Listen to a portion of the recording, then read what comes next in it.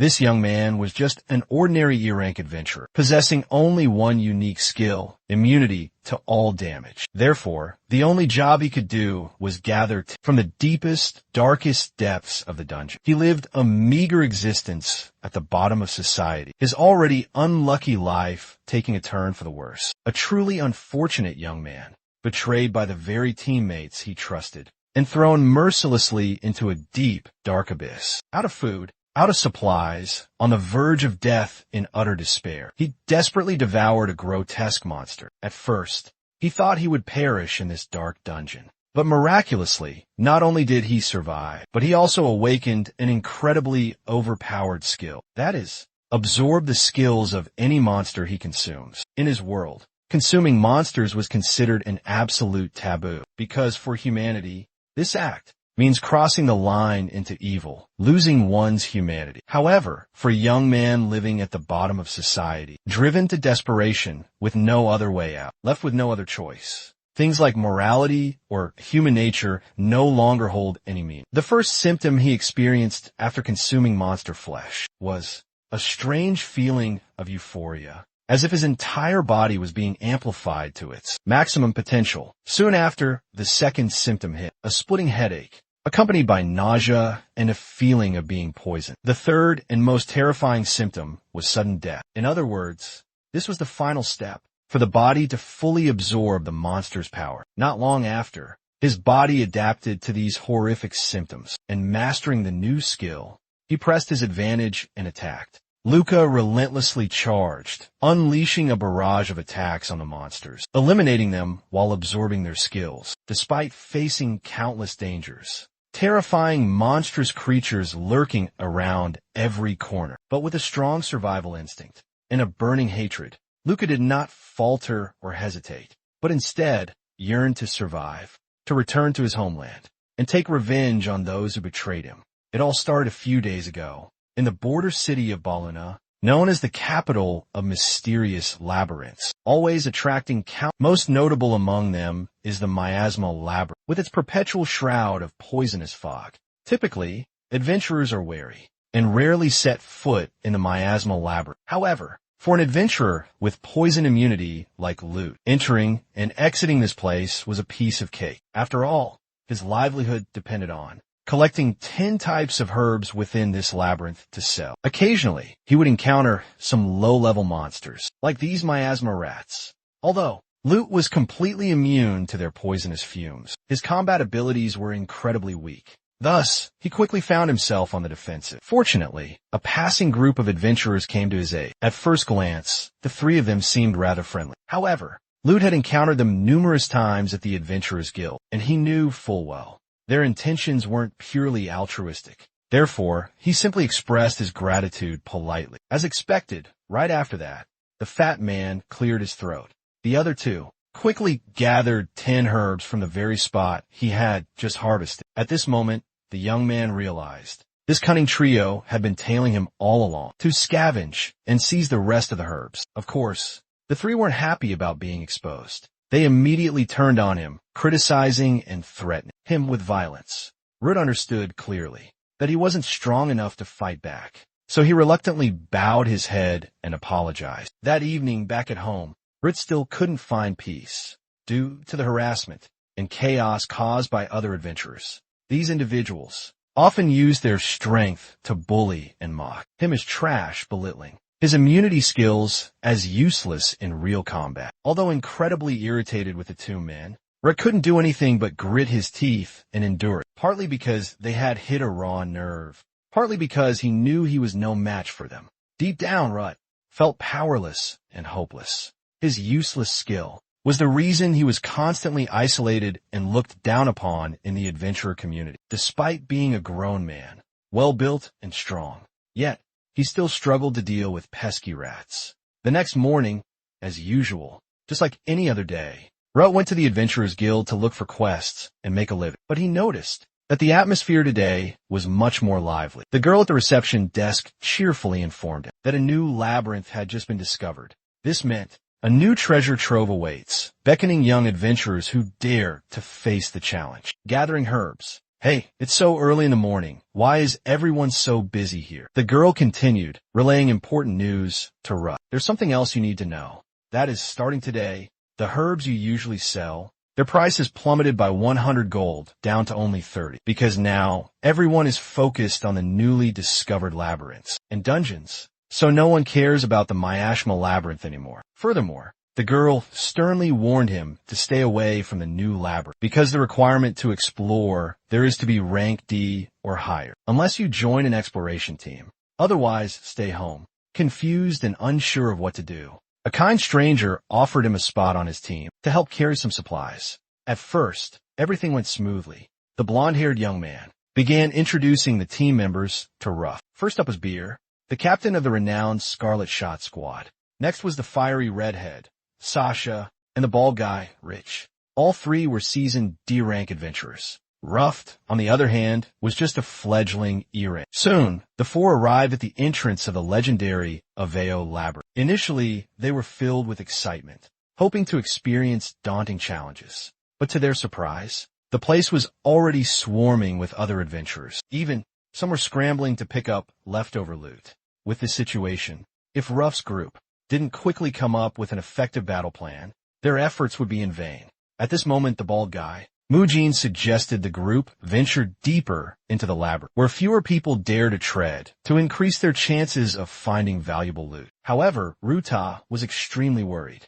This was a completely new labyrinth, totally uncharted territory. He felt they shouldn't take such a reckless risk, but instead focus on clearing the first floor first. Hearing this, the other two immediately protested vehemently. They were like ants on a hot pan, restless and impatient. Beer seemed calmer, but he also agreed with the idea of going deeper into the labyrinth, unable to sway the other three. Ruta reluctantly agreed to follow. Soon, the group reached the fourth floor of the labyrinth. This meant they would face more ferocious monsters. In contrast to Ruta's fear and caution, Muin, Beer, and Manhwa were incredibly excited. They seemed to relish the prospect of slaughtering these monstrous wolves. Immediately after the monsters were completely eliminated, the leader ordered an immediate retreat and to quickly gather the spoils of war. He hastily explained that, due to the severe damage to the monsters' bodies, even the magic stones were shattered,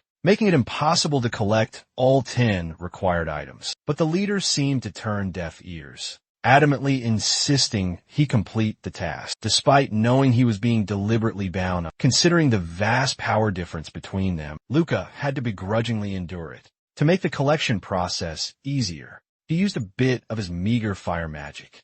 But witnessing this, the loudmouthed Rich and the sharp-tongued girl in the distance started to mock him. That guy's burning the monster corpses. What the hell is he doing? Gonna eat them? Speaking of which, we've been exploring in here for quite a while. My stomach's starting to rumble. Monster meat doesn't look half bad. Let's do this. That's disgusting. Even if eating monster meat wasn't taboo, no one could anticipate the consequences of absorbing a massive amount of mana. It's definitely one of the main reasons why everyone's wary of absorbing energy from monsters. This is a permadeath game, so no one's gonna risk their life on a stunt like this. Just as they were chatting and letting their guard down, a ferocious minotaur suddenly appeared, launching a surprise attack and thrusting everyone into an extremely dangerous situation. Thanks to their extensive combat experience, the moment they saw the minotaur, both the bald guy and the archer knew instantly that their group was no match for it. Immediately, Bia ordered a retreat, quickly giving him borrowed his backpack to retrieve a necessary combat item. Root, believing him, immediately took off his backpack and handed it over without hesitation. But he never expected this scumbag to pull such a dirty trick. The moment he got what he needed, he slashed Root with a fatal blow, then shoved him towards a monster to buy time for his companions to escape.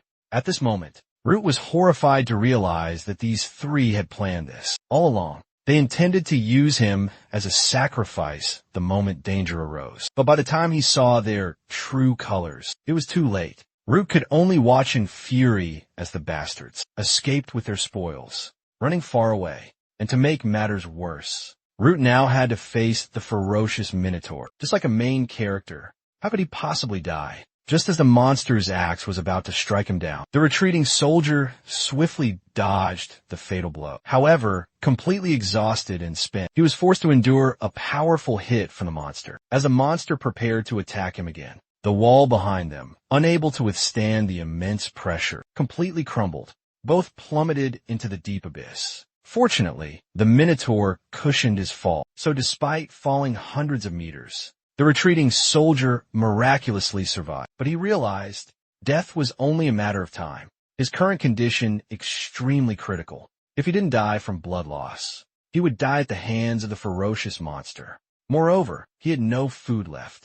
After a while, lying motionless, exhausted and ravenous, he could think of nothing else but filling his empty stomach. Suddenly, he recalled the rumors circulating among the underworld about a terrifying taboo, consuming monster flesh. It was said that such an act would corrupt a human, transforming them into a horrifying demon. But poised on the precarious edge between life and death, a young man ostracized by society, driven to desperation like Rut, no longer cared for teachings or lofty moral principles. Now only one thought consumed him: to survive at any cost.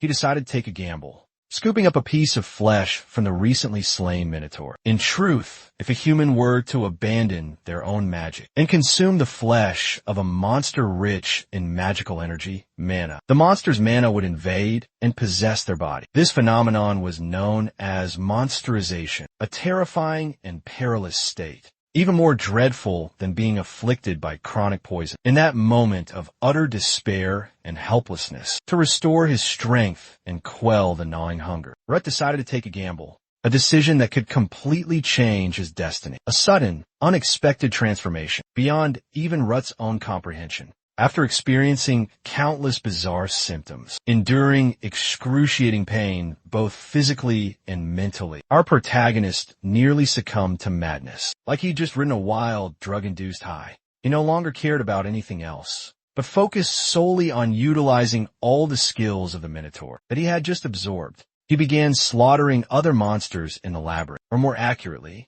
Rut had completely transformed into a true monster, and his first hunt officially began. He single-handedly declared war on all the monsters in this labyrinth. Immediately after, the blood-soaked massacre of the frenzied warrior commenced. Despite facing dozens of ferocious, bloodthirsty monsters, in his rage, Rut was even more bloodthirsty than they were. He showed no fear, but relentlessly counterattacked, slaying the monsters with a frenzied rage. He didn't know how much time had passed, but when he finally reached the maze's exit, everyone was already gone. But he didn't care anymore, because the moment he saw sunlight again, he truly felt alive. Meanwhile, at the Adventurers Guild headquarters, the three scoundrels were desperately trying to justify Rut's death. They recounted the cause of Rut's demise. In the labyrinth to Loncash, the guild master of the Ball and a Branch, the hypocritical bio fabricated a story, claiming that the unfortunate Rut was killed by a Minotaur. As soon as they reached the fourth floor,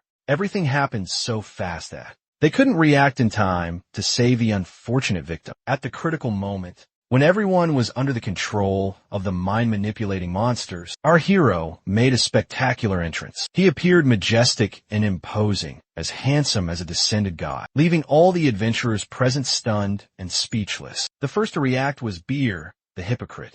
Upon seeing Rut return alive, he rushed over, feigning deep concern and worry. But in reality, he whispered, threatening Rut not to reveal the truth to anyone. Immediately after, Kuadao, Moi Rich and his distant daughter quickly regained their composure, pretending to be friendly and caring, putting on an act of inquiring about Rut's well-being. In short, these people were not only cruel, but also incredibly shameless and without conscience. If it were the weak Rut of the past, perhaps he would have remained silent and endured. But now, he was completely transformed, standing in a different position. With his newfound status, he no longer feared these despicable people. Unwilling to waste time listening to the petty villains ramble, Rut boldly exposed their deceitful and hypocritical facade before the entire populace. They used me, turned me into a sacrificial lamb. That cowardly bio stole all my equipment and attacked me from behind like a coward. The cunning Rick used dirty tricks to lure Inu into attacking me. And Saha,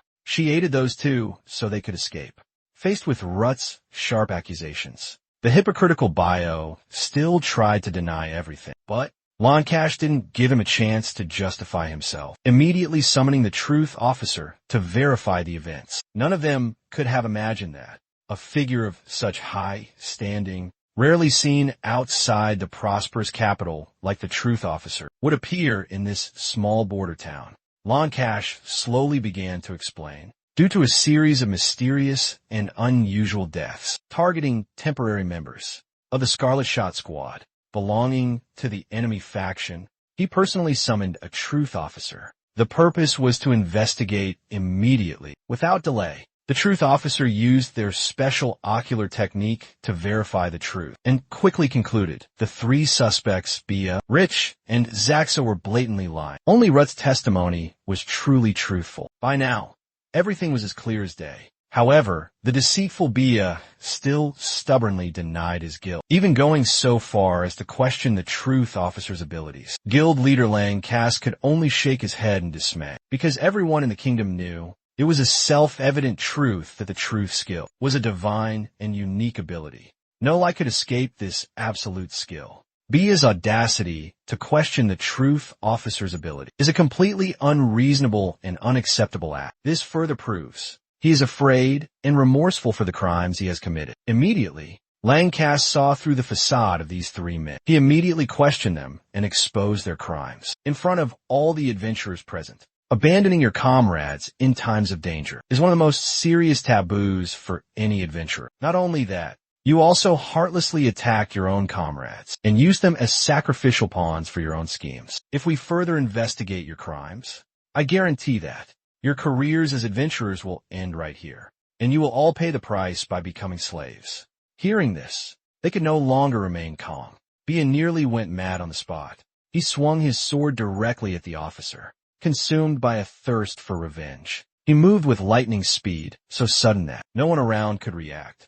But just before his blade could reach the officer, Rudo intervened, blocking the attack and landing a powerful punch to his face, sending him flying. Afterwards, Rudo was invited by Chairman Lancaster for tea in the Adventurers Guild's lounge. The criminal had been apprehended by soldiers and taken for questioning. Lancaster also revealed to Rudo that if they truly had used their former comrades as human shields, leaving them to die, then they would certainly be stripped of their adventurer certifications and enslaved. As for Bia, for the crime of attacking an officer, he would be condemned to a lifetime of hard labor and permanently banished from his presence. Naturally, they would be stripped of ownership of all the spoils they had painstakingly acquired in the previous dungeon. And to compensate for the damages Rudd had suffered, Lancaster decided to convert everything into a massive sum of 200,000 regine and hand it over to him. Even as he left, the poor young man couldn't believe his eyes, holding such an exorbitant sum of money for the first time. With this money, all his living expenses for the foreseeable future were completely taken care of. He knew that if he continued diligently selling herbs, it would probably take his entire life to accumulate 200,000 regine. Truly, being an adventurer was the easiest way to make money in this world. At that moment, Rut thought to himself that he had probably become famous after this incident. He quickly left the headquarters, avoiding the probing, unfriendly gazes from a few suspicious individuals. This also helped him avoid unwanted suspicion. He decided to continue his herb trading business. Now, with a decent amount of money in hand, he longed to improve his life. First, he went to an equipment shop to purchase some necessary items, like a convenient magic bag. Afterwards, he treated himself to a hearty meal, a real feast to celebrate himself. The next day, his group went to the miasmal labyrinth as usual. The only difference was, this time he could easily take down the rat monsters. Those pesky rats in this labyrinth. Next, he used his analyze skill on another monster to gather all the information on the rat monster species. From his initial observation, he noticed that most of these rats were level 9. Next, he opened his status screen to check, and to his surprise, he discovered that his current level had reached 42. Although just yesterday, he was only level 7. The young man then proceeded to check his skills and discovered something astonishing. He had absorbed a series of incredibly powerful skills. Suddenly, Luca remembered a strange incident. On his way back, he noticed the wall that should have been destroyed by the Minotaur was still intact. However, because the new labyrinth was about to close, he was forced to continue exploring the miasma labyrinth. Luca was eager to test his newfound power, so he decided to venture deeper into the lower levels, where he had never dared to set foot before. He started hunting monsters from floor 6, floor 7, and so on, until floor 13. But the monsters here were still not strong enough to challenge him. He decided to venture deeper into the monster's lair to seek out a worthy opponent. And sure enough, upon reaching the 24th floor, the group encountered a monster of a much higher level. As soon as he grasped the basic information about his adversary, he boldly charged into battle, seizing the opportunity. But surprisingly, the monster chose to flee. Instead of confronting him head-on, without hesitation, the group immediately gave chase. But upon reaching a dead end, the monster abruptly stopped and looked at him with a triumphant glint in its eyes. It was then that he realized he had fallen into the cunning monster's trap. His group was in grave danger, as they were surrounded by monsters on all sides. A monster lunged forward, launching a preemptive strike at the young man. Fortunately, he managed to block the attack just in time. In this situation, he decided to employ a strategy of eliminating them one by one, to carve a path to escape, and immediately launched a counterattack. Amidst the fierce battle, Rudo inadvertently noticed a suspicious monster. Observing from afar, it silently watched everything unfold. He immediately activated his ocular jutsu for a closer look and discovered that this was the leader of the entire monster horde. It seemed the boss had sensed the danger from Rudo. It signaled its minions to quickly eliminate it. But our protagonist was not one to be easily bullied. Immediately, he channeled all his strength into his muscles. Using a monster as a springboard, he launched himself towards the boss. Just as the collision was about to happen, Rudo swung his sword, unleashing a critical blow. However, he didn't expect the boss to possess the iron skin skill, impervious to blades and swords. In a moment of carelessness, seizing the opening, the boss unleashed a lightning-fast attack. The move was too swift. He couldn't react in time to dodge, and took the full brunt of the attack. But luckily, our young hero also possessed the iron skin skill, similar to the monster. So he was unharmed. Suddenly, he noticed something unusual about these monsters. He remembered clearly, just moments ago, he had unleashed his full power on the boss. But strangely, it remained unscathed, without a single scratch. Moreover, upon earlier inspection, he hadn't detected any healing abilities or any other special skills. After a period of careful observation, he finally uncovered the monster's secret. It turned out that among the monsters, one possessed the camouflage skill, which is why the wounds on the boss had been passed on to it. The moment he grasped his opponent's weakness, Rut swiftly switched to an offensive stance. The monster possessed the ability to camouflage, prompting Rut to unleash a finishing move immediately to prevent any unforeseen circumstances. Witnessing their main force being eliminated, the boss and its minions went into a frenzy. They immediately charged forward, attempting to tear Rut apart. However, Rut reacted in time, using his web shooting skill to cling to the cave ceiling. Next, he unleashed his heaven and earth net skill, aiming to ensnare all the enemies. By now, the outcome of the battle was clear.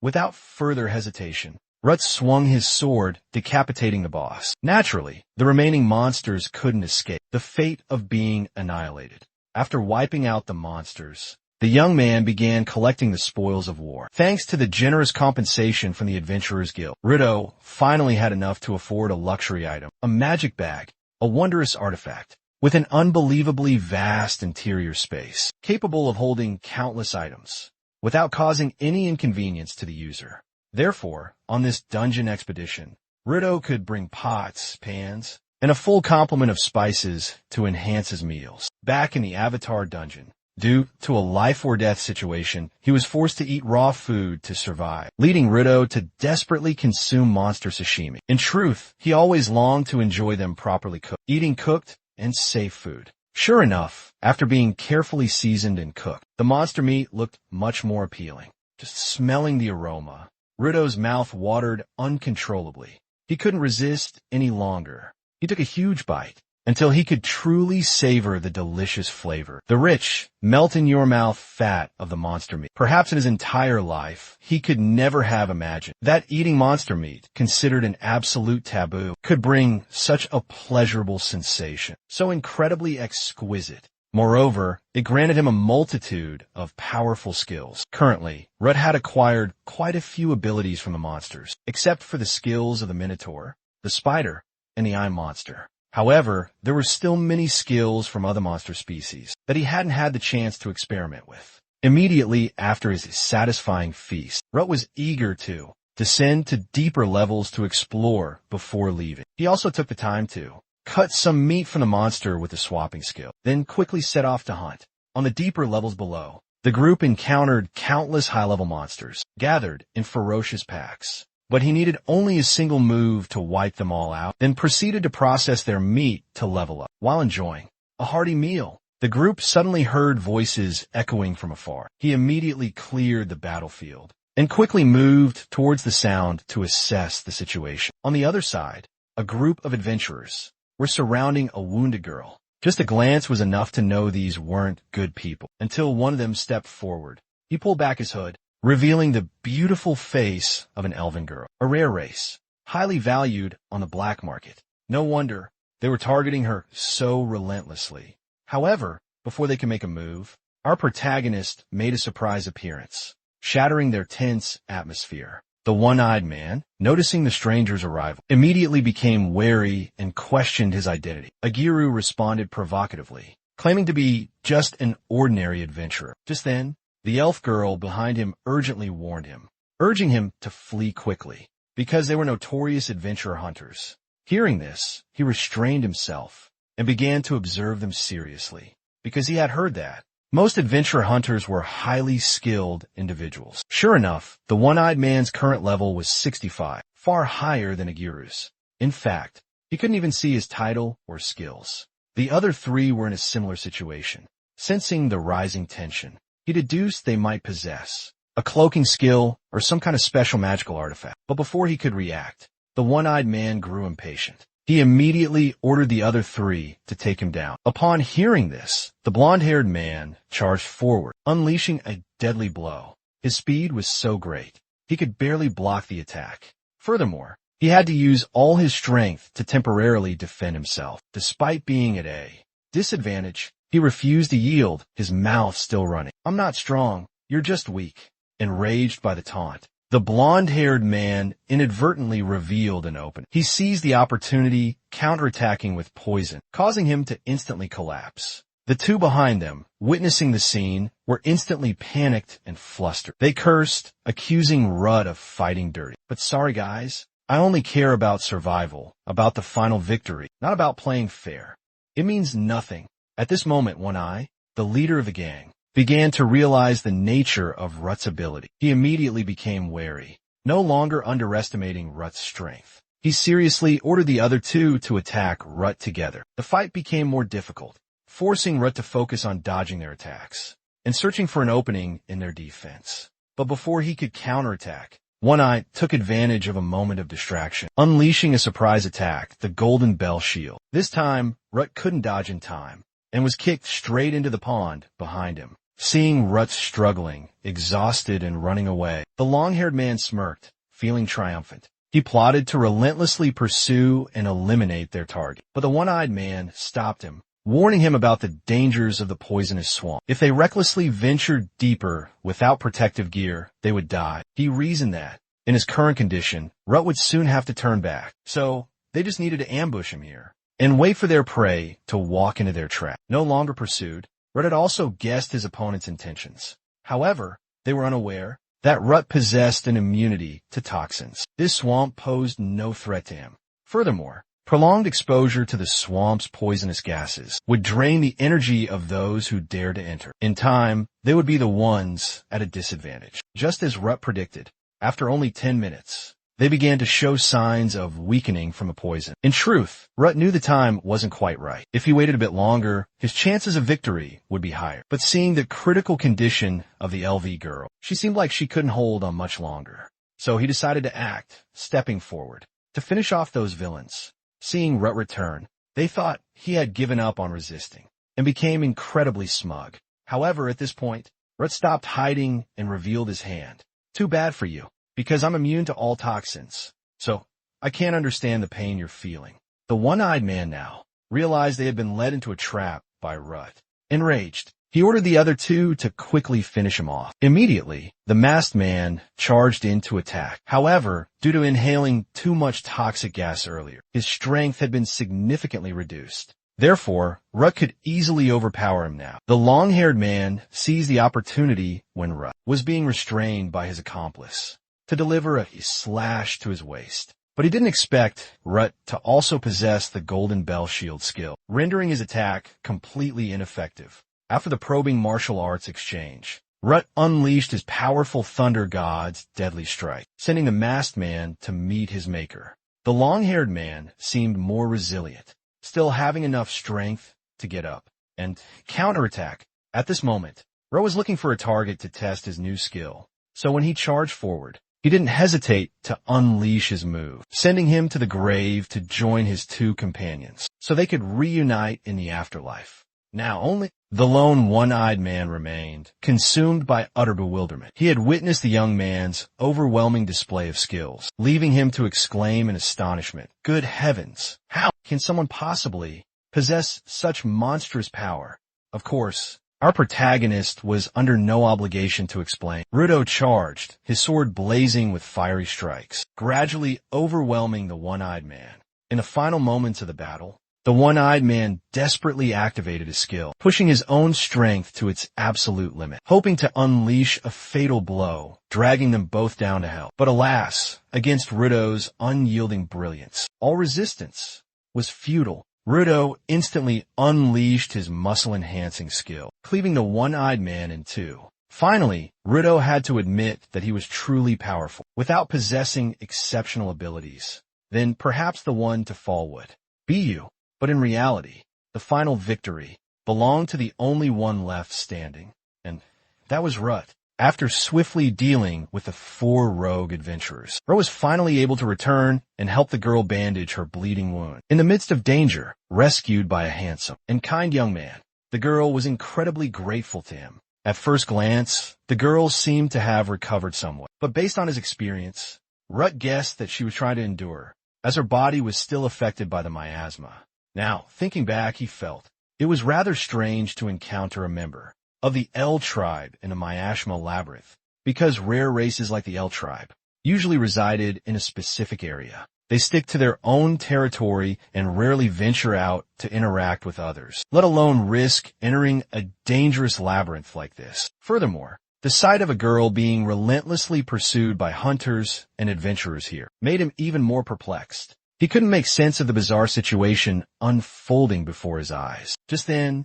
a ferocious monster, a giant wasp, suddenly appeared and launched a surprise attack on both of them. With a single glance, Rut immediately recognized that this was the leader of the aggressive wasp swarm. After quickly assessing the monster, he engaged it in combat.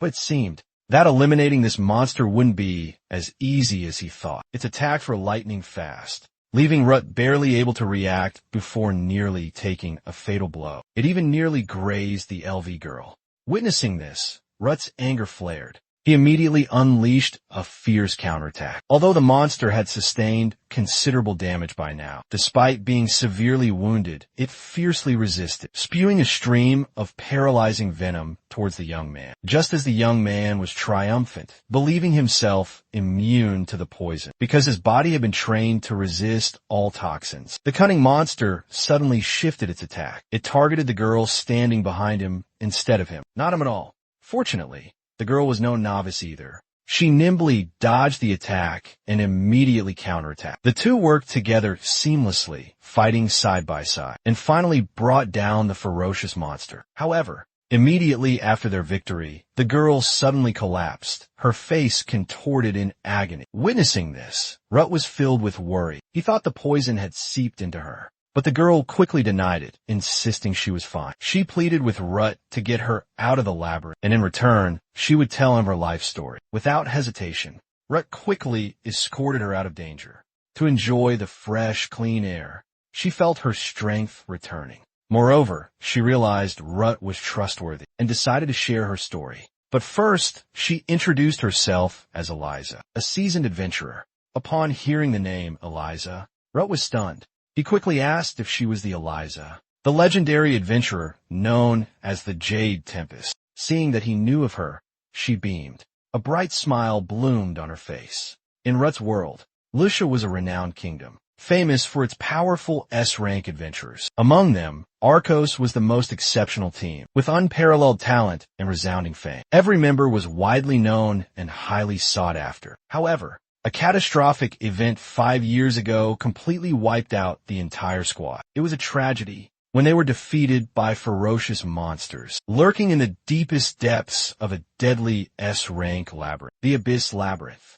In that fateful battle, their captain was torn in half. Some of Anisia's squad were so badly injured they had to retire, and another member was swallowed by the terrifying darkness of the labyrinth. Anisia was the only one to return alive from that living hell. However, a mysterious curse, known as the Degradation Curse, had been etched onto her very being. As she explained, Anisia undressed, revealing the terrifying mark of the curse to him. Witnessing this sight, a man who had been single for over 20 years and never held a woman's hand, Ruth felt quite flustered and shy. Moreover, he had never heard of the low-grade curse among adventurers before, so he was a little curious. He wondered what it was. Actually, Elisa didn't have any official information about this mysterious curse either. She told Ruth that she had tried countless ways to break the curse, but all her efforts only managed to slow its progression down a little. The 4 adventurer hunters from earlier were chasing her because they knew about Elisa's curse and wanted to exploit it. Being unexpectedly afflicted by this wicked curse made Elisa feel utterly hopeless. Despite spending a great deal of effort researching the only thing she knew so far, it's herself. She'll be logged out of the server if her level drops to 0. After listening to Elizia's entire story, the group unexpectedly found a breakthrough solution to help her lift the curse. It was the swap skill he had obtained from the lizard monster. More specifically, this skill allows the user to choose a target and transfer all of their own physical damage to that target, and vice versa. Then, Rut asked Elizia to try it out, and indeed, the method worked. As soon as he used the swap skill, the curse on Elizia's body gradually transferred to him. At this moment, Elizia réalisait Ruth's intention. She hurriedly asked him to stop, for fear that the curse would harm him. However, Rut calmly continued to use the skill, and reassured her not to worry too much, to have faith in him. Moments later, Eliza's curse completely transferred to Ruff's body. Just as the curse was about to erupt, he immediately used his nullification skill to neutralize it. Finally, Ruff said to Eliza, "Check your card again. See if the curse is still there." Seeing that her card had returned to normal, Eliza truly believed that she had escaped the torment of the curse. That wicked affliction. Ruff briefly explained how he did it, all thanks to his special immunity and nullification ability that he possessed. Overwhelmed with joy after enduring such a long period of suffering, Eliza's emotions became difficult to contain. At first, she even reproached her secret crush. "Why would you risk your life for a stranger like me?" But then, she was moved to tears. She sincerely expressed her deep gratitude. With everything settled, the group invited the beautiful girl to a bustling tavern in the city, Bar Luna, to have some fun with Elisa. Slightly tipsy, she became even more excited. Her injury was no longer an issue. Earlier, she was laughing and dancing carefree. She downed several large mugs of ale without hesitation. Afterwards, the two shared a heartfelt conversation, joyfully enjoying the feast together. Meanwhile, Rhett curiously asked Eliza about her future plans. Surprisingly, the answer he received was she wanted to learn more about him. First, she wanted to hear him explain why he decided to embark on this dangerous path. Now, their relationship had become closer, so he didn't hesitate to share. He began to tell her his own story. Long ago, the story begins in a desolate village, silent as the grave. The village where Ruth, as a child, witnessed its destruction by ferocious monsters. His entire family, relatives, and friends perished in that horrific tragedy. Ruth should have suffered the same fate as his loved ones. But a legendary S-rank adventurer appeared in the nick of time, slaying the monsters and saving the boy from death's grip. For the rest of his life, Ruth believed He would never forget the brilliant aura radiating from his great savior. It was that glorious moment that ignited within Ruth an unwavering determination to become an S-rank adventurer. He yearned to save others, just like his benefactor had done years ago. Elika, upon hearing Ruth's story, was utterly captivated and enthralled. She shared that, when she was a child, she too dreamed of becoming a powerful S-rank adventurer because she always longed for extraordinary strength, a yearning to freely clash with even more formidable monsters. That was her wish before the harrowing incident in the Abyssine Maze, where she suffered a crushing defeat against the 7 failures and was bound by a terrifying curse. But now, with the curse successfully lifted, Eliza reveals her secret desire. She sincerely expresses her longing to become Rudo's companion and to stand by his side, forming an adventure party in the future. But before Rudo could respond, suddenly, the 2 bullies who tormented him appeared, shattering the romantic atmosphere. Their presence made the air thick with tension and discomfort. Memories of past humiliations flooded back, enraging Rudo. To add insult to injury, they dared to hold Eliza's hand, something he hadn't even had the chance to do. Unable to contain himself any longer, Rudo challenged the 2 outside to talk. Amidst the tension, Eliza spoke up. She suggested resolving the conflict peacefully. The challenge, a drinking contest. Whoever can drink the most wins. Without further ado, a fierce competition immediately erupts. The young woman, Elisa, takes on both men at once, amidst the boisterous cheers and rowdy encouragement of the tavern's patrons. After a heated battle, the 2 men are completely defeated. Elisa emerges as the ultimate victor. Her drinking prowess is truly top tier. After the revelry ends, Gru and Elisa's group quietly find a secluded corner to talk. Gru is very curious, wondering why she helped him out like that. Elisa replies that because they are now teammates, she won't let anyone bully him. Mid-conversation, Elisa suddenly collapses from drunkenness. Luckily, Gru manages to catch her.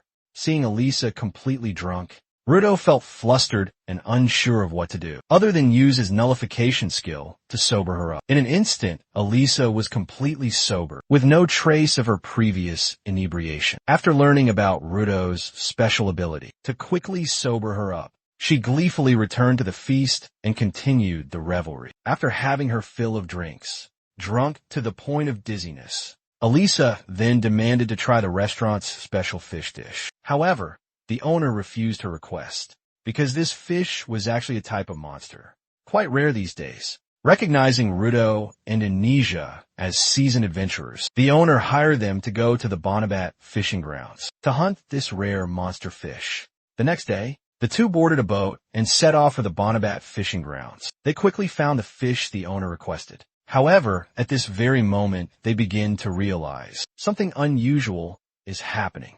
They're surrounded by dozens of monsters of the same species. Rudo and Elisa are both astonished, exclaiming, "What's going on?" The tavern owner said this species was extremely rare, Elisa says. Rudo immediately goes on high alert, activating his visual jutsu to observe the surroundings. He quickly discovers these monsters possess incredibly formidable underwater combat skills. Immediately after, they launch a ferocious, simultaneous attack on their boat. The relentless onslaught of attacks rocks the boat violently. Realizing the situation can't be resolved through conventional methods, Rudo decides to jump into the water for a direct confrontation. With just his first lightning strike, he takes down a significant number.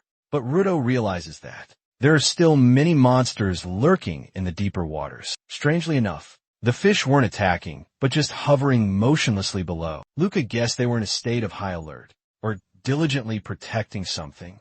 To satisfy his curiosity, he decided to dive deeper. Luca was now very close to the school of fish, but they still showed no reaction. They didn't attack, nor did they flee as he approached. It was this bizarre behavior that further convinced Luca that they were guarding a secret.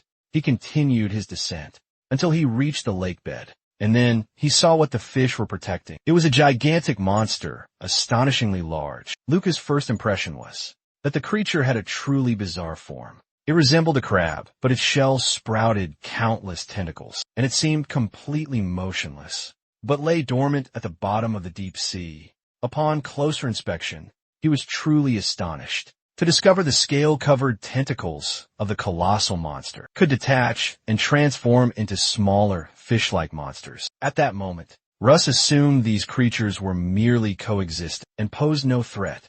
So, he decided to turn back. But he underestimated these cunning monsters. They seized the moment he let his guard down and attacked. The massive creature used its tentacles to bind his legs to the seabed, while the smaller fish-like monsters launched a relentless assault.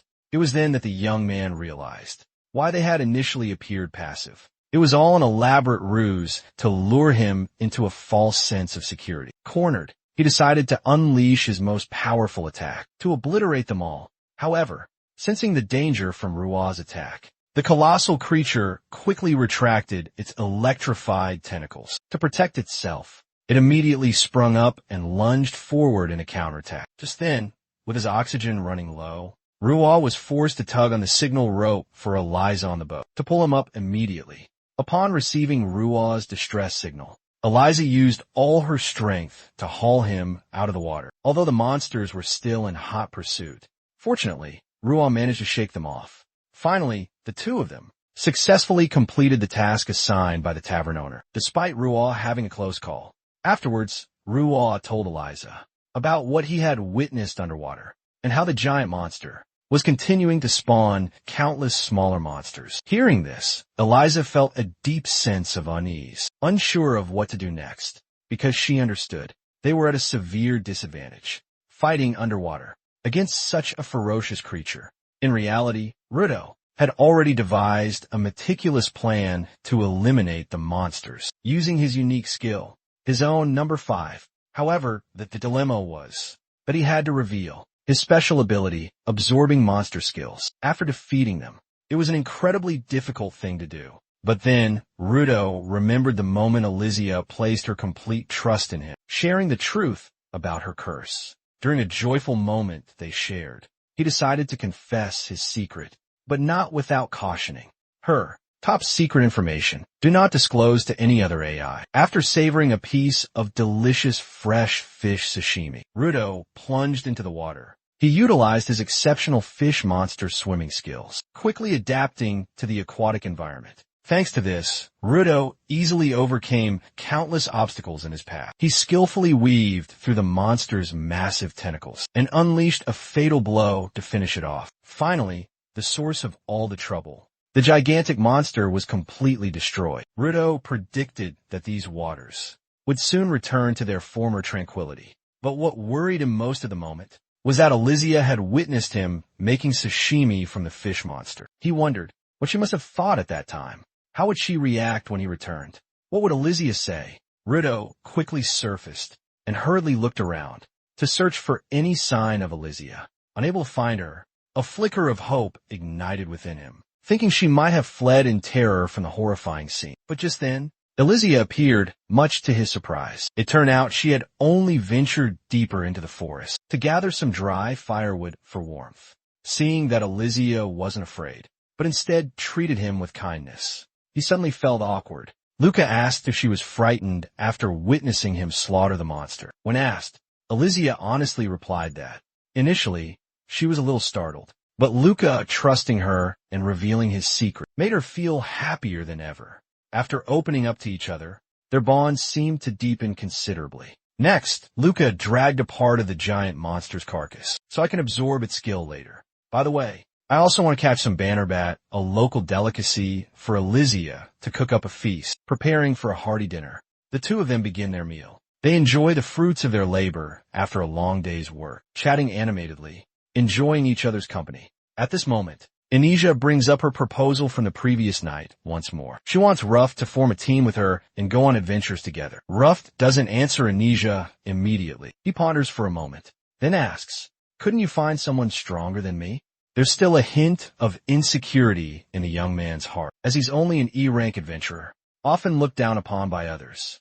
Elysia opens up and shares that it's been 5 years since she was cursed. Even if her former comrades were still alive, they wouldn't be able to accompany her on the long road ahead, because a human's limited lifespan is too short compared to an LV's eternal existence. In short, all her relationships are fragile and easily broken. Furthermore, when faced with adversity, she was cruelly betrayed by some. There was even a time when she thought that she would never trust another AI again, until she met someone special like Lute. She finally decided to open her heart once more to give herself another chance, and she hoped that he would agree to stand by her side on her future journey. The beauty had expressed her feelings so sincerely. How could Lute possibly refuse? Finally, they reached an agreement to work together. The next morning, Lute and Elisa returned to the Adventurers Guild headquarters. At the Ballina branch, Elisa was brimming with excitement, eager to receive a mission as soon as possible. In contrast, Rudd, standing beside her, wore a bored and indifferent expression, because currently he was still only an E-rank adventurer. He knew for certain that the missions he could accept would be very limited and mundane. However, Elisa maintained her optimistic and cheerful spirit, quickly pulling him to the reception desk to accept a mission immediately. Upon seeing Elisa's prestigious S-rank membership card, the receptionist was so stunned that her eyes nearly popped out of their sockets. At the same time, she was incredibly curious, wondering why such a renowned figure, famous throughout the land, will be accompanied by a complete newbie like Rudd. Hearing Rudd called a newbie, Elisa's face immediately darkened, and she shot the receptionist a sharp glare, making her tremble with fear. Afterwards, the two asked the receptionist to find them the most challenging mission available, something truly epic in every grain of rice. Not long after, the two arrived at a forest near Ballina, meant to control the alarming overpopulation of a wild wolf pack. After quickly taking down the first few wolves with basic attacks, leaving 10 wolves dead, Xenia immediately joined the fight. It was clear the two were now fighting in perfect sync and harmony. Their movements and attacks were fluid, as if they had been fighting together for ages. Elysia, already possessing incredible strength, became even more formidable as she summoned a spirit to aid her in battle. Her power and fighting skills could be said to have reached their absolute peak. As the ferocious wolf monsters charged in to attack, she unleashed a devastating attack, wiping them out in the blink of an eye. In a flash, Root watched from afar, completely overwhelmed as he witnessed Elysia slaughtering the monsters. She truly lived up to her reputation as an S-rank adventurer. It seemed she had recovered a significant portion of her former strength. After the curse was lifted,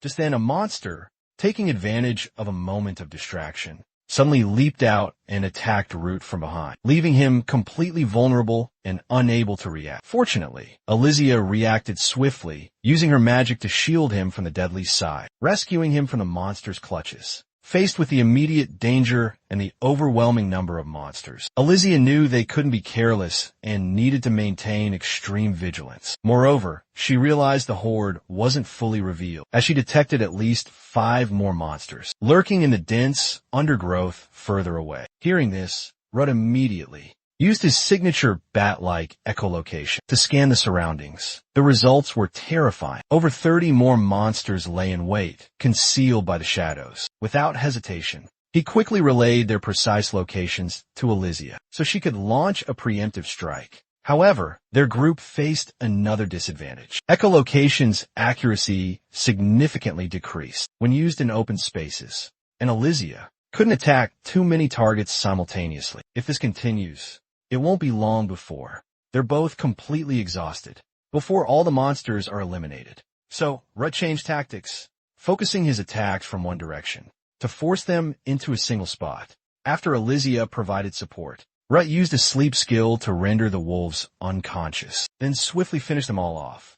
Finally, they checked the number of monsters they had slain. A total of 52 wolves had been taken down today. Elysia was astonished by this number, but Rudd remained calm. He speculated that this monster pack could grow even stronger if left undiscovered by humans. Then, Rudd asked Elysia about the spirit beside her. Elysia explained that she possesses the ability to wield magic, temporarily borrowing power from spirits, mystical entities that exist only in the natural world. And this time, she has summoned a spirit named Sylph. In reality, spirits are present everywhere, although they often remain hidden, unseen by ordinary people. But to harness their power, The summoner must use their own magical energy as a bargaining chip. This is a necessary exchange. Thanks to this pact, the summoner can cast incredibly powerful spells with only a minimal expenditure of magical energy. And as we witnessed earlier, spirits also have the ability to create magic, such as enabling someone to fly. For someone who's lived a long time at the bottom of society, witnessing high-level spirit magic for the first time is truly an awe-inspiring experience. Although this little sylph is a bit mischievous, there's no denying the immense power she possesses. As twilight descended, darkness began to blanket everything. Inija suggested they return to Baluna City, using Singfa's instant teleportation magic, similar to before to save time. On their flight back to the city, Rudo took the opportunity to ask Alizia more about spirits and magic. The spirit mage explained that, in reality, the spells she could cast depended on the abilities of the spirit she summoned. The abilities of the spirits she usually summoned leaned towards water, ice, light, and earth, while spirits possessing dark or fire abilities were not very compatible with her. Inija added that, if the spirit and the master were not compatible, the summoner would have to expend a tremendous amount of magical power to communicate. In some cases, spirits even refused to lend their power. Amidst their lively conversation, Rudo suddenly noticed strange plumes of smoke. Thick black smoke billowed from the distant horizon. Without hesitation, the two immediately set off. They quickly headed there to find out what was happening. It turned out that a village was under attack by a ferocious monster. A few brave adventurers were risking their lives fighting the beast, but it seemed everyone here was too weak. Their levels were not enough to withstand its power. At the very last moment, a young man was about to die at the hands of the monster, when Elisa and Rut appeared just in time, saving him from the jaws of death. Immediately grasping the dire situation, Elisa and Rut jumped in to assist the struggling adventurers, especially Rut. Upon seeing the monster, immediately activated his ocular technique to inspect its information. Although this monster's level was lower than the giant lizards in the labyrinth, its stats were quite high. Its skills were also quite diverse. This proves that it possesses overwhelming power, surpassing any ordinary monster he's ever faced. As expected, the moment it saw him charge with sword in hand, the ferocious monster immediately cast fire elemental magic as a defense. However, its fire magic was too weak, unable to withstand the fierce onslaught of its opponent's relentless attacks.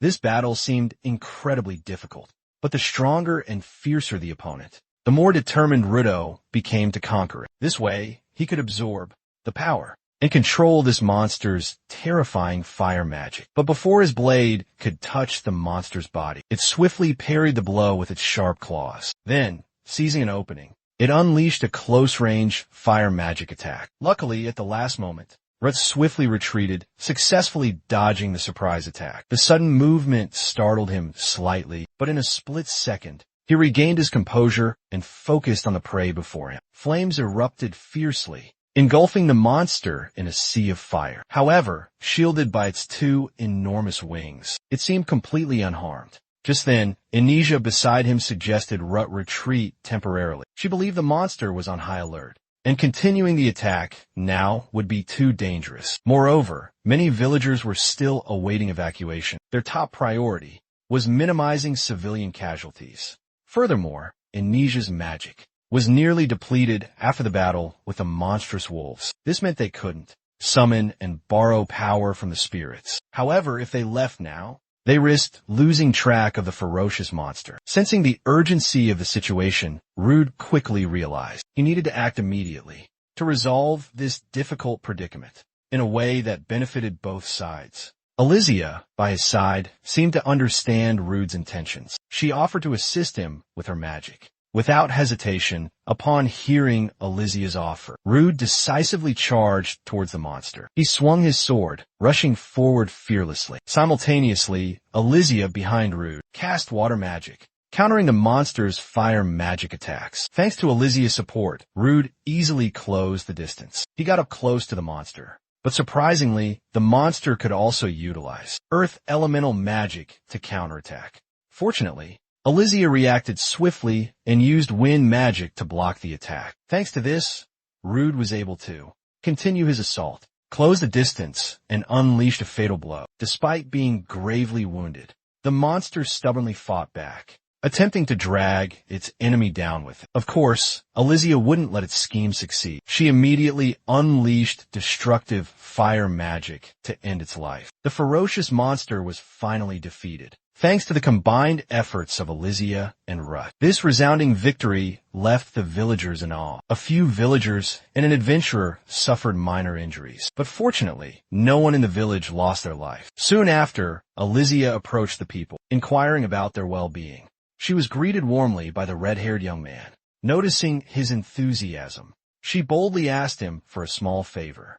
That is, she wanted to ask for some food to fill her empty stomach. Elsewhere, the group awaited Alizia in a dense forest, located at the edge of the village. As soon as she appeared, he immediately inquired about the village's situation. Inija had observed and noticed that none of the villagers seemed to be injured or dead, because they had been evacuated earlier by other adventurers. Their current dilemma was how to rebuild the village. Furthermore, Alizia had also deceived everyone into believing that the monster had escaped. Therefore, the two decided to pursue and eliminate the monster completely. That way, no one would suspect that the monster's body had disappeared, and Rudius could rest easy and harvest it immediately after. It was his usual harvesting routine. Unlike previous times, this time he decided to try cooking the monster's meat, transforming into a fragrant, enticing bowl of meat stew, garnished with a sprinkle of fresh herbs. The dish was truly exquisite beyond reproach. From a very first bite,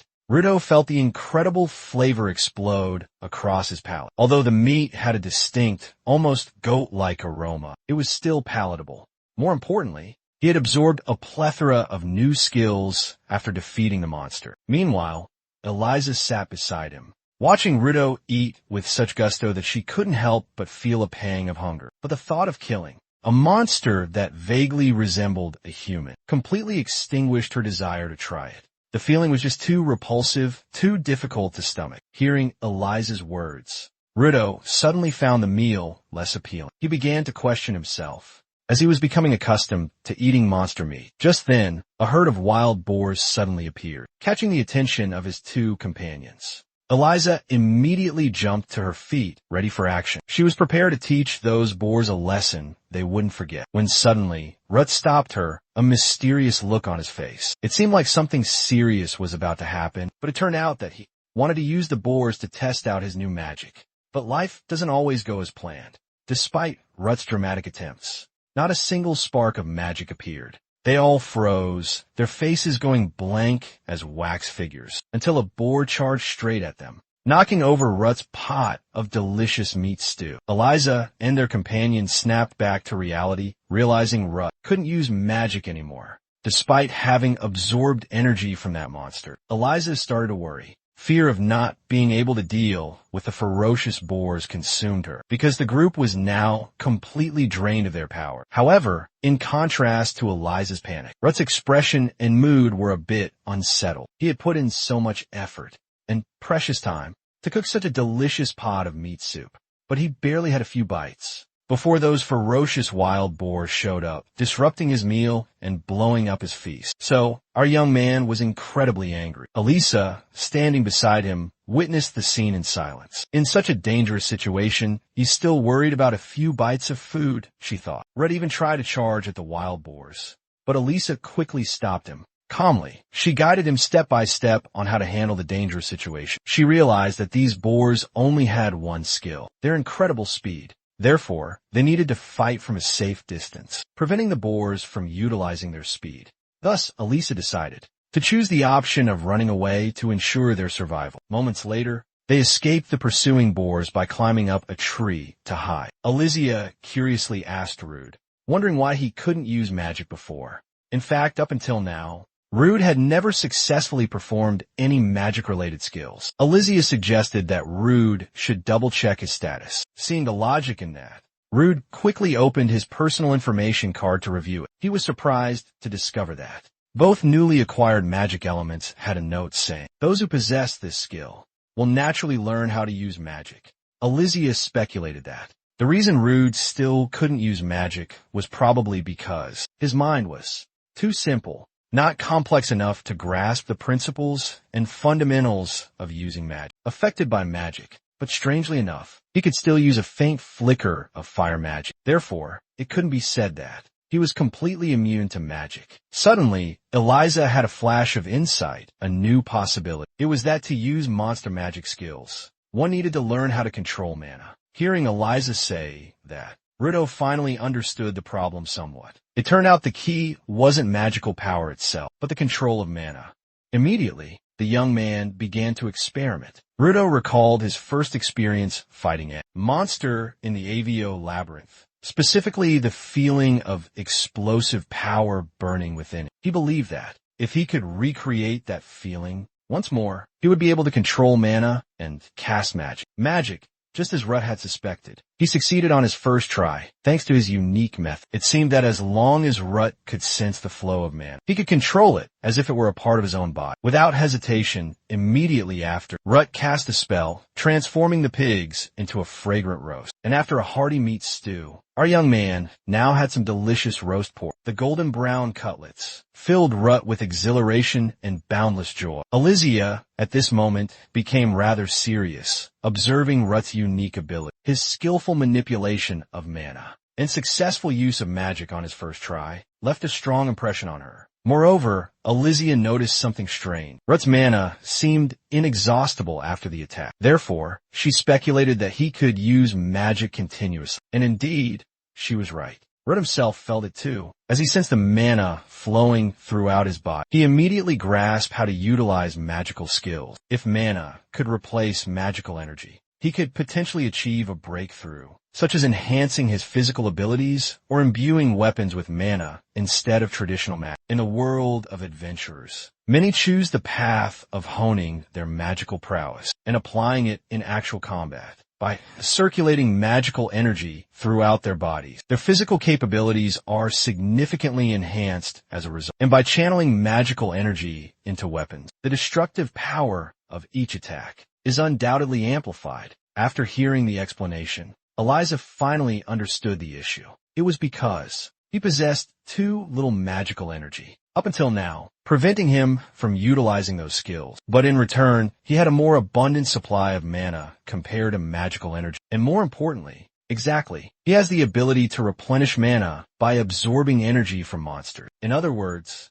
Ruto can absorb mana by consuming food and store that energy within his body. Particularly in Elizia's eyes at this moment, Ruto's fried pork cutlet looked incredibly tempting. The alluring aroma made her mouth water uncontrollably. Seeing Elizia like this, Ruto offered her a bite. But before Elizia could answer, a monster suddenly attacked them. It turned out it was the boss of those piglets, back for revenge. As soon as it spotted its target, it charged straight towards Alizia with lightning speed, catching her off guard. Fortunately, Ruto quickly pulled her out of harm's way. In truth, Elizia's moment of carelessness was due to her utter astonishment by the sudden appearance of a ferocious monster, a creature that should have been imprisoned deep within a dark labyrinth. The puzzling question was, how did it manage to escape and appear here? Once again, bad luck struck. A sumptuous meal about to be enjoyed was completely ruined by this loathsome beast. This made him incredibly angry, rage burning in his heart. But unlike the previous encounter, this time he didn't dare to recklessly charge in and attack, because this monster was too powerful and ferocious. If he recklessly charged forward, he would likely lose his life. This boss not only possessed terrifying fire elemental magic, but also had the ability to maintain a constant burning state. This ability kept its entire body engulfed in a raging inferno, incinerating everything around. Moreover, its current stats and level were incredibly high, beyond imagination. As soon as he grasped the basic information about his opponent, his group immediately cast Earth Elemental Magic, hoping to counter the monster's fiery power. But unexpectedly, this monster also possessed the impenetrable skill Golden Bell Shield, rendering his attack completely ineffective. The collision seemed to have no effect on the monster. In fact, it quickly seized the opportunity, charging forward with terrifying speed. A devastating blow crashed down on him, nearly taking his life. Immediately after, the monster set its sights on Elizia, intent on finishing her off. Luckily, in the nick of time, she managed to summon her magical creature to counterattack. Although this tactic temporarily worked,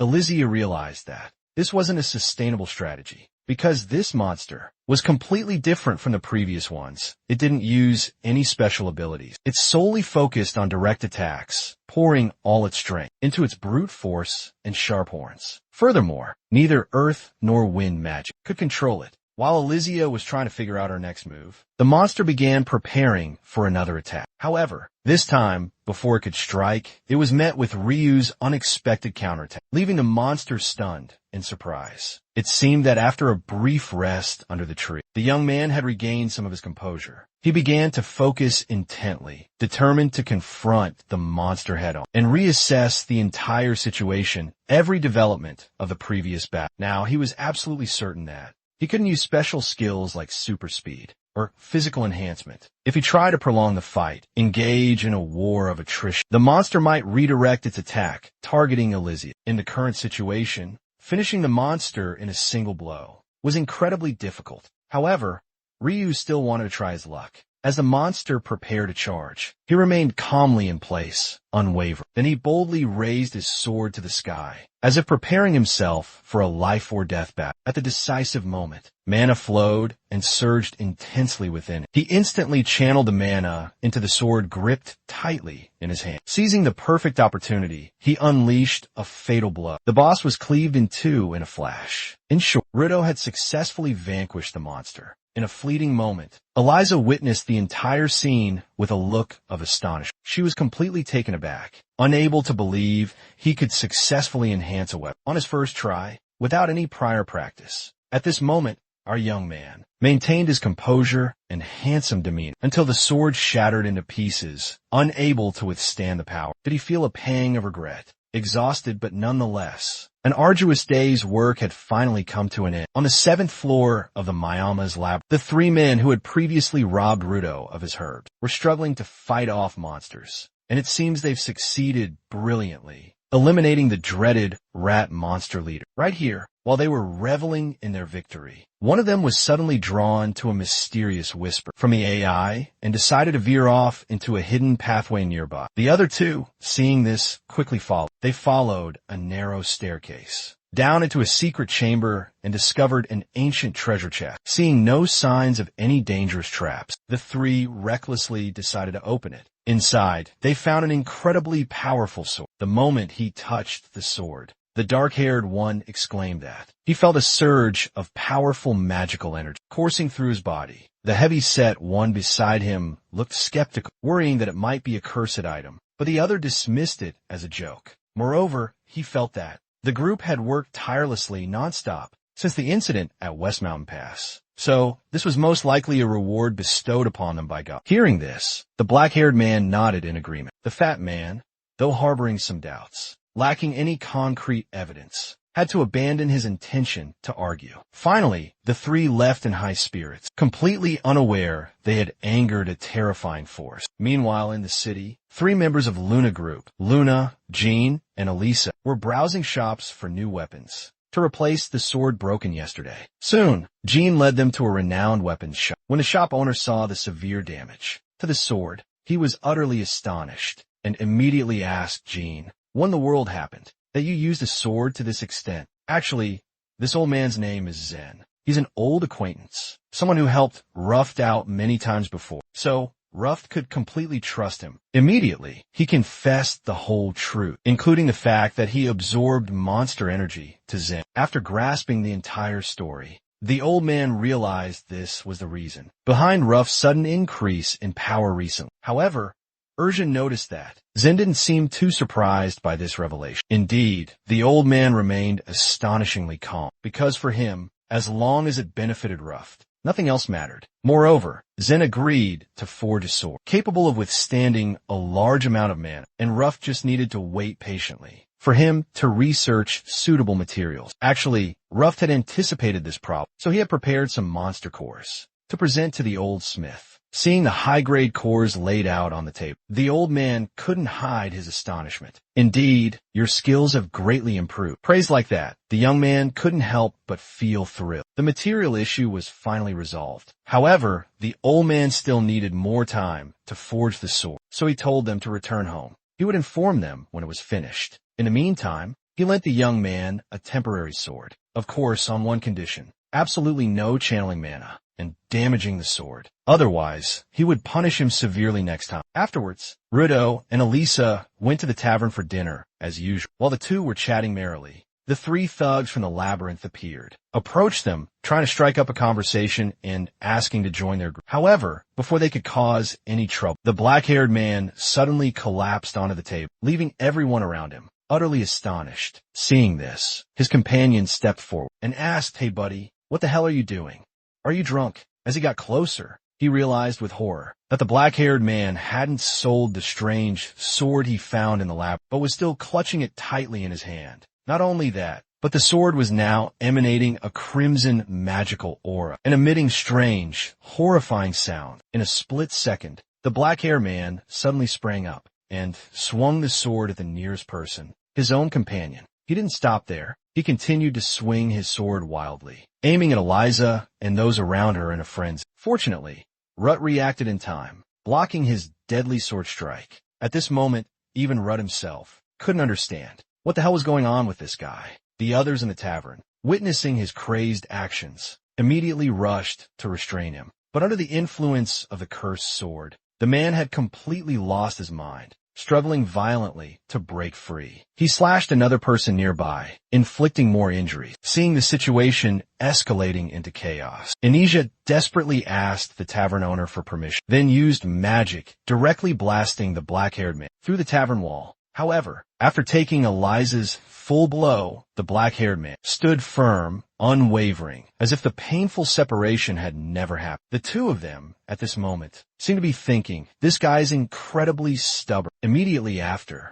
he charged straight towards Rut, mouth twisted, drool dripping like a madman. He roared, vowing to send him to his grave. Rut, seeing this man's arrogance, couldn't tolerate it any longer, and rushed forward to engage him in battle. The moment their swords clashed, Rut immediately sensed something unusual. His skill was only average, but his other stats were abnormally high. This made it extremely difficult for Rut to defend himself. In the midst of the fierce battle, Elisa suddenly shouted from behind, telling Rut to dodge. She would use magic to deal with this lunatic. But something unexpected happened. All of Elisa's magic, when directed towards the black-haired man, were completely absorbed by that sword. That's why back at the tavern, he seemed completely unaffected by her attack. Now, Alizia truly realized the imminent danger. It was the mysterious sword, hidden in his hand. He was merely a host, manipulated by a parasite. She immediately warned Rude, telling him it was a terrifying cursed sword. Furthermore, it seemed Alizia's previous magical attack had inadvertently empowered the sword, causing the black-haired man's strength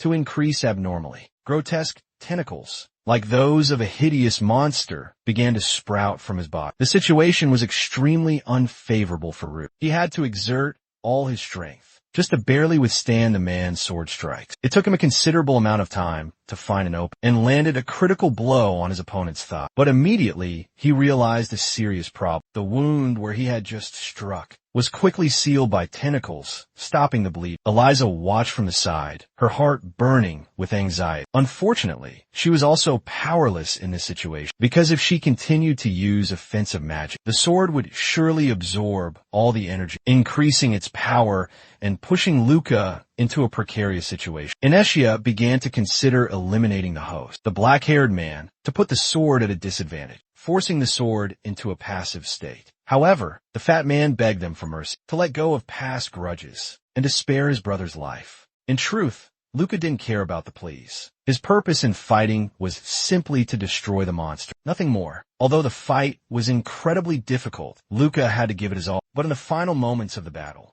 he had discovered his opponent's critical weakness, and instantly used earth magic to bind it. But it didn't end there. Unable to directly attack with magic in the conventional way, like Alizia, he risked applying the method that had helped her break the curse years ago. It was the exchange skill to first free the black-haired man. However, this exchange, meant to expel the demonic sword's dark energy from his body, was far from simple. He struggled, wrestling with it for a long time, before managing to extract a small fraction of the evil energy. But he never expected its power to be so terrifying. Just the slightest touch, and he couldn't endure it, forced to let go immediately. So, the swap skill tactic has failed 7 times. The black-haired man's restraining attack is about to end. At this moment, he realizes something astonishing. It seems he has no intention of resisting his skill. That demonic sword is manipulating his body, forcing him to act this way. Left with no other choice, he's forced to return to a direct attack strategy to turn the tables. The moment he breaks free from the controlling blow, he,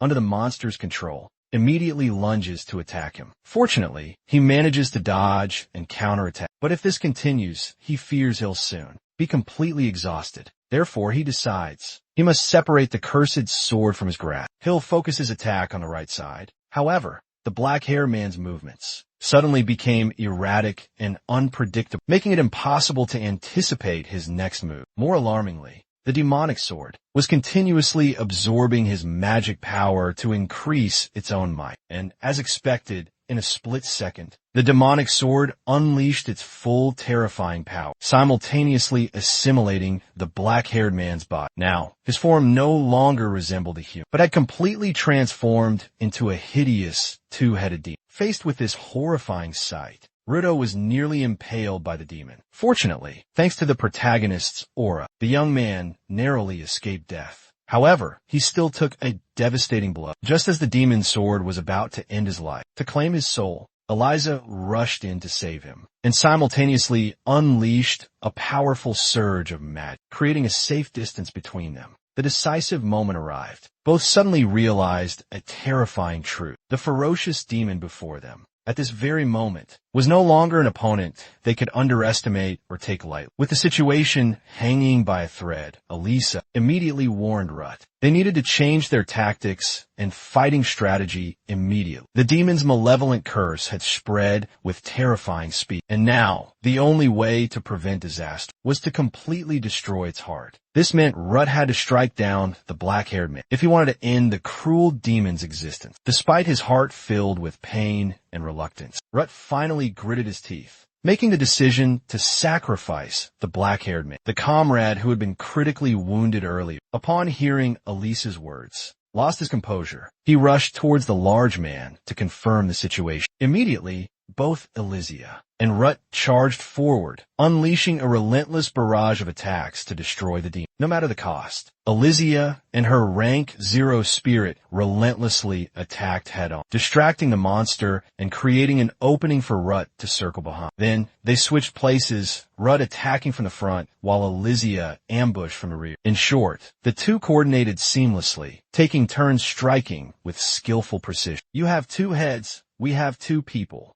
Let's see who's really the one to fear. Furthermore, they maintained constant pressure, negating any chance for the demon to counterattack. Giving it no time to breathe, they finally located the heart. If they could destroy it, victory would be theirs. But of course, the demon wouldn't let them succeed so easily. Seizing a moment when Elysia was distracted, it launched a surprise attack. However, the fat one and the injured one bravely threw themselves in front of the demon blade, saving Elysia from certain death. To everyone's astonishment, it didn't end there. Joining forces, they finished off the cruel demon and bid farewell to their close friend. On their final journey, despite immense pain, they achieved the impossible. After a fierce struggle, they successfully vanquished the ferocious demon. But this meant their friend could no longer live. Even more heartbreaking, the dark energy of the demon had corrupted their friend's body. Witnessing this tragic scene, they couldn't contain their emotions. Tears fell. The game was over. Though their friend was gone, the cursed sword remained, forced to deal with the sword themselves to prevent future disasters. But the moment they touched it,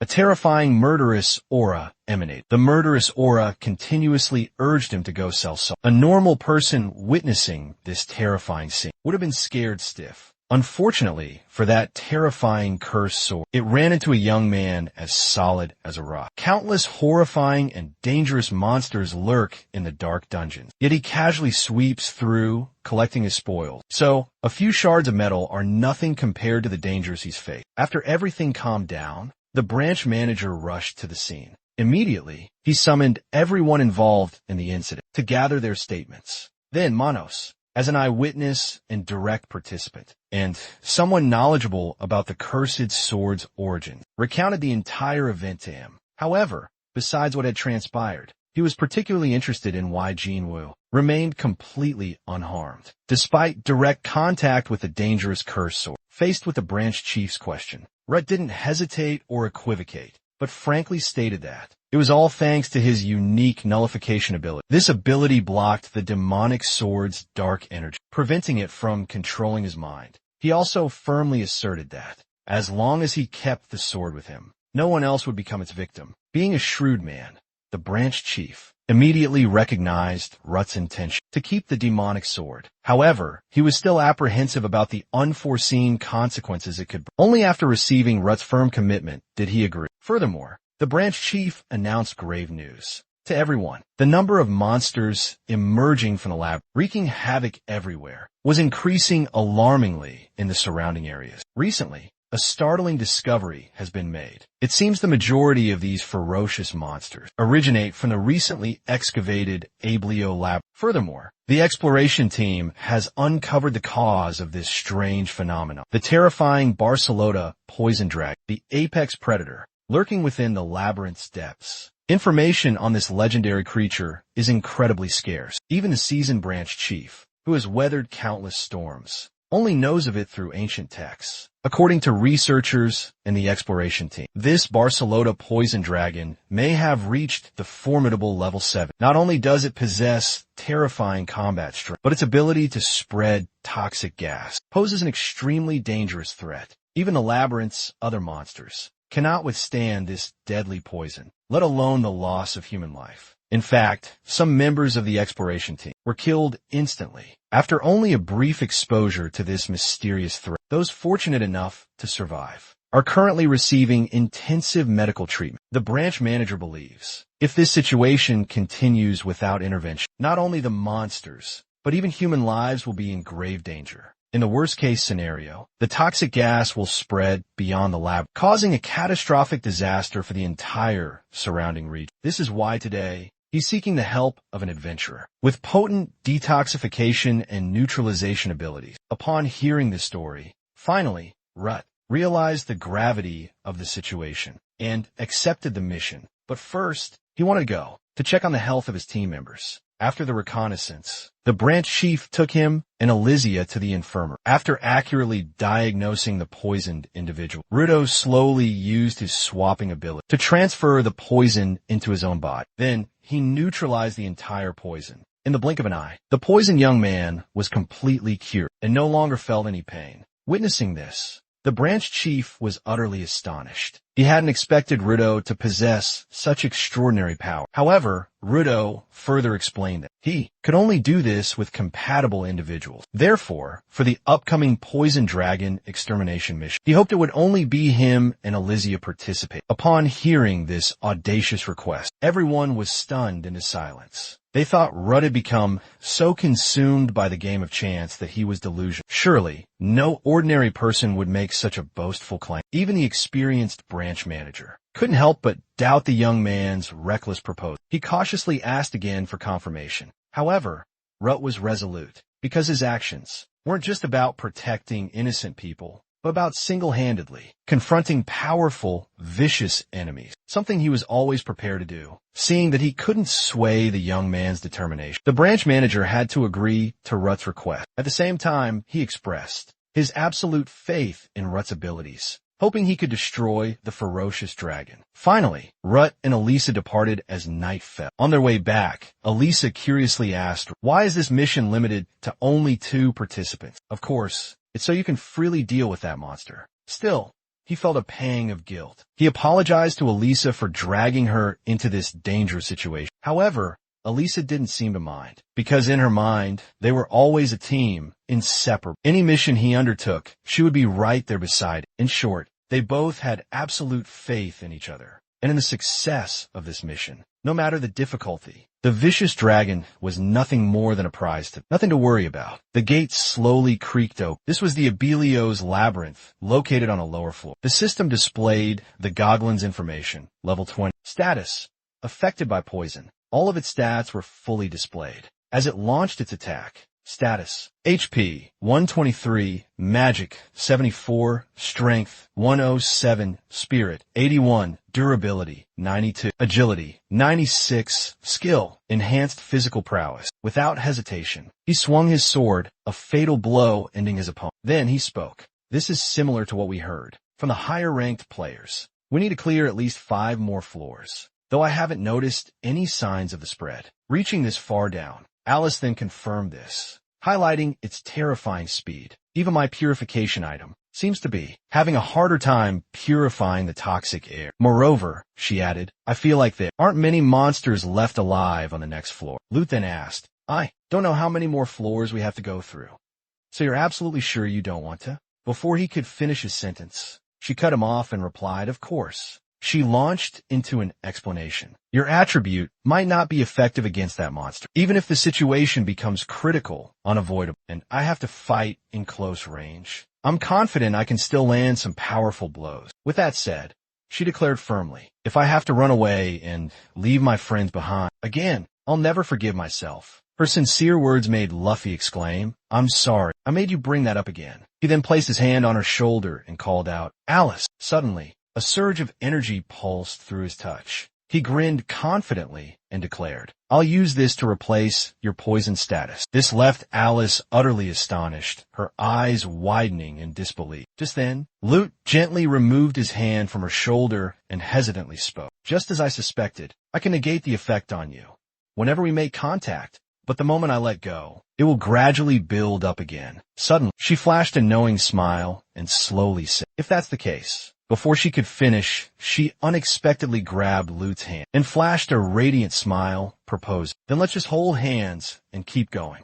Her unexpected action was a suggestive proposition. I can't see clearly because of the thick gas, so please escort me. Her expression made Lute chuckle involuntarily and sigh. He agreed to her bold request. Taking her hand, it made her so happy she jumped for joy. Understood. Moments later, on the middle floor of the Abelio labyrinth, a voice echoed. The deeper we go, the thicker the poisonous gas becomes. Lute reported grimly. I've used sonar to scan the area. It seems there are 2 monsters blocking our path ahead. Alice agreed with Lute's assessment. If they can survive in this poisonous environment, they must be incredibly dangerous opponents. As she finished speaking, Lute continued without hesitation. They're unlike any monsters I've encountered before. So, that's a strong possibility. Suddenly, Alice asked, is there a way around? Lute answered frankly, yes. But if possible, I want to engage them in combat. Lute's words left Alice speechless with surprise. Then suddenly, Alice let out an oh and realized that Lute wanted to eliminate. Hearing her, Lute quickly waved his hands and denied. No, it's not like that, although I'm a little curious. Then, he touched the sword at his hip and began to explain. This is the cursed sword,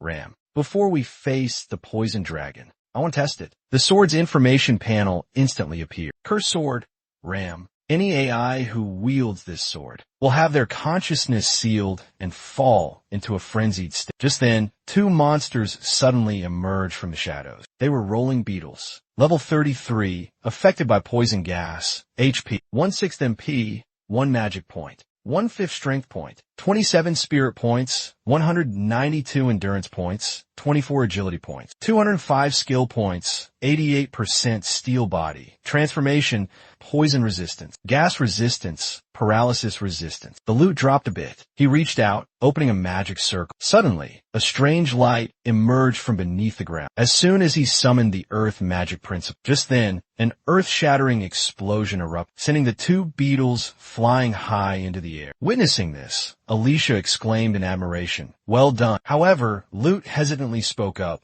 He watched the 2 beetles tumbling, not yet completely destroyed, and stated, I don't think that worked very well. His attack enraged the beetles, causing them to roar in fury. Suddenly, one of the beetles bent down, transforming into a giant iron ball, charging straight towards Lute. Lute noticed the beetle curling itself up. An idea flashed in his mind, prompting him to quickly turn and ask Alicia, can you stop it? Alicia replied confidently, leave it to me. I need to let go of you for a second. Releasing Lute's hand, Alicia loudly summoned the pixie Nomia. She thrust her forward and commanded, make sure you catch it. Just then, an object suddenly appeared in front of her. It was a giant earthen hand reaching out, ready to catch the rolling beetle monster. As the ferocious beetle charged forward, the earthen hand swiftly intercepted. However, due to the monster's terrifying strength, Alice couldn't hold on any longer. Sorry, it looks like I can't hold it back much longer. Lute stepped forward, seizing the opportunity. I understand. Let me give a try.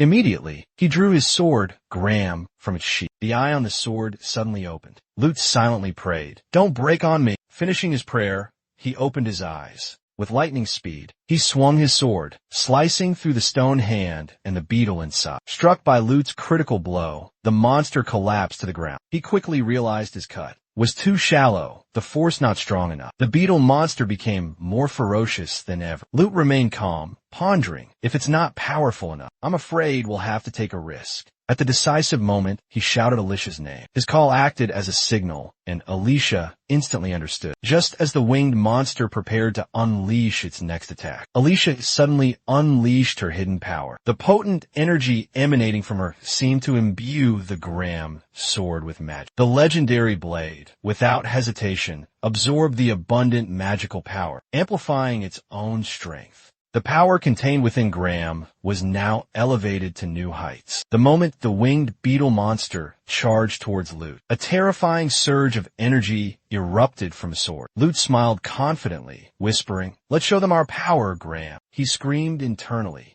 "Show me your true strength." Simultaneously, in the outside world, he swung his sword, slaying the monster. The winged beetle monster collapsed under the fatal blow, and the one who delivered the death blow was Lute. Another monster, standing behind him, witnessed the horrifying scene of its comrade's demise and trembled in fear. However, Lute showed no mercy. A fatal blow pierced the ferocious monster's body, making it roar in agony. After a desperate struggle, the monster finally breathed its last. After the life-or-death battle, Lute exclaimed joyfully, "That was some masterful magic control." As expected, Alicia happily responded to his praise. Everything went pretty smoothly. Suddenly, Lute grabbed Alicia's hand and cast a replacement spell. His unexpected action caused Alicia to exclaim in surprise. "Thank you," Lute asked, confused. Can I ask for a little more time?" Alicia seemed not to understand his meaning. Lute hesitantly explained, "No, absorbing magic power doesn't actually restore my energy." Hearing Lute say this, Alicia immediately understood the problem and continued, "So, you're still going to absorb them eventually?" Seeing that she finally understood his predicament, he bashfully said, "Look, I'll cut it into small pieces and carry it with me." Moments later, he held pieces of the two slain monsters, now cooking with his fire magic. Chewing on the fragrant meat, he exclaimed, "This tastes amazing." Just then, Alice suddenly spoke. "What's it like using that cursed sword?" Luca didn't hide anything, replying, "Once it absorbs enough magical energy, my physical strength is significantly enhanced." Hearing him say that, Alice seemed to realize something else. "And what's more, it doesn't seem to shatter even when you channel mana into it." Luca admitted, "That's right." However, something was troubling him. "What I'm worried about is, according to witnesses, a colossal plume of toxic gas, like a giant tree, obscured the sky." From then on, a question lingered in his mind. Just how powerful is this sword? What kind of destructive force does it possess with a single strike? Compared to my old sword, which one is more formidable? As Lute pondered, a mysterious voice suddenly echoed, "Give it to me." The voice emanated from Graham. "Give me that sword." Lute, startled, wondered in astonishment. Can a cursed sword even devour things? As if understanding his thoughts, the sword immediately retorted, "Wrong." It softly instructed Lute, "The magic stone, give me the magic stone." Following the instructions, Lute quickly knelt beside the carcass of the beetle monster. He gutted it, retrieving a shimmering magic stone from within the monster's body. Then, he offered the stone to the sword. "Here." Immediately, Graham used its tentacles, snatching the magic stone. It slowly drew the stone into its body, and once it had fully absorbed the stone, a strange surge of light and energy suddenly erupted. This made Lute overjoyed, and he burst out laughing. Looking at the transformed sword in his hand, he exclaimed, "That's one huge sword." Just then, Alicia curiously asked, "How do you know?" Lute honestly replied, "It spoke directly into my head." He looked at Graham and thought to himself, will it be angry that I said it was weaker than other swords? Unable to find an answer after a moment of thought, he decided to push the thought aside. "Anyway, I figure out how to use this cursed sword." Hearing this, Alicia quickly reported the situation. "All right, so on the lower floor is where the poison dragon was last sighted. As soon as she finished speaking, a strange sound echoed like a distant roar. Worried and bewildered, Lute asked aloud, "Could that be the roar of the poison dragon?" Suddenly, cracks started appearing on the ceiling, and water began dripping down more and more. Witnessing the terrifying sight, Lute shouted anxiously, "The ceiling is about to collapse.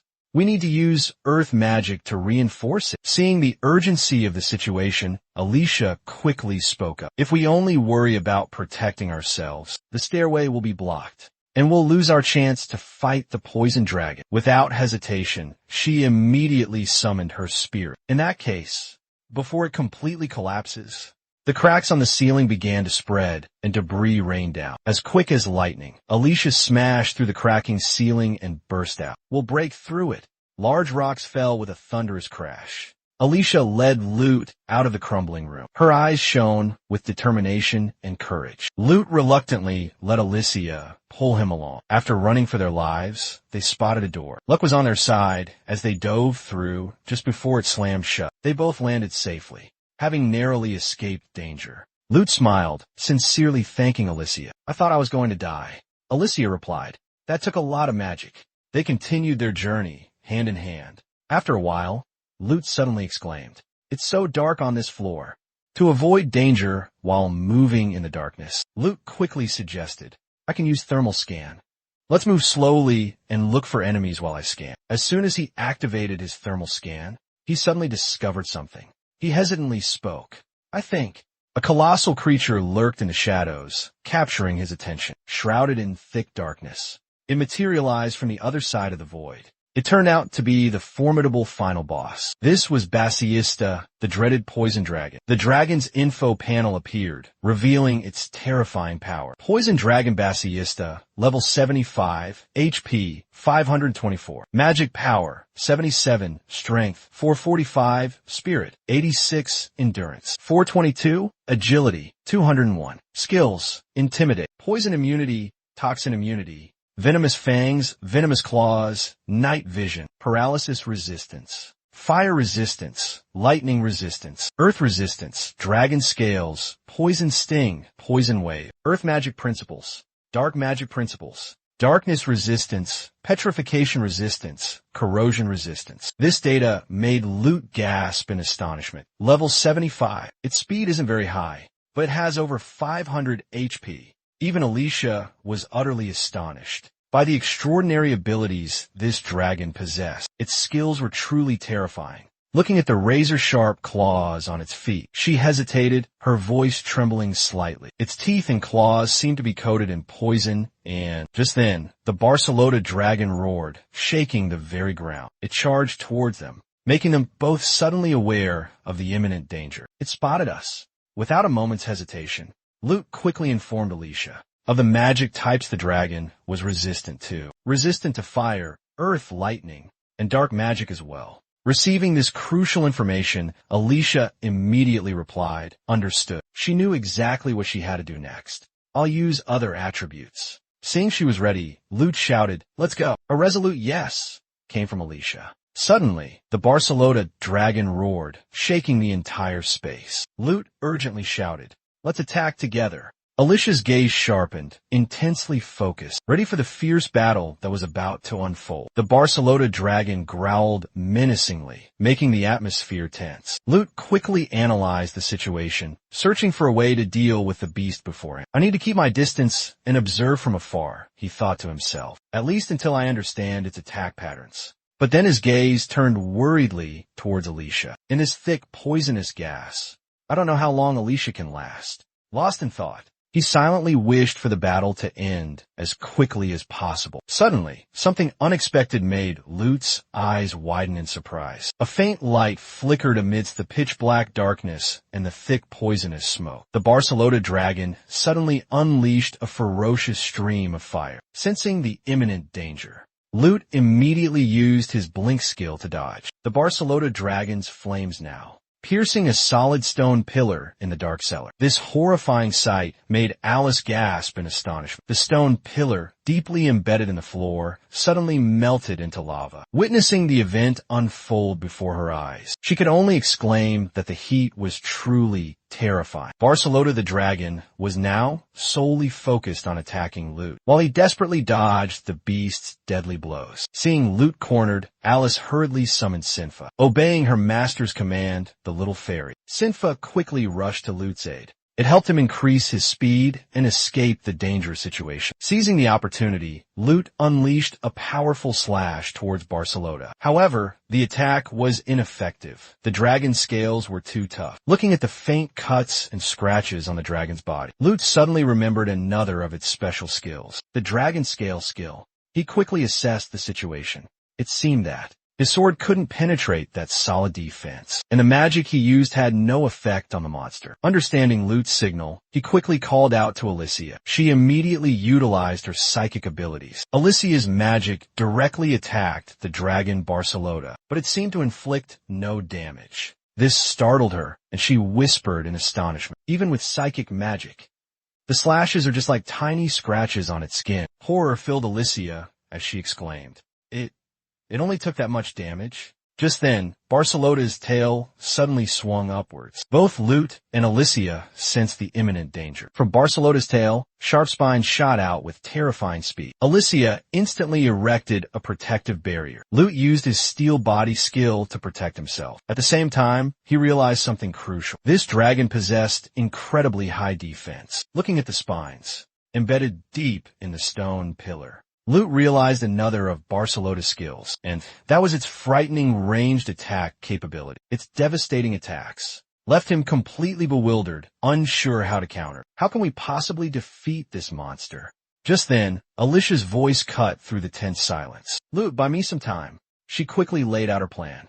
Before my condition deteriorates completely, I'll use my ultimate move. Lute understood immediately and acted on Alicia's words. He charged towards the ferocious dragon, Barcelona. The beast continued to stare at them with wary eyes. Alicia focused her mind, summoning her powerful energy. The dragon, Basista, showed no fear. The flames in its mouth intensified. At that moment, Lute yelled, Earth Magic Principle. Instantly, the Earth Magic Principle skill activated, creating a powerful force that sent Basista flying upwards. Seizing the opportunity, Lute leaped onto the dragon's head. He swung his sword, delivering a critical blow to its snout. Without hesitation, it swung its head powerfully, sending Luca flying. Alice, still reveling in the aftermath of her finishing blow, was completely unguarded, placing her full trust in Luca. She had absolute faith in him. I have to make it up to him, Alice thought to herself. She channeled all her magical energy,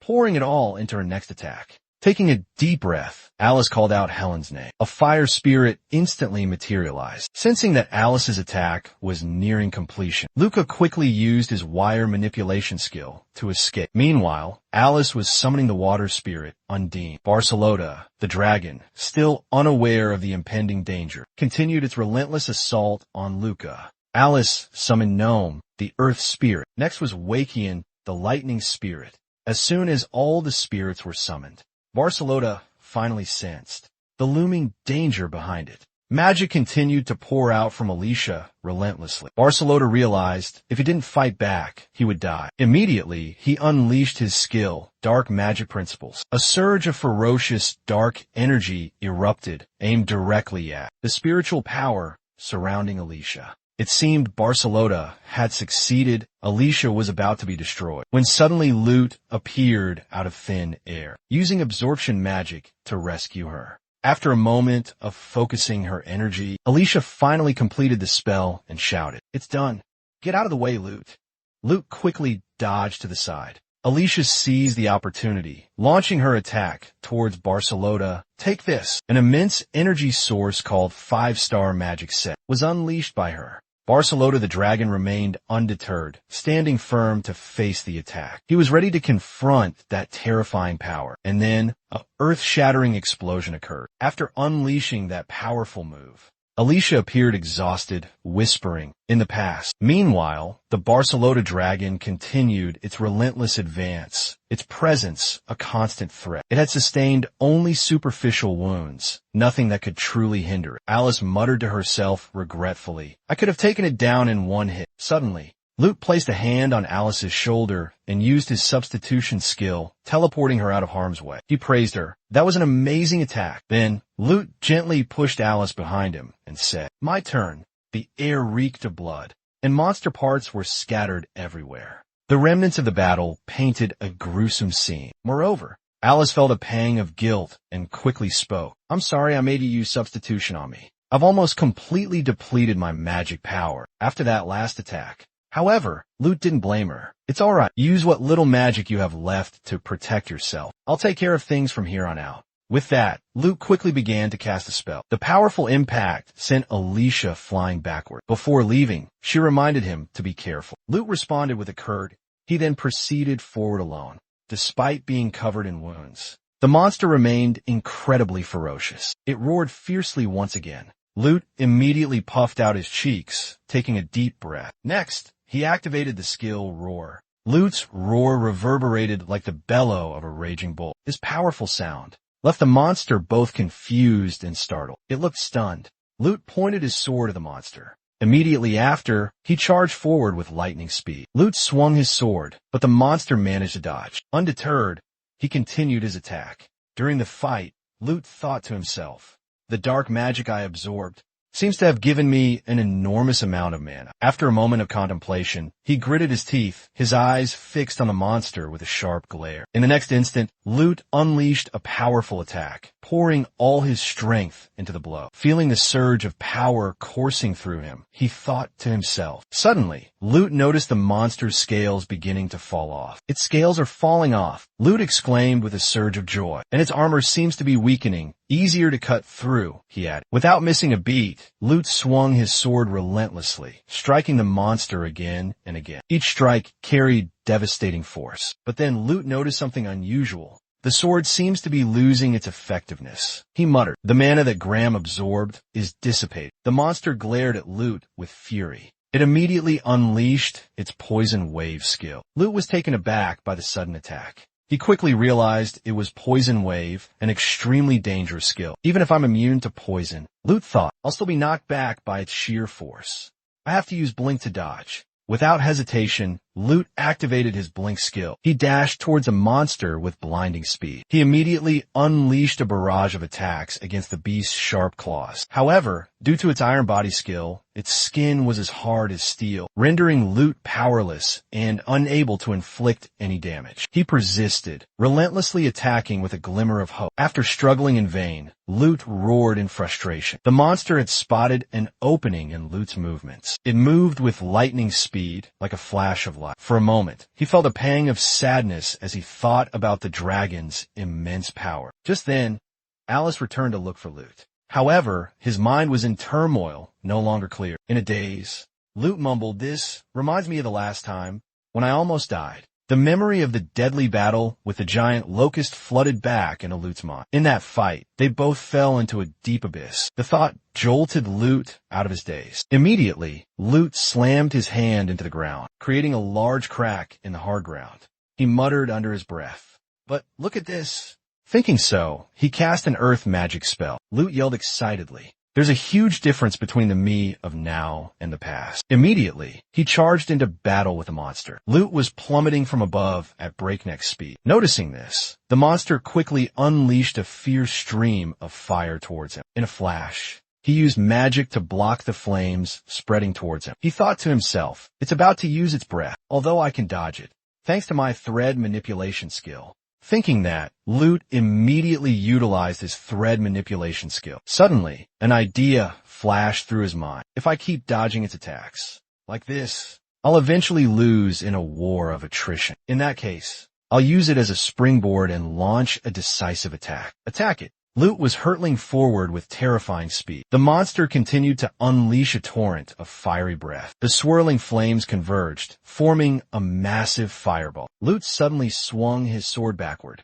In the next instant, He was ready to cleave the incoming fireball in two with his sword. But Nut felt uneasy. He thought to himself, I can't withstand this terrifying heat, but I can absorb the magic power hidden within its breath. If my fire resistance is strong enough to endure its breath, I can enhance my weapon with my own magic power and combine it with the magic power that Graham has absorbed, and then unleash all that power at once. Though Loot struck the fireball, the monster continued to spew flames towards him. The intense flames began to engulf Loot. Realizing he couldn't resist any longer, he closed his eyes, accepting his fate. But at that very moment, Alicia swiftly used ice magic to shield Loot. Her unexpected action stunned him. Furthermore, she urged him loudly, do it, and he replied with a joyful expression, thanks, Alicia. Immediately, Loot returned to the fight with the monster. Meanwhile, the dragon monster had stopped breathing fire. Loot had now reached it.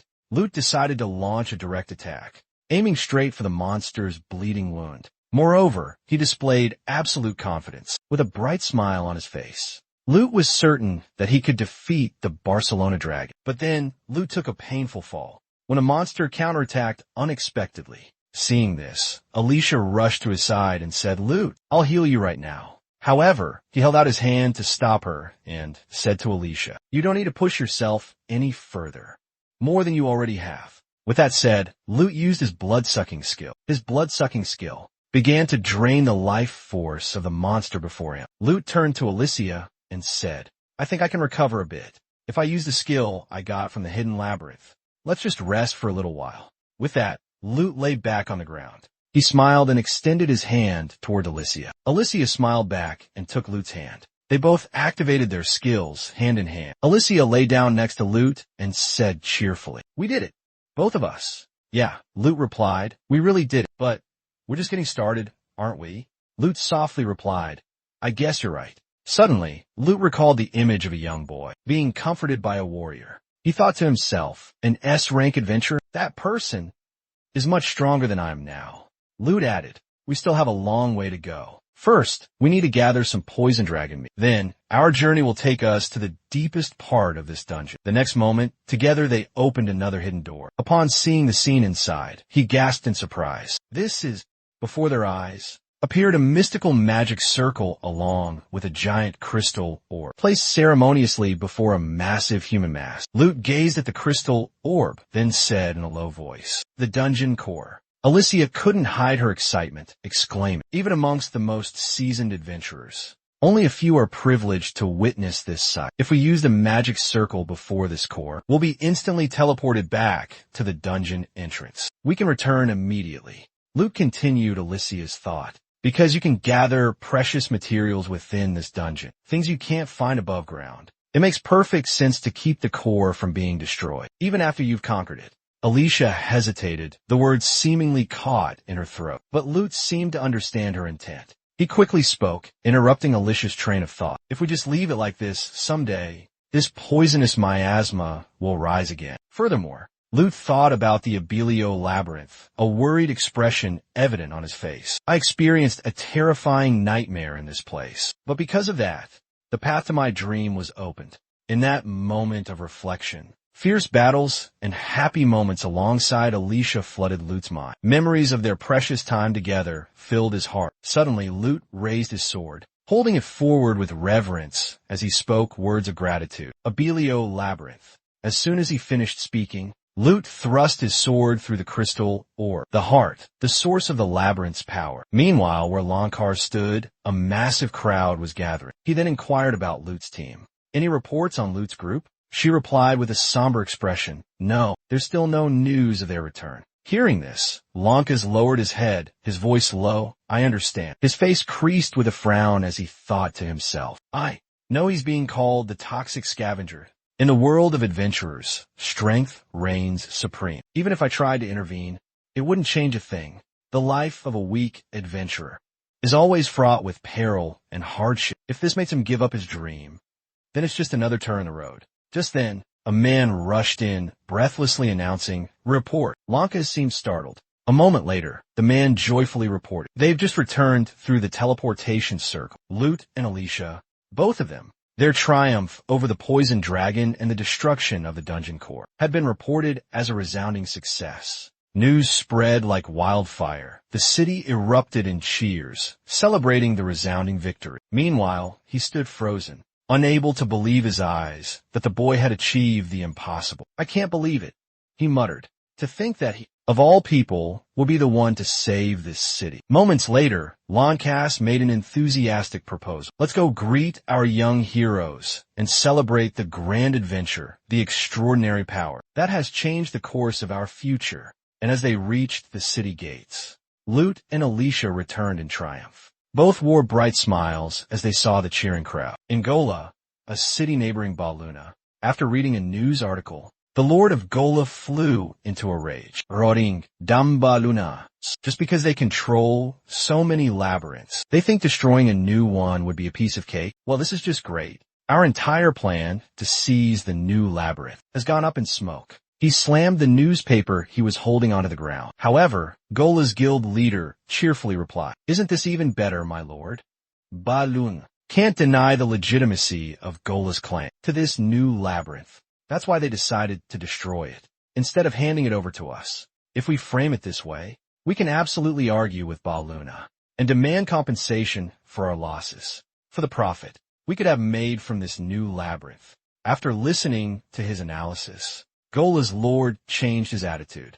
He spoke in a low, thoughtful tone. "This will undoubtedly bring in a hefty profit, far more than our little maze trial, and bankrupting those adventurers in the process. But if that were to truly happen, I'm afraid the Baluna Adventurers Guild won't just stand idly by." He immediately replied, "That's precisely what we want. Let that old geezer and his lackeys see who truly holds the power." Night quickly fell. In a nearby forest, Shinbai approached a small bird perched on a branch and invited it to play. The boy felt quite bored. A moment later, while the two were playing, Lute and Alicia were grilling meat nearby. They were preparing poisoned dragon breath steak, a grilled meat of indeterminate rank. Status rare. A moment later, she softly said to him, "It smells divine." Lute replied cheerfully, "It's been carefully stored in my magic pouch. This whole time, finally, I can enjoy it without any hesitation." Soon, the meal was ready. The fragrant roast was brought out. He took a large bite, his face beaming with happiness. Chewing with delight, Lute kept praising it. "Amazing. This is the taste of dragon meat. Compared to this, all the other meats I've ever eaten are bland and tasteless. A sweet, rich, captivating flavor. The rich fat melting on my tongue, combined with the savory taste of red meat. It's truly..." Just then, she suddenly stood up and exclaimed, "I've decided." Alicia's sudden action startled Lute. A moment later, she continued, "Tonight, we're going to have a premium steak dinner." Hearing that, he responded in a panic, "But I'm eating steak right now." Alicia suddenly became enraged and yelled, "This is so unfair. We need to quickly gather information about the 10 best restaurants around here. Hurry up on." Meanwhile, Jinwoo was playing with a small bird. 4 days had passed since the Abe Lion Labyrinth collapsed. As instructed by Rancasco, he had meticulously documented everything. A moment later, he handed Alicia 10 buttons and said, "I'm sorry for bothering you so much, but this will be the last time. The report on the final raid has been confirmed. So, here's your reward, as usual, 1,500,000 Regan." He was incredibly surprised at the sight of the money bag. A moment later, with an incredulous look, Lute exclaimed, "This much money?" Loncast calmly replied, "The minimum requirement to enter Abelio Labyrinth is rank 70. So, this amount is entirely commensurate with your efforts." After receiving the bag of money, Lute quickly opened it and felt incredibly happy. Just then, Loncast suddenly spoke in a gentle voice. "By the way, you two conquered that labyrinth yourselves. I can't let you stay in rank D forever. So, I'll promote you as well." As soon as he finished speaking, to Lute's astonishment, Loncast extended his hand towards him. Meanwhile, Lankas's men were explaining to those who questioned his decision. On the way back, Lute said to Alicia, "Even though I just got promoted to rank D not long ago, status open." As soon as he finished speaking, he quickly opened the system to check his status. And then, Lute's information suddenly appeared. Lute, human race, normal status, rank D. After careful examination, he turned to her with a grin. "I reached this level in the blink of an eye." Alicia replied, her tone laced with skepticism. "Even if you fought monsters, much stronger than yourself, this speed is still absurd."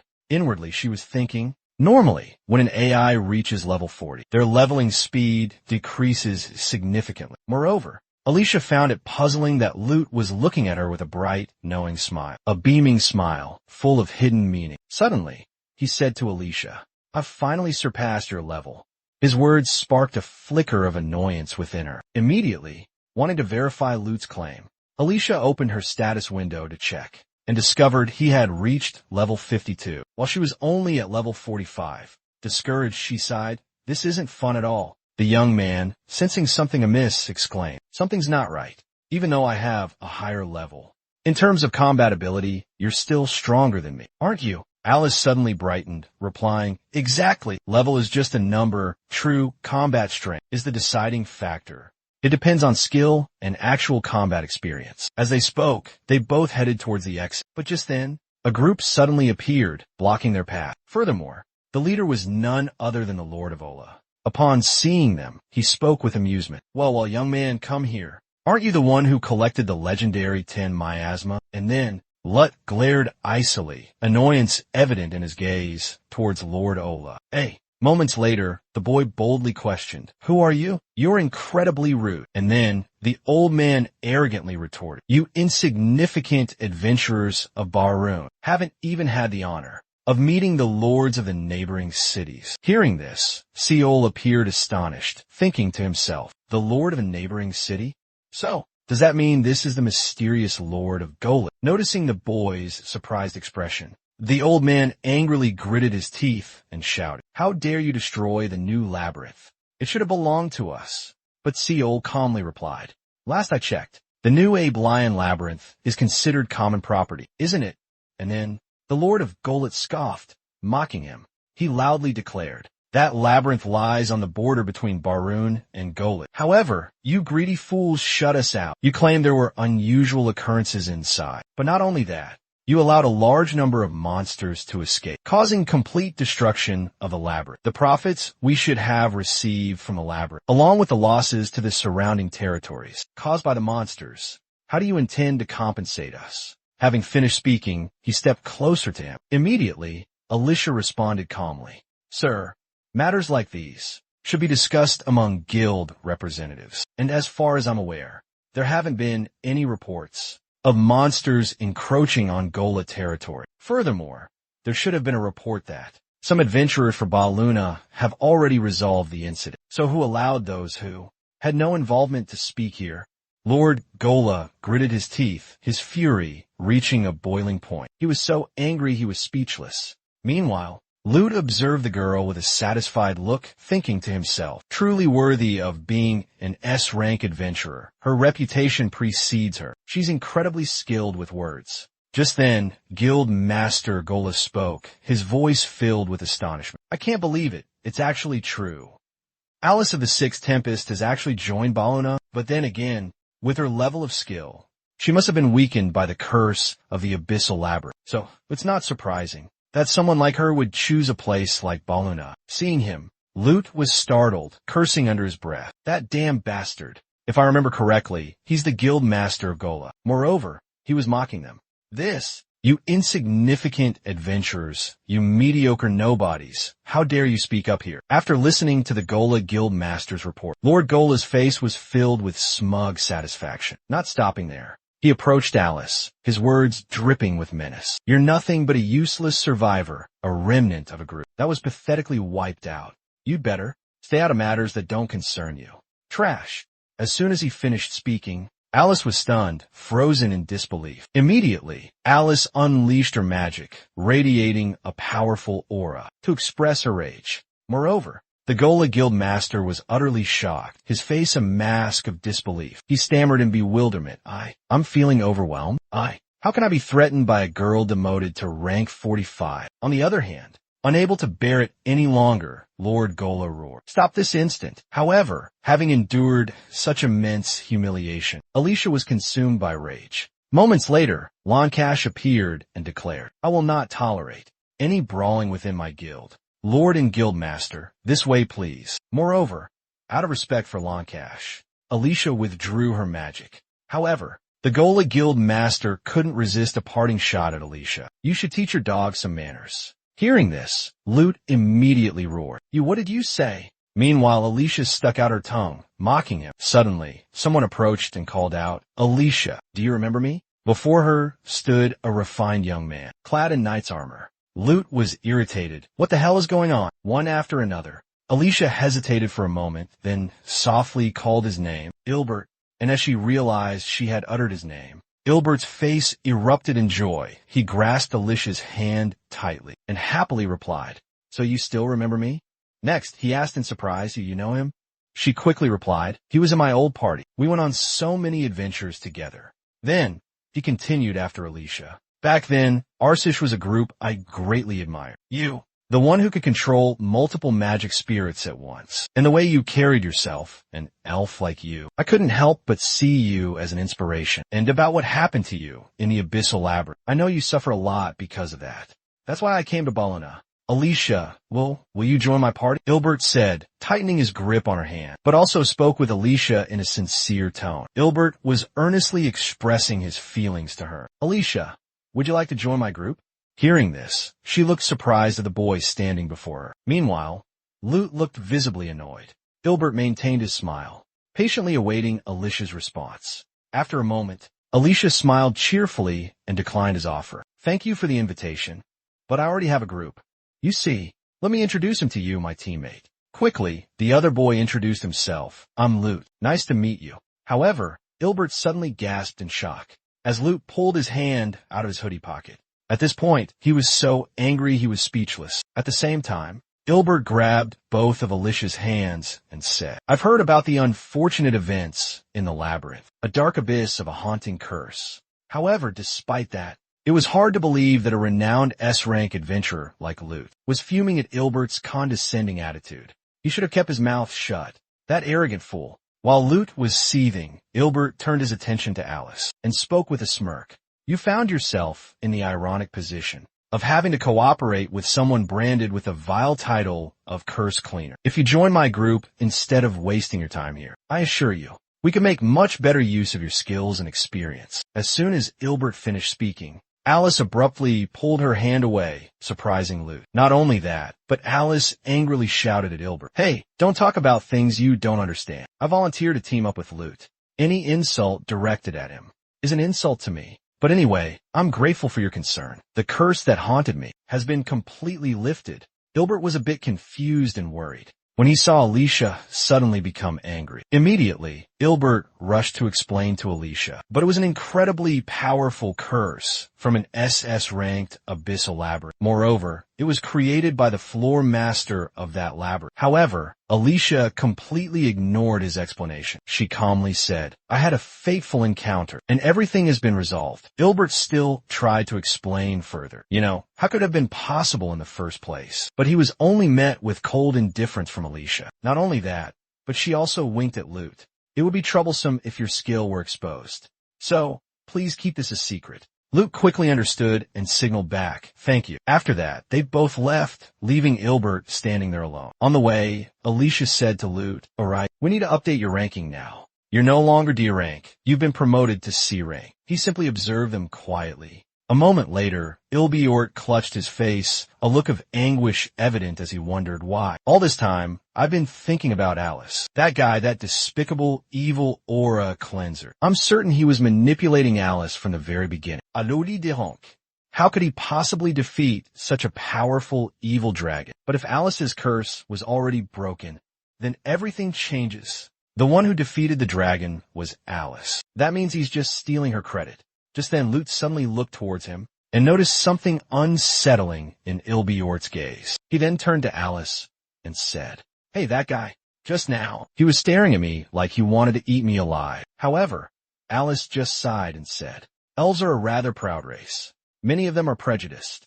A burden that grew heavier with each passing year due to the curse of immortality. As he finished speaking, Lute unexpectedly stared at Alice, causing her to exclaim in surprise. What is it? He smiled and replied, It's just, I'm an elf too. I was just wondering if you're as prejudiced and arrogant as they are.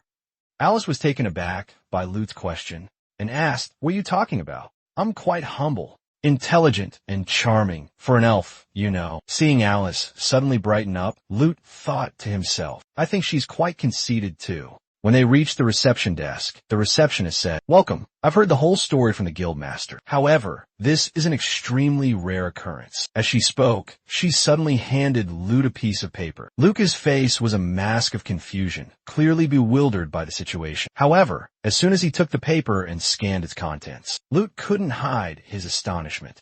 Furthermore, she announced, You've been granted special permission to bypass rank C and be promoted directly to rank B. Hearing this, Nut cheered excitedly. Amazing. A moment later, Seolon added, This should give you some understanding of just how dangerous the mission in the Abelio Labyrinth truly is. We've also received reports from the adventurers in the village you rescued. Therefore, your defeat of Baphomet has been officially recognized. Overwhelmed with surprise and joy, Lute stammered, Rank B. Just then, Marcus approached him and sighed. You should be a little happier. Everyone in town is deeply indebted to you. Reverse was with him as well, and upon seeing them, Lute shouted their names. Magnus, Rige. Alicia also called out to Luca. Don't be satisfied with just reaching rank B, because your true goal is... Alicia saw Lute breathe a sigh of relief and replied, You're right. Moreover, unable to contain his excitement, Lute exclaimed, Amazing! Immediately after, Alicia and Lute shouted in unison, To become S-rank adventurers. Let's keep striving. However, Ilbert suddenly reappeared. As soon as they heard approaching footsteps, the group immediately turned around. Ilbert looked at Lute with a sneer. Do you really think such foolish behavior can be forgiven? Lute could only reply in surprise. It's you, Ilbert added. The amount of information you can access about dungeons depends entirely on your rank. This is an unbreakable rule, established to ensure the safety of all adventurers. And yet, someone who only knows how to leech off others, taking credit for their teammates' achievements, gets promoted to B rank. Baluna's guild is truly a bunch of idiots. The next moment, Reverse and Marcus glared at him with annoyance and disdain. Meanwhile, Bjort's people looked back with defiance and provocation. Lute was baffled by his blatant insults. Just then, Seola spoke up. Regardless of what you think, the guilds have full authority to decide on B rank promotions. To B rank. Marcus then stepped closer to Bjort and said coldly, Hey, you want to take back what you just said? Unless you're looking for trouble. Both sides were now poised for a fight. Suddenly, he let out a mocking laugh and continued his taunts. Looks like you guys really are a bunch of fools. As soon as he finished speaking, Magnus grabbed Bjort by the collar and roared furiously. Bastard! However, Alice intervened. Stop! In a swift motion, Ilbert flung Magnus backward, sending him crashing to the floor, groaning in pain. Before Magnus could get to his feet, Ilbert slammed his sword into the floor beside him, terrorizing him completely. Ilbert coldly issued a warning. Don't touch me with your filthy hands. Witnessing the scene, Alicia furiously shouted, demanding Ilbert stop. Quick as a flash, Ilbert sheathed his sword, then softly replied to Alicia, You've always been kind, always willing to lend a hand to the desperate like him. Then she asserted that it was a grave mistake. Ilbert tried to appear sincere as he responded to Alicia. I know we elves are conservative and arrogant. I understand that well myself. I don't easily change my mind. Once I've decided something, a humble person like myself, a knowledgeable and charming elf, a true comrade, must take responsibility to guide you on the right path. The moment he uttered those words, echoing exactly what Alice had said, Lute burst out laughing. His action left Ilbert bewildered, prompting him to ask, What are you laughing at? Meanwhile, Lute thought to himself, They're so arrogant. After a moment, Ilbert haughtily declared, Now I understand. Inexperienced adventurers become a danger to others.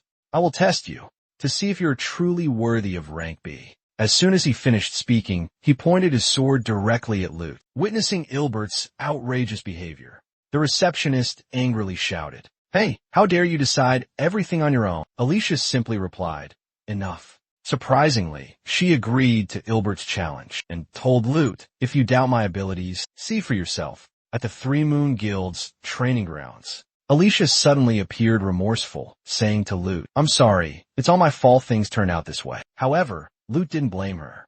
No, it's not entirely your fault. This also happened because of my weakness. But what I need to do now is defeat that examiner and prove that I'm worthy of you, right? After all, adventurers are just people who rely on strength to silence others. Lute was brimming with confidence, certain he could defeat the opponent before him. At the Three Moon Guild's training grounds, everyone was gathered, watching the confrontation between Ilbert and Lute. Furthermore, Alicia made a crucial announcement. If either fighter sustains a serious injury, I will immediately intervene and stop the match. Meanwhile, both fighters had taken up their weapons, ready to face off. Lute's eyes at this moment were filled with unwavering resolve. However, Ilbert wore a look of disdain as he gazed upon him. The next moment, the match referee loudly signaled the start. Ilbert was the first to strike, unleashing a series of lightning-fast attacks. Lute calmly observed his opponent's moves, searching for an opening, and then he successfully parried a deadly blow from Ilbert. Seeing this, Ilbert began to taunt. "You blocked that? Seems you have some skill after all." Immediately after, he retreated, preparing for a second attack. And this attack carried far more power than the first. Continuously forced into a defensive position, only able to block, Lute thought to himself, "He's superior to me in swordsmanship." And he recalled Alicia's earlier words. He uses both offensive magic and enhancement magic to boost his combat strength. A swordsman using magic? And while Lute was lost in thought, his opponent suddenly vanished, leaving Lute confused, wondering where he'd gone. In reality, Ilbert was right behind him. In a split second, he swung his sword, slashing Lute's back, making him cry out in pain. Despite inflicting the wound, Ilbert seemed unsatisfied. His expression showed clear annoyance. Lute looked at Ilbert, thinking to himself, "My eyes can't keep up with his speed. I want to counterattack with my special skill." But just then, Ilbert suddenly spoke. "My rank is Beret. Only AIs possessing a minimum power level at this rank are qualified to hold that title. Do you understand now? You're not even worthy of the B rank title, or compete for a place beside Alicia." After hearing those words, Lute's expression turned somber. He bowed his head and replied, "You're right. With my current strength, I don't deserve to stand beside Alicia. But you know, Alicia is the one who chose me. So, I will prove to you that I am worthy to be by her side." Hearing that, the girl breathed a sigh of relief. But Ilbert glared at Lute with hatred in his eyes. A moment later, Lute quickly cast a spell, and then a giant stone hand suddenly lunged towards him. Witnessing this, Ilbert also cast a spell, yelling, "Fool, do you really think you could defeat me in a magic duel?" Now, the stone hand was clashing against a blaze of fire. A terrifying explosion erupted. Instantly, the onlookers gasped and whispered amongst themselves, "Hey, look, something big is about to happen." Ilbert replied with a confident look, "Too bad for you, cleanser of evil." Immediately after, he created a massive ice sphere, suspended in midair. Then he yelled, "This is the difference in class between us. Kneel before me." As soon as he finished speaking, Ilbert launched the ice sphere towards Reniu. However, the moment this powerful magic touched his sword, it suddenly became strangely gentle. Moreover, it was absorbed by Lute's sword. Witnessing this, Ilbert exclaimed in horror, "What?" Lute calmly said, "I knew you would use magic against me. After all, elves are a proud race." As Lute spoke these words, his sword suddenly burst into blazing flames. A moment later, to Albert's astonishment, he quickly lunged towards his opponent. Lute swung his sword at Albert with lightning speed. During the exchange, Albert thought to himself, "His speed and power are completely different from before." Moreover, he said that sword is a magic sword, right? Is that right? "Wrong," Lute replied. "This is the black sword." A look of surprise spread across Albert's face. "Black sword? What a strange name," Albert exclaimed. Immediately after, the magic circle on Lute's hand glowed brightly. A question suddenly popped into Albert's head. This is why Alicia shouldn't stay with him. But Lute offered a different reason, spellblade technique. Suddenly, Albert lowered his stance. While focusing his energy, he taunted his opponent. "You definitely won't be able to keep up with this speed." Enraged, Ilbert unleashed a magical attack towards Lute. This action caused everyone around to worry for Lute's safety. In a flash, Ilbert lunged forward, landing a powerful punch to Lute's stomach, making him cry out in pain. Not stopping there, Ilbert continued his assault, using his thunder staff to amplify his attack. The onlookers held their breath, fearing for Lute's fate. After withdrawing his magic, Ilbert mocked Lute, claiming he was nothing special. "Now, Alicia, announce the winner," Ilbert declared. As Ilbert spoke these words,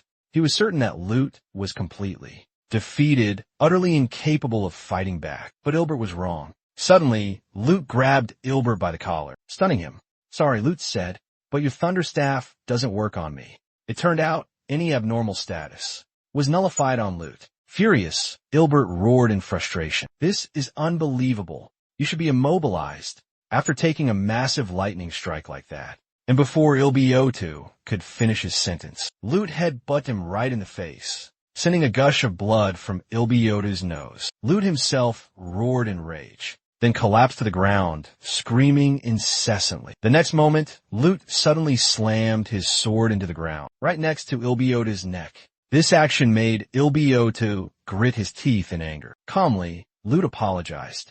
"But lately, I've become immune to a lot more things. You see." McNews looked at Lute, a bright smile spreading across his face. Meanwhile, Ribos couldn't hide his astonishment. Alicia seemed very pleased. Finally, she declared the tug-of-war test over. It was a congratulation, reserved for Luna. Meanwhile, Loncash was in a meeting with the guild leader, and Lord Gola in his office. Loncash began. "The feudal lord is currently working in the capital. I've been authorized to act as deputy commander in his stead." The other man calmly replied, "I understand." Loncash continued, "I'm fully aware of Gola's requests. Since we're in charge of operations, we intend to provide full support to help you recover from the losses you've suffered." Hearing this, Lord Gola looked displeased. "As I said, we demand compensation, not cooperation. Asuta Belsum, for your seizure of our labyrinth. You've been greedy and taken more than you deserve. Now, the Corps must pay a heavy price for its actions." At this very moment, she burst through the door, her face pale with panic. "Forgive my intrusion," she stammers. Then Chairman Goda sternly turns and asks, "What is it? What's so urgent?" "Sir, I apologize for not knocking." She stumbles over her words. "But this is an emergency." Bricks are floating in mid-air, as if pulled upwards by some invisible force. Something unusual is happening at the newly constructed Abelio labyrinth. Two glowing red orbs are emitting strange lightning bolts, and according to the latest report, the labyrinth has completely collapsed. Inside the labyrinth, two ferocious-looking monsters stand guard. Back in the present, the flustered secretary continues to explain. The entire area surrounding the labyrinth is being engulfed by an unprecedented amount of mana. The mana concentration has reached B-level. Loncash exclaims in astonishment. This is impossible," the secretary says with a trembling voice. Two Gagoi monsters are guarding the entrance to the labyrinth. They are preventing any outside interference. Loncash was lost in thought. The gala? It seems this isn't the right time to be dealing with these petty squabbles. Suddenly, the Lord and the Guild Master both spoke out in reprimand. "Narrow-minded. Just let it go. Without wasting any more time." Loncash made a swift decision. "We will form an expedition team and quickly enter the labyrinth with Abelio to investigate. Summon all adventurers rank B and above. Call Lute as well." He, having been summoned, was incredibly excited. After a short wait, all eligible adventurers had gathered, fully armed and equipped. The most elite faces, including the entire summon and crazy teams, were present. They were all excited by the current situation. "We've just confirmed that the labyrinth cycle has begun. We'll head to the Abelio labyrinth immediately to subdue it as quickly as possible." Lute turned to Alicia with a puzzled look. "What's a labyrinth cycle?" Seeing his confusion, she explained. "It's a rare phenomenon that causes a labyrinth to evolve. It's so rare, I've only heard about it a few times." As she finished, Alicia's expression turned serious. "This time, it's happening because of the collapse of another labyrinth. This is the first time I've witnessed it myself." She rested her chin on her hand and continued. "Also, the mana concentration around the labyrinth has reached B rank. But we're B rank too. Plus, we have an A rank with us. So, it shouldn't be a problem, right?" Suddenly, a sigh from behind made Lute turn around. Ilbiot was approaching, his face scornful as he sneered. "That's perfectly understandable, since you were just promoted to D rank recently. But it seems like you're underestimating the severity of the current situation." On the contrary, Lute seemed confused and asked, "What's going on?" Immediately, Ilbert gravely explained the potential danger of the situation. If the mana concentration around the labyrinth reaches B rank, it means that inside the labyrinth, the minimum mana concentration is at least A rank. In the worst case, it could even reach S rank. Alicia quickly grasped the problem as well. She envisioned a massive labyrinth constantly expanding. And based on what we know, this labyrinth is evolving like a cocoon forming. When this cocoon breaks, the entire surface will be covered in mana. And because Ola and Baluna are both nearby, the possibility of a catastrophic disaster is very high. Listening to the conversation, Lute imagined a bleak future and fell silent. But a hand on his shoulder offered a comforting pat. "Don't worry too much." Langcast calmly spoke up, explaining, "The labyrinth cycle is an incredibly rare phenomenon, and it still holds countless undiscovered mysteries. It's possible all these worries are unnecessary." He looked at Lute with eyes full of hope. "Because you were the one who conquered the original labyrinth. I'll be counting on you to protect Anluis Blue, protect everyone." Hearing these words, Lute immediately regained his confidence. Alice also smiled at him. The scene shifted to another location. Sheer cliffs under a blazing sun. At the entrance to a dungeon, two majestic beasts stood guard. The adventurer party observed the situation from afar. Everyone was on high alert. Lute immediately used his skill, his eyes glowing brightly. Appraisal. The monster stats instantly appeared on the status board. The boy turned to Alice and quickly spoke. "They're a bit stronger than the rollerbugs." Suddenly, the small stone inside the AI's leg popped out and flew away. A loud noise echoed, shattering the silence. The two beasts sensed the disturbance and immediately turned their heads, their expressions wary. Lute exclaimed in a panic, "Damn it! Holy crap!" The two demonic dragons immediately lunged towards the group with terrifying speed. They opened their mouths wide, revealing rows of viciously sharp teeth. Immediately after, a fierce stream of fire erupted from their mouths. Petrifying breath. Alicia swiftly summoned her spirit, Cindy. The two energy attacks collided violently. A tremendous pressure was generated from the explosion. Everything around them was obliterated in a flash. Those who witnessed Alicia's power were awestruck, not giving them a moment to rest. The remaining dragon charged forward with dizzying speed. It aimed directly for the remaining adventurers. The monster growled, opening its mouth to unleash an attack. But suddenly, a powerful punch descended from above, staring straight into the eyes of the ferocious monster. Lancelot suddenly struck, sending it crashing headfirst into the ground. After finishing the job, he didn't forget to let out a scornful taunt. The insect monsters witnessed their comrade's defeat, and the female demon charged forward in a furious rage, seeking revenge. The guild master standing nearby just smiled mysteriously, then lightly swung his sword, decapitating the demon in a flash. With just two attacks, the two leaders of the guild had easily eliminated them. Lute witnessed the scene, sweat pouring down his face, and exclaimed in awe, "So strong." Lancelot turned around and ordered everyone, "Now hurry up." The adventurers obeyed the command and quickly proceeded inside. Only Lute hesitated, kneeling beside the monster's corpse, with a different thought in mind. "This guy looks edible, doesn't he?" Then he raised his hand, creating a blazing fire. "Incinerate. Fire magic principle." The guild master, puzzled, opened his eyes and asked, "What's that?" At this moment, Lute looked up and explained, "It possesses extraordinary regenerative abilities, so I had to finish it off completely." Without hesitation, he turned and continued walking, venturing deeper into the dark dungeon walls. The gloomy space was dimly lit by the flickering torchlight. The adventurers stayed close, moving and discussing as they went. It seems the evil energy has lessened considerably. It's very possible the nature of this labyrinth has changed. Lute turned and spoke to Alice. However, its shape and structure still seem unchanged. She remained cautious, reminding everyone to be careful. "We can't anticipate what will happen as we go deeper inside, although the layout of the labyrinth remains the same." Those words had barely left his mouth when a swarm of spider monsters suddenly appeared before them. At the same time, before Alicia could finish speaking, they will become far more ferocious and powerful than before. Facing the colossal alpha monster, Langcast immediately declared, "I'll handle this beast." The adventurers behind him instantly took up combat stances. "Everyone, target the smaller ones." Before the clash, the guild leader clasped his hands and chanted. An ethereal green light suddenly appeared. "Warrior's glory." Feeling the surge of power, the adventurers cheered excitedly. "Is this an attack buff?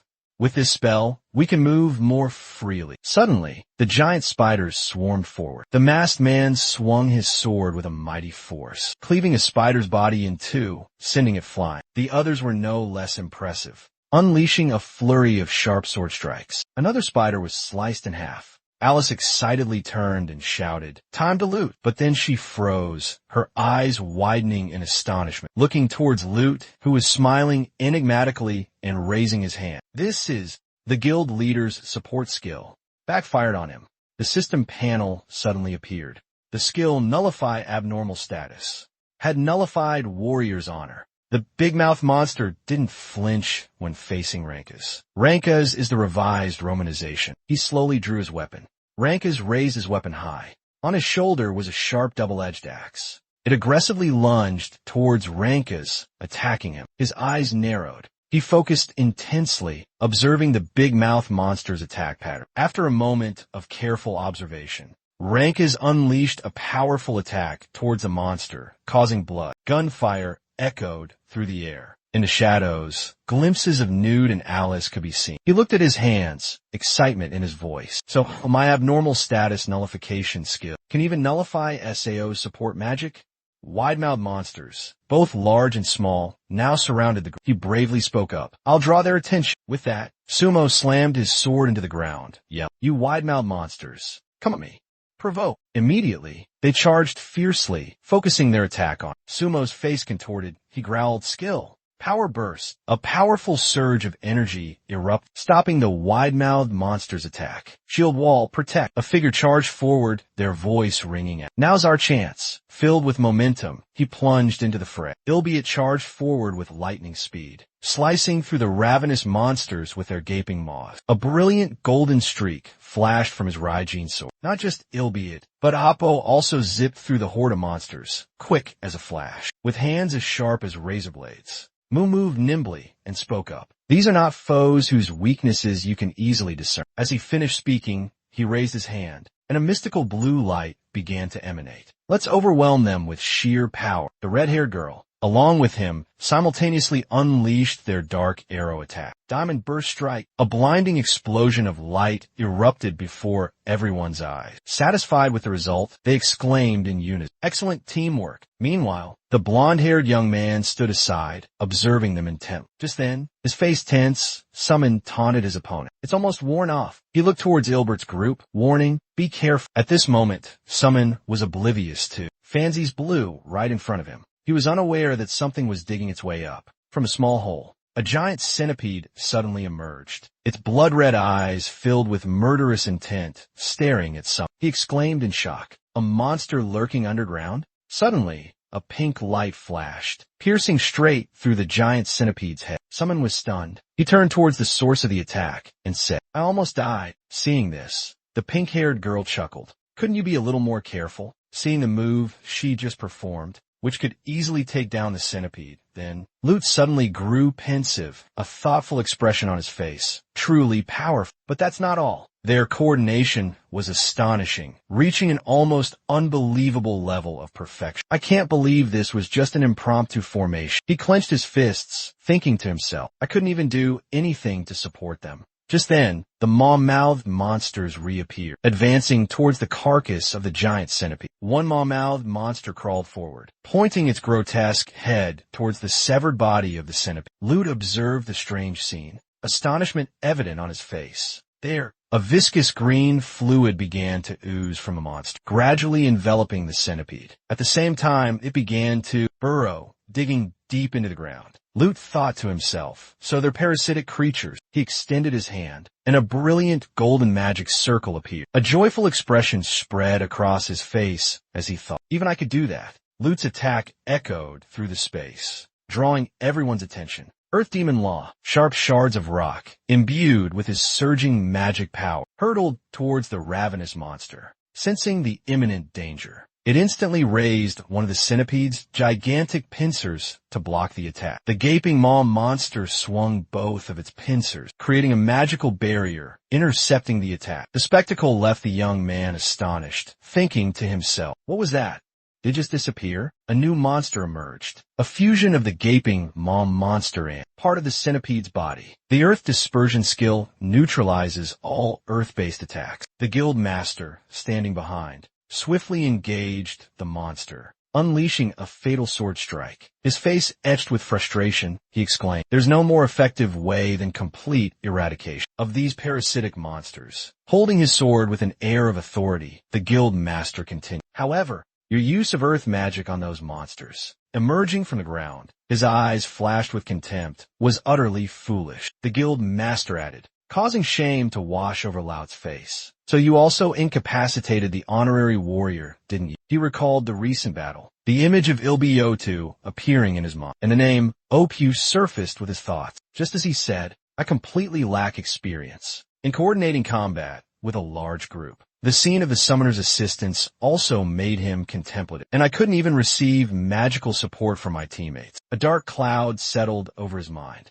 I was lost in thought. I'm just a useless burden. Suddenly, a voice rang out, catching his attention. "Hey kid," with lightning speed, a person appeared right in front of Lute and said, "Are you having trouble keeping up with this fight?" His face exuded confidence as he spoke. Coordinating with your teammates to defeat a powerful enemy is one of the basic lessons for any adventure. You can be smug about defeating me, but in the end, you're just a cleaner of residual evil. Someone like you truly doesn't deserve. His words were abruptly cut short when he met Alicia's sharp, indignant gaze. Alicia's piercing glare silenced him. A deafening explosion, accompanied by a blinding light, erupted in the distance, causing everyone to turn and look. Loncass emerged from the rubble. Upon seeing him, everyone cried out, "Loncass!" as if to reassure themselves and those around. Loncass spoke up, "I'm Phoenix." His sharp eyes and spiky hair conveyed a serious and bewildered expression. More importantly, Loncass said, his gaze fixed on the gaping maw of the monster. They were taking over the bodies of their own kind, one by one, forming a gigantic, gaping maw of a monster. Looking at it,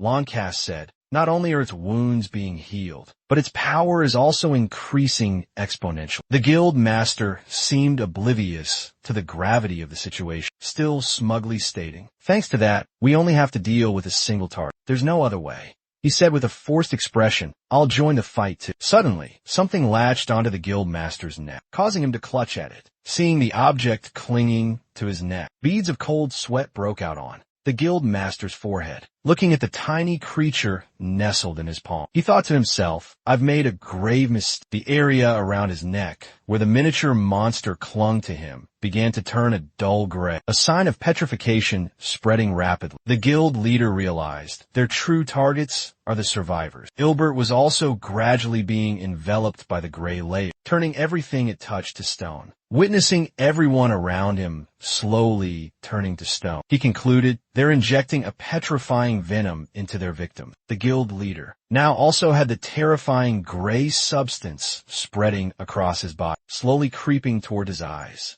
His final gaze was directed towards the monstrous creature with the gaping maw. By now, Loncash was completely petrified. Abort and Summon suffered the same fate. Guild leader Cuckoo and Christie couldn't escape the tragic end either, transformed into cold statues. The gigantic, gaping-mouthed monster stared at its motionless victim. Then from its arm, a sharp blade suddenly materialized. The colossal monster, its maw gaping wide, raised a razor-sharp blade. It unleashed a devastating attack, its full force directed at the petrified Ilbert. The monster's ferocious gaze shifted to Loncar's, also immobilized in stone. Too bad, but the monster's brutal attack missed its mark completely. Suddenly, gossamer threads materialized out of thin air, and a mysterious voice echoed. String control. The monstrous creature, its mouth agape, looked up in astonishment. Lute swiftly pulled the petrified individuals closer and said, just in time, the system suddenly announced, abnormal status nullifying skill activate. Abnormal status. The announcement continued. Petrification effect completely neutralized. Lute confidently declared,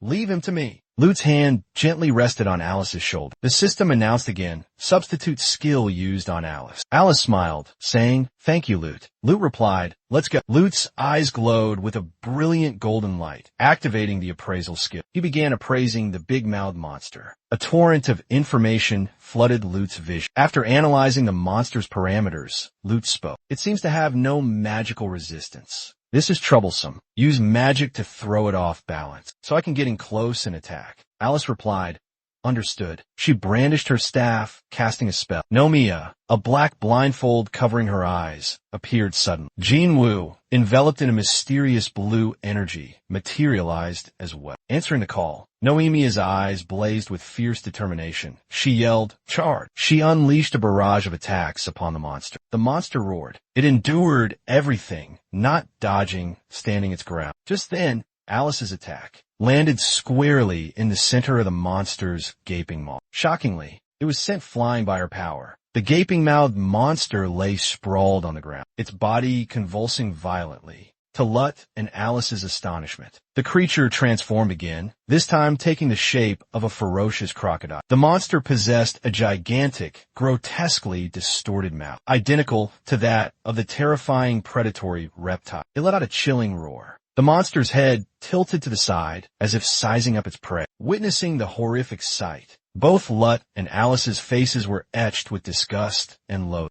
It transformed again. Lut exclaimed in horror. Alice gasped, "Disgusting. Revolting. I'll obliterate these monsters with a single blow," she shouted furiously. The monster opened its gaping maw, and from within, a swarm of smaller creatures poured out. This unexpected attack caught them completely off guard, putting Lut in immediate danger. Lut reached out. Finn, yellow lightning bolts crackling around his hand. "Thunderbolt shadow protection," he yelled. He gripped his sword tightly, standing behind Alice, protecting her, revealing a ferocious beast that roared in fury. Thunderbolt jacket. The powerful attack reduced the smaller monsters to ashes. The lesser monsters were incinerated by the fierce lightning, smoke billowing around. They fell like rain across the battlefield. Meanwhile, Loncast was completely petrified, small cracks beginning to appear on his hardened face. The attack was neutralized in the blink of an eye. The gaping-mouthed monster immediately seized the opportunity, launching its attack. It moved swiftly on all fours, charging forward, seeing the monster rushing towards them. Luca and Alicia immediately took up fighting stances, ready to meet it head-on. Both were ready for battle. Raising her staff, which emitted a soft glow, Alicia confidently said, "How about this?" The orb of light on Alicia's staff flew straight toward the gaping-mouthed monster, sending it flying into the air. The ground was plowed up, dirt and rocks exploding into fragments, debris scattered everywhere. Alicia's eyes followed the glutton. Then she spoke. "Now!" Lute, from behind Alicia, suddenly lunged forward, unleashing a lightning-fast attack towards the Shadow Walker. The glutton was sent flying high into the air. Its massive body began to fall back to the ground. But surprisingly, it moved with incredible agility. Through a bizarre transformation, a pair of enormous wings suddenly sprouted. These wings helped it control its body and maintain balance in midair. Now it hovered in the air. Lute quickly seized the opportunity, brandishing his sharp sword. He severed the glutton's head. Lute's face was etched with exhaustion. He was spent and struggling to stay on his feet. The glutton, despite being headless, seized the chance to exploit Lute's exhaustion. It lunged forward with its gaping maw, seemingly still alive. Loncast's figure flashed by like a gust of wind. Alicia, her face filled with worry, yelled, "Look out!" He lunged forward, intercepting the fatal blow just in time, and delivering a powerful counterattack. The gaping maw of the monster opened wide, only to be slammed against the wall with tremendous force. Upon seeing him, Lute gasped in surprise. His eyes filled with curiosity as he turned towards Lucas. He quickly asked how the man had managed to break free from the petrification. The man turned his head, looked at him, and replied, "I channeled the magic within my body. Thank you for buying us some time." The gaping maw monster struggled, pushing against the wall, slowly crawling towards Lute. Lucas' eyes darkened, his voice cold as he said, "Now let's end this." Lute replied, "Leave this to me." The blade in Lute's hand ignited with a brilliant fiery glow. He thought to himself, "Infuse my blade with magic power." It opened its gaping maw wide, charging straight towards the monster, who also opened its maw. The monster's gaping maw loomed before Lute. His gaze focused intently, locked onto his opponent. His eyebrows furrowed in concentration. The gaping maw of the monster hurtled towards him with terrifying speed, but Lute cleanly sliced it in two with his sharp blade. The two halves of the monster crashed to the ground, motionless. Looking at his fiercely burning blade, Lute thought to himself, "It seems I can finally control the amount of magic flowing into the sword." "Infuse the sword." Alicia urgently called out to Lute. Hearing her call, he responded immediately. Understood. Sharp claws suddenly sprouted from Lute's hand. He growled, I won't let you regenerate again. A dark purple dragon appeared behind Lute and roared. Poison sting. The gaping monster, caught off guard by the purple dragon's sudden attack, was relentlessly assaulted, causing it to shriek in pain. Its agonizing cries echoed throughout the space. Witnessing the scene before her, Alicia spoke with concern. The poison is spreading faster than its regeneration. What a formidable power. Lute proudly declared, this evil dragon. Alicia added with a grateful tone, it's truly amazing. If you didn't possess that special skill, the ability to dispel abnormal statuses, we would have been in real danger. Lang cast approach from behind, his voice low and serious. Lute, are you planning to reveal your secret to everyone? Lute looked towards his petrified teammates, Ilbert among them, and replied, what are we going to do now? I can't solve this problem without a proper explanation. That petrified summoner deserves an answer too, doesn't he? He said, that's right, and we can't keep hiding this forever. Go heal everyone, Lute. Time passed in the dark night, illuminated only by faint glimmers of light. After lifting the petrification from everyone, Lute stood before them and said, that's the whole story. Lang cast, with an impassive expression, uttered, that's hard to believe. But after witnessing your performance earlier, albeit standing beside him, his face etched with astonishment. That's amazing. He stepped forward, clasped Lute's hands firmly, and said, I've lived a long life,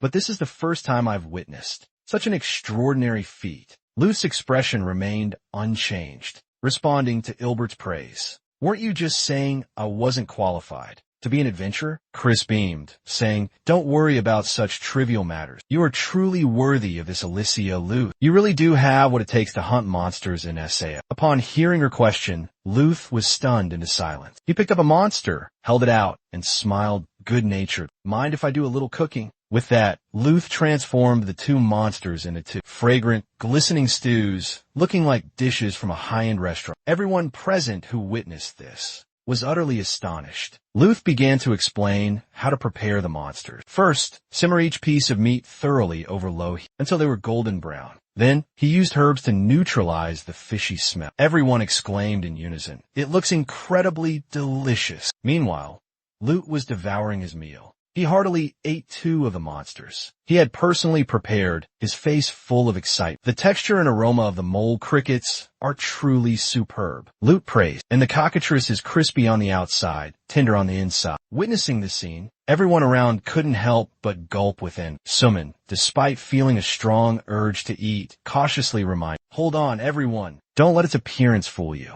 Another person added, but the aroma is truly enticing. Guildmaster Goda suspiciously asked Luth, that's strange. Do you also recover magic power by eating? While chewing with his mouth full, Luth replied to the old man, you see, this isn't magic power, it's mana. At this moment, a strange yellow energy surrounded him. The guild master, puzzled, pondered deeply. He wondered, mana, it doesn't have the evil aura of a demon, but rather it exudes a divine feel. He turned to Rankers, asking, Rankers, we don't have much information on the monsters in this lab. Should we retreat temporarily and wait for reinforcements? He replied firmly, no. The longer we hesitate, the further this labyrinth's cycle will progress. Luth finished eating, full of energy, clasped his hands in gratitude. Thanks for the feast. With such reliable comrades, we will conquer this labyrinth ourselves. As they walked, he and Alicia chatted. If the labyrinth's terrain doesn't change, we'll reach the boss room soon. Suddenly, they both stopped, exclaiming in unison. Everyone recalled the scene from moments ago. The chaotic escape, and suddenly realized something. Come to think of it, we completely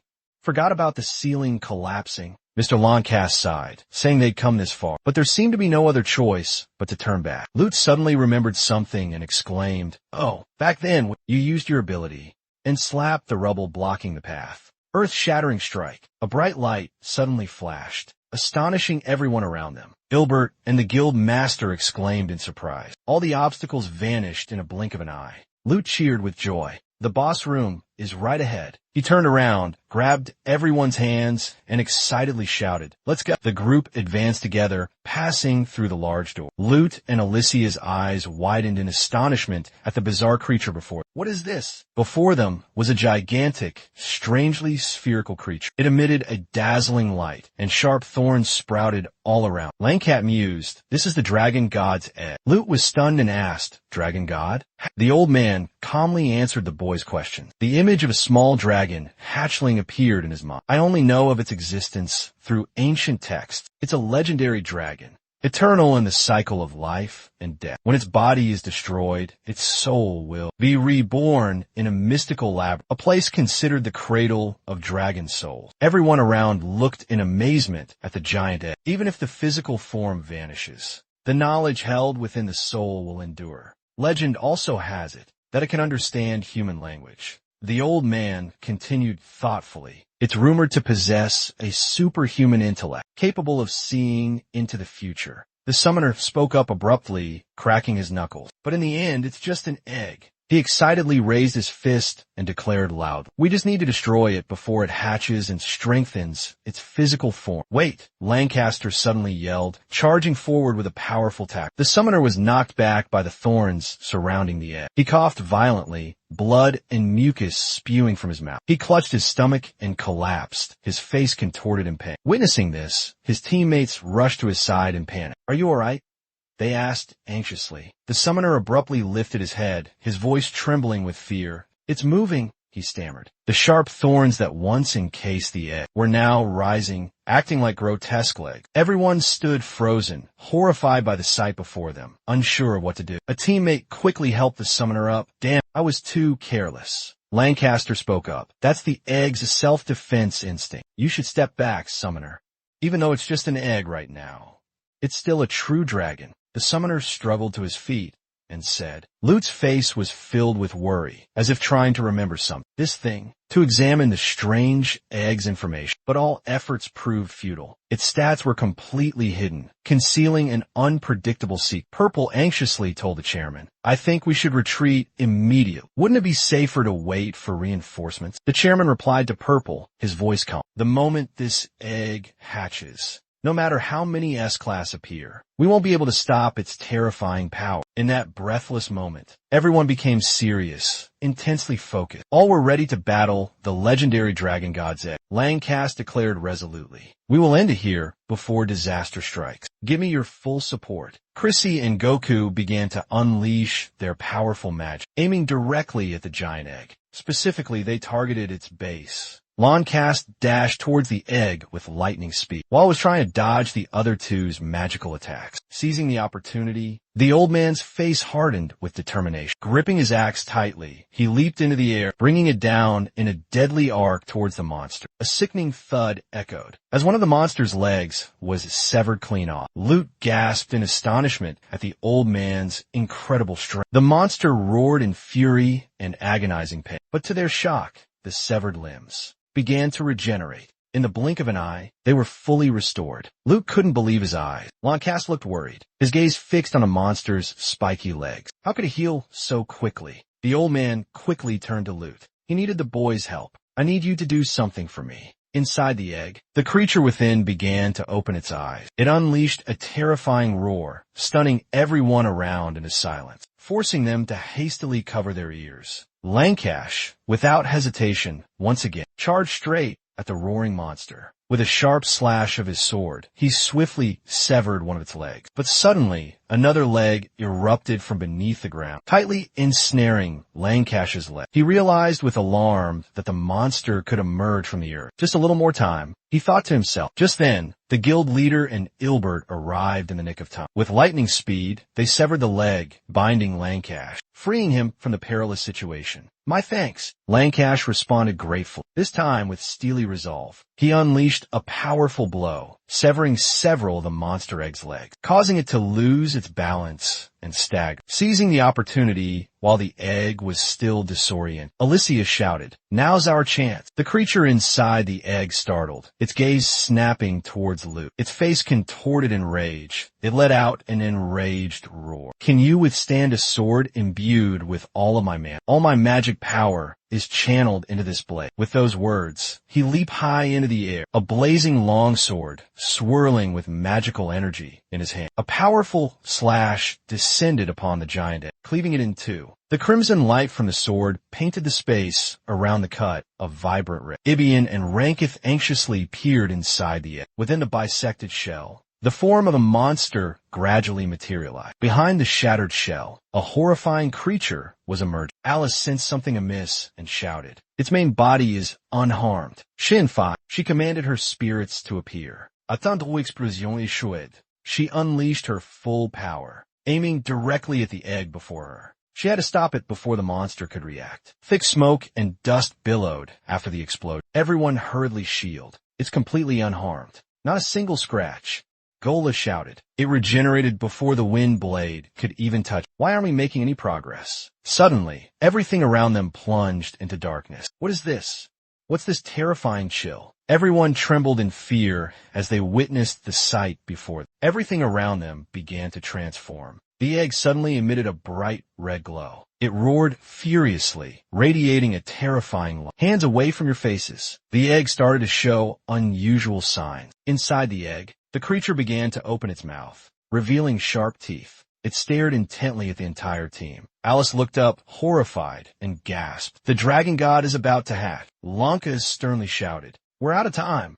We have to end this right now. Everyone around him looked at him. We'll finish it with a single blow. The opponent's regenerative ability is a threat, but its legs aren't very stable. He spoke, recalling the moment he slashed at the monster's leg. Everyone needs to attack simultaneously and create a small open. The guild leader will cover those on the right, he replied. Leave it to me. Don't waste time. We'll handle those on the left. Crazy eagerly joined the fray. Leave the front to us, Alicia responded. We'll take care of those on the left flank. Everyone charged forward, filled with fighting spirit. They rushed towards the monster without hesitation. Suddenly, countless sharp spines erupted from the bottom of the egg. It began firing those sharp spines toward the oncoming group. Gilbert and Per stopped short, dodging the incoming spines. Chrissy began to cast her magic barrier. A magical shield appeared in F, blocking a barrage of sharp thorns hurtling towards him at breakneck speed. Amidst the fierce battle, he suddenly glanced towards the defensive line. She bravely stepped forward, her voice filled with determination. I will protect you. Focus on attacking. Don't worry about me. Loncast, touched, replied. I'm deeply grateful. He powerfully raised his battle axe high. A roar echoed through the air. Charge. Onslaught. By increasing your magical power, your next attack skill will be doubled in power. Alice warned everyone. Loncast has activated Onslaught. While casting a spell, she worriedly said, but how can we determine the right moment to break its legs? A worried voice chimed in. Leave that to me. The boy began to unleash his latent abilities. His eyes suddenly turned a mystical blue, emitting a brilliant light. Behind him, the image of a majestic, colossal creature materialized. Raising his hand, he called out, Commander's skill. His power radiated outwards, penetrating the minds of everyone around him. He commanded with a resounding voice. Can everyone hear me? I couldn't help but laugh when I heard your voice, echoing directly in my mind. Whoa, Chris suddenly exclaimed with excitement. What an interesting ability. Lute used his ability to transmit a message to everyone. We're going to destroy its legs. As soon as the countdown ended, everything was ready. Everyone shouted in unison. Lute began the countdown. All around, everyone was prepared to unleash their magic. 5, 4, 3, 2, 1. All the monster's legs were severed, simultaneously by everyone's combined power. Lute observed carefully, then suddenly yelled, now. Langcast had finished channeling his power, ready to join the battle. He roared, unleashing his skill, Absolute Void. The egg was blasted by his tremendous power, creating a massive hole right in the center. The monster's blood erupted everywhere. The egg has been completely destroyed. Before the eyes of everyone, Mr. Lancaster gasped for breath, trying to stand firm after the resounding victory. Suddenly, he collapsed to the ground, exhausted from overusing his magic. The guild master quickly rushed to his side to help him. As much as I hate to admit it, without everyone's help, we wouldn't have been able to defeat this monster. How humble of you. Goku then ran to the summoner to report the situation, but it seemed that his life was not in danger. Lute cheered joyfully with his teammates. This is our absolute victory. While everyone was celebrating the victory, Bobo stealthily hid behind the monster's leg, thinking to himself, a bunch of fools. He turned around and looked back. Time to collect the dragon god's magic stones and make a huge profit. He rummaged around for a moment, then exclaimed in bewilderment, "What the hell is this?" Panic surged as he realized. The magic stones are gone. Suddenly, a spiky tail emerged from behind. He spun around, staring in terror at the menacing tail. The sharp tail lunged forward with lightning speed. It pierced Per, impaling him through the chest. A scream of agony echoed before he collapsed to the ground. A colossal creature with razor-sharp teeth suddenly materialized before him. It muttered, "This reincarnation is another failure, but not entirely useless." Its massive feet stomped on the ground. "This body cannot be sustained for long. I will have to wait for the next reincarnation." It glanced at Lute, who was talking with his teammates. "But before that, these insects dare to interfere with my reincarnation. All of them must die." Its eyes blazed with fury. The guild master suddenly He quickly drew his sword, loudly warning everyone. "It's not over. The danger from a monster hasn't completely disappeared." The monster suddenly reappeared before everyone's eyes, its body gruesomely stained with fresh blood. Before them stood a gigantic, ferocious monster. Lute hastily used his skill to read the monster's information, but all attempts were futile. IB trembled, fearfully exclaiming, "Ow, how is it still alive?" Alice calmly replied, "Perhaps it managed to burrow underground just as the attack." The monster roared furiously. "How dare you? Only humans would dare challenge the Lord." Lute stared at the monster in astonishment, yelling, "That monster, it's talking." Lon, with a worried expression, explained, "That's the leader of the dragon clan. A true-blooded dragon, Bragan. A creature said to be closest to the gods, and possessing the ability to understand human language." The monster continued to speak, its voice echoing through the space. "Isensa. Despicable presence among you humans. Something that is a hybrid between human and monster." It stood up straight, its arms outstretched menacingly. "Show me your strength.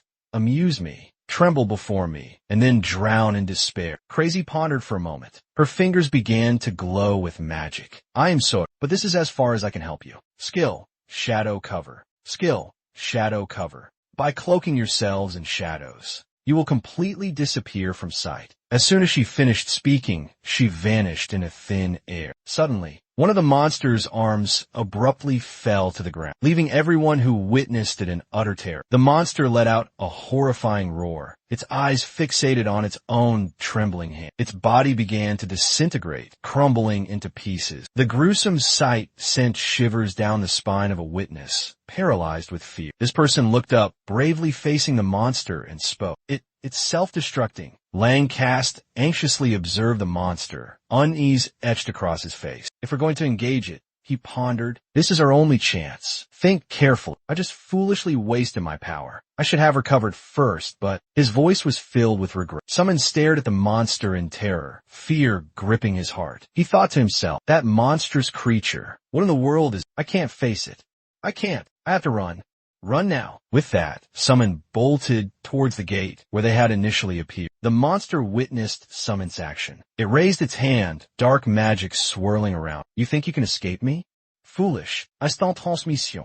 He used his power, snapping TH. He swung the massive pillar, charging straight towards the fleeing Summon, putting all his weight behind the fatal blow. He used the stolen pillar as a shield, completely blocking the escape route of those before. "You can't escape this outfit," he roared, "even with just one arm.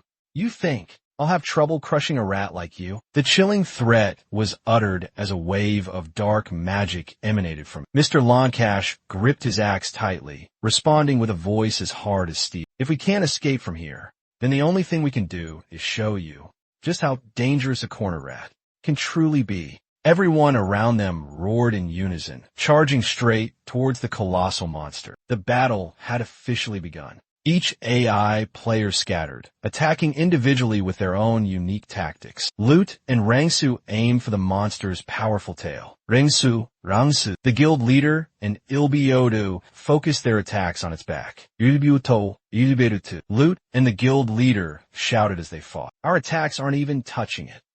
The monster effortlessly dodged the relentless onslaught of attacks. It felt like it was reading our minds, predicting our every move. The monster looked down with contempt, its voice dripping with sarcasm. "Is this all you've got? Show me something more." With a furious roar, the monster unleashed a terrifying wave of dark energy. The skill Heaven-Splitting Impact was unleashed. The monster's power exploded, radiating menacing crimson S, knocking down everyone around him.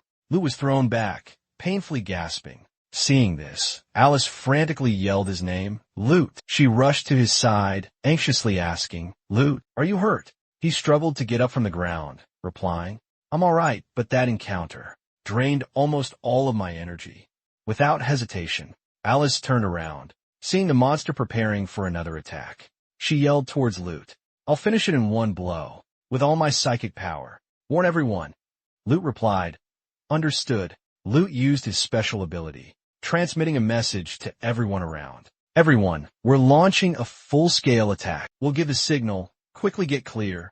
After listening intently, the chairman nodded, indicating he understood the situation. He returned to Alicia's side. Alicia closed her eyes, focusing her energy, and said, Lend me your strength. Clutching her staff tightly, she gathered everyone's energy into it. Meanwhile, the monster continued its advance, shattered columns collapsing towards Alicia's teammates. Alicia finished gathering the energy and shouted Lute. Lute used his ability and signaled everyone, indicate the time to counterattack. The colossal monster had come. Now, attack. Alicia unleashed all her power in a direct attack towards the monster. In the blink of an eye, the monster was caught off guard, struck by Alicia's explosive power. An earth-shattering explosion erupted. Ilbert quickly shielded his face with his hand and exclaimed, Is it over? However, right before their eyes, the colossal monster, despite having its limbs severed, stubbornly clung to life. And even more terrifying, it stood there, glaring at them with blood-red eyes. The guild leader remained calm, coolly replying, Not yet. The monster roared in fury, raising its arm to strike back. It bellowed, Perhaps I was too careless. Alicia anxiously observed the perilous situation unfolded. Suddenly, Lankas charged in, raising his sharp axe high above his head, preparing to deliver a fatal blow to the monster's head. But unfortunately, the monster detected Lankas in time and brutally slammed him to the ground with its tail. Cuckoo screamed out his name in terror. Lankas! He rushed forward, using his special ability to temporarily bind the monster. Damn it! Binding! Vines sprouted from Cuckoo's power, emerging from the earth, tightly constricting the monster's body. At that moment, Ibort leaped from behind, swinging his sword, ready to finish off the monster. How about this? Suddenly, a snapping sound echoed.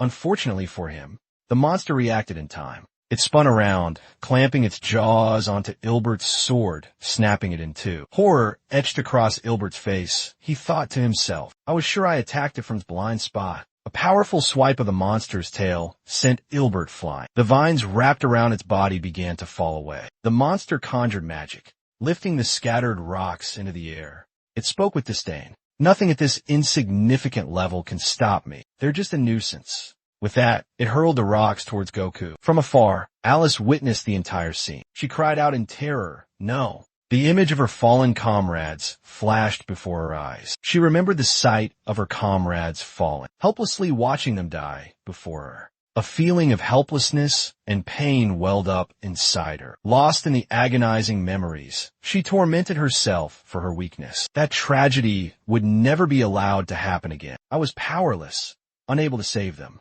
After striking down Alicia's comrade, the monster turned, its gaze fixed on her with murderous intent. Terror and despair were evident in her eyes. Listening to the monster's final threat, a chilling respect unexpectedly emerged. I will annihilate all, and use them to nourish my intellect. Lute nearly buckled to his knees, his face etched with pain and helplessness. We can't possibly defeat it. They stood before the grotesque statue, silently contemplating if they could buy some time and escape through the magic circle. At the center of the labyrinth, suddenly Lute panicked, raising his hand in a desperate attempt to stop her. He yelled, activating his flow control skill, and his eyes sharpened a glint of completely powerless. He couldn't understand what was happening. The colossal monster appeared right before his eyes, so close, yet he could do nothing. Anxiety and desperation washed over him. Lute's abilities were still inactive. Is Lute out of energy? He exclaimed in despair. The hideous green monster was attacking everyone. The damage was immense. He gritted his teeth, Frustration and helplessness etched on his face, but a glimmer of hope remained. He thought to himself, at this rate, we'll be completely wiped out. I need to help him recover his energy. But how? Suddenly, Lute noticed something. A thick, viscous liquid was oozing from the eggshell. Lute was lost in thought, then suddenly froze. The ferocious green monster unleashed a fiery attack. Alicia's face was filled with worry. He commanded his close companion, the spirit Jean Pai, his loyal guardian angel, to attack the ferocious monster. Meanwhile, a mysterious power amplified Alicia's attack. Guild leader Gola bravely stepped forward, joining the battle. He swung his sharp sword, slashing fiercely at the terrifying monster. The blade ripped through the air, creating a swirling vortex. The battle raged fiercely. A brutal confrontation, neither side yielded. This was the essence of earth magic, raw and untamed power. Suddenly, a mystical blue light erupted from the ground, radiating mesmerizing beauty, slicing through the air and water projectiles. The light struck Alicia and Guild leader Gola with terrifying force. At the same moment, Guild leader Gola raised his sword in front of him, narrowing his eyes at the hideous monster. The two sides, good and evil, faced each other in a battle to the death. Guild leader Gola spoke, posing a cryptic question. How does it possess such a diverse range of skills? The monstrous creature glared at the two with murderous intent. What will happen next? In the monster's hand, a jade-green light flickered. It braced itself, ready to face the oncoming enemy. Chairman Gola squeezed his eyes shut, unable to bear the horrific sight, but he still murmured, "That's the ultimate desperation of Lancash." The thought echoed in his mind. This is the power of the dragon that governs intellect. He narrowed his eyes, turning to Alicia as he continued. But it definitely has a weakness in its defense. If we counterattack, the decisive moment had arrived, and Alicia resolutely stood. With newfound determination, she bravely replied, "I'll help you." She raised her weapon high, summoning the power of the Wakian mistletoe. On the other side, Chairman Gola also took action. Gripping his sword tightly with both hands, he closed his eyes and chanted, "Rain word thundersword." With reckless courage, he gripped his sword tightly, charging straight towards the ferociously attacking monster. "Take this." The monster's livid face was truly gruesome and terrifying. Guild leader Gola Fiza charged in like a moth to a flame. But then, he realized something was amiss.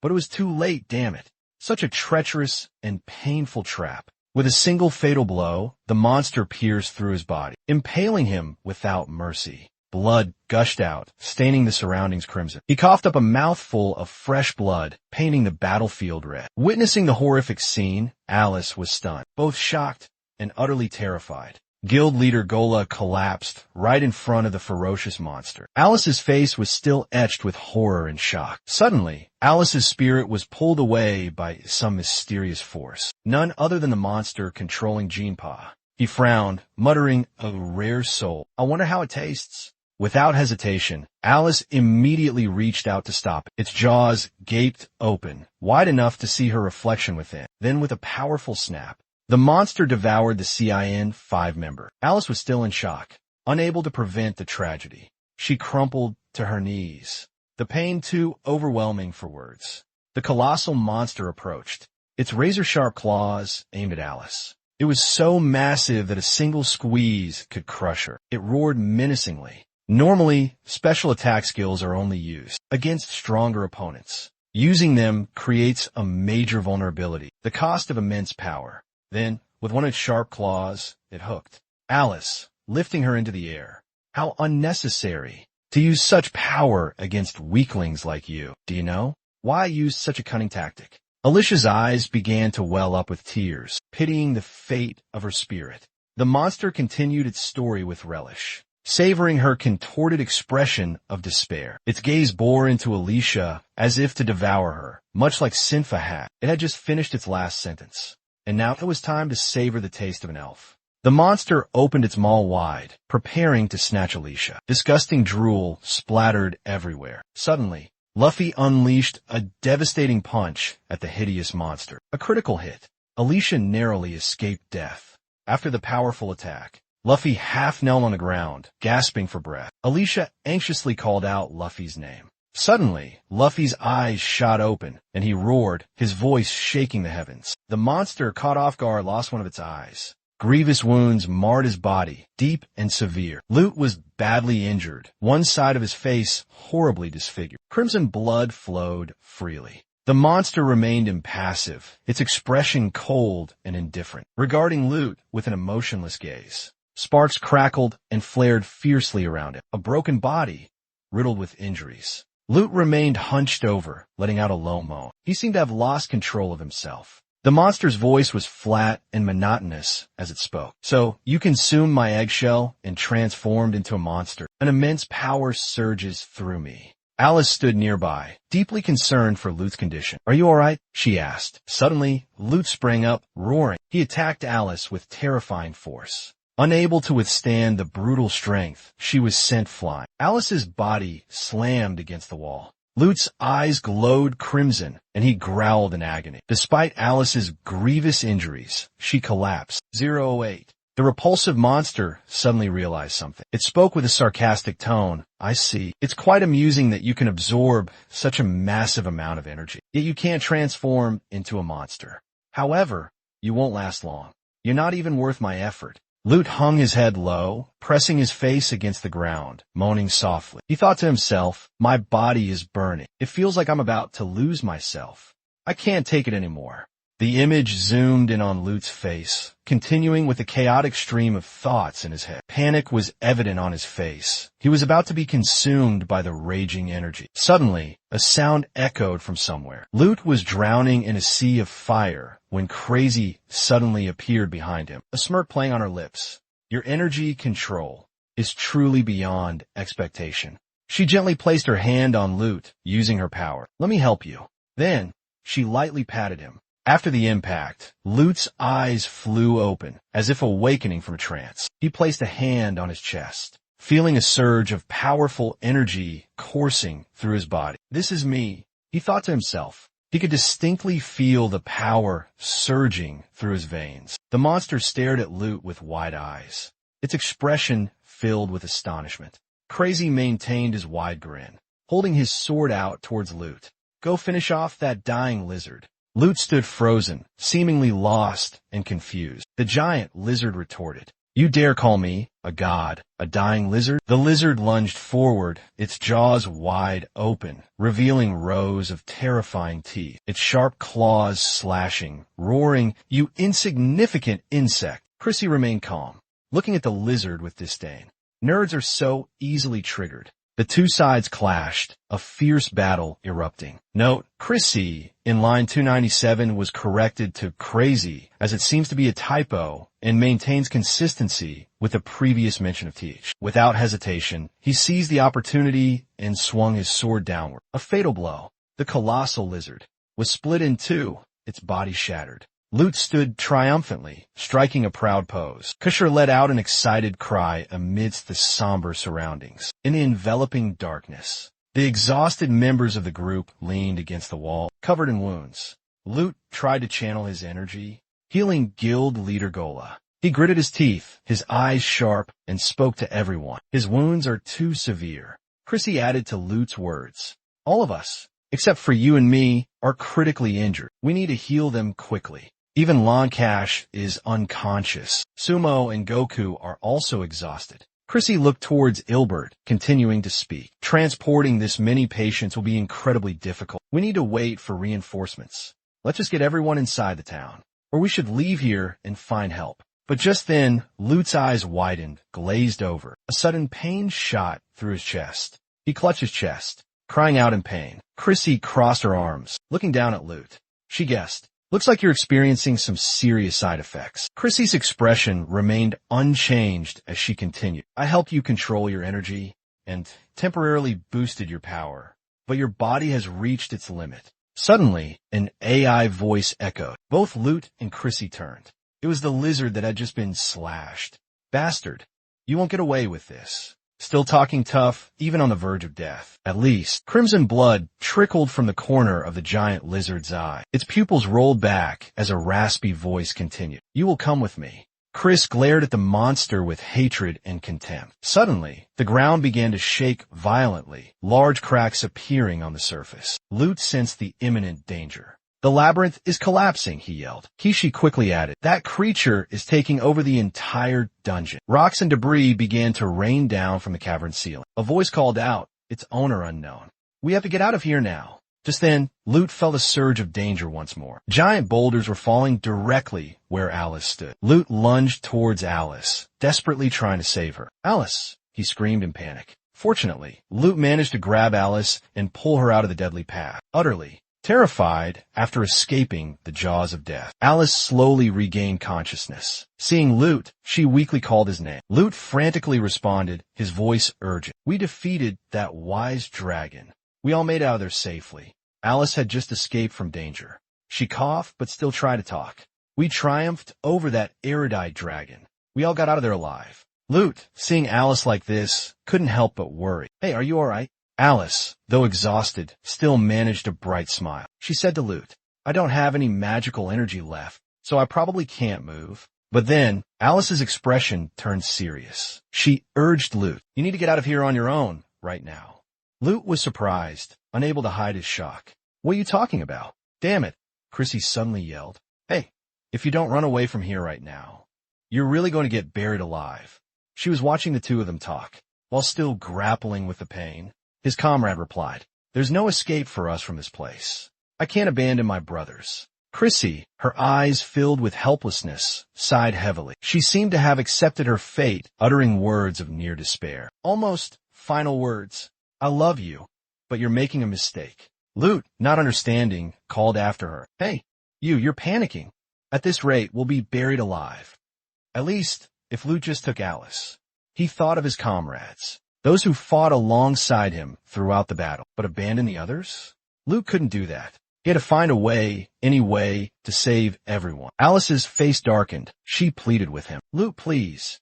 I beg you go." His voice trembled as he replied, "No." Alicia suddenly yelled at Lute, demanding he leave this dangerous place immediately, as fast as possible. "I did it," she choked out, her eyes glistening with tears as they streamed down her cheeks. "It was their dying wish, our fallen comrades." Because they knew. Langcat continued, his voice heavy with sorrow. "Run, Lute." He turned, shouting the man's name. "Langcat." Lute cried out, "You must keep living as long as he remains an explorer. Losing comrades is inevitable on this path, and it will happen again and again." Lute's face became somber, lost in thought. Langcat's voice grew sterner than ever. "If those who are fated to fall don't defy destiny, then they have nothing to be proud of in death." Those cryptic words left Lute stunned, deep in contemplation. In the midst of this perilous situation, several bizarre, colossal creatures suddenly appeared. 1, 2, 3, 4, 5, 6. A quick count revealed at least 6 monsters with gaping maws, full of razor-sharp teeth, approaching Tage. Gilbert appeared suddenly from out of nowhere. The maze's monsters had regrouped, more ferocious than ever. Lute, stunned by the sight before him, suddenly turned and yelled, "Gilbert!" He, after a moment of shock, regained his composure. Gilbert roared, signaling everyone to prepare for battle. "Positions. Swords up. No one has to die,"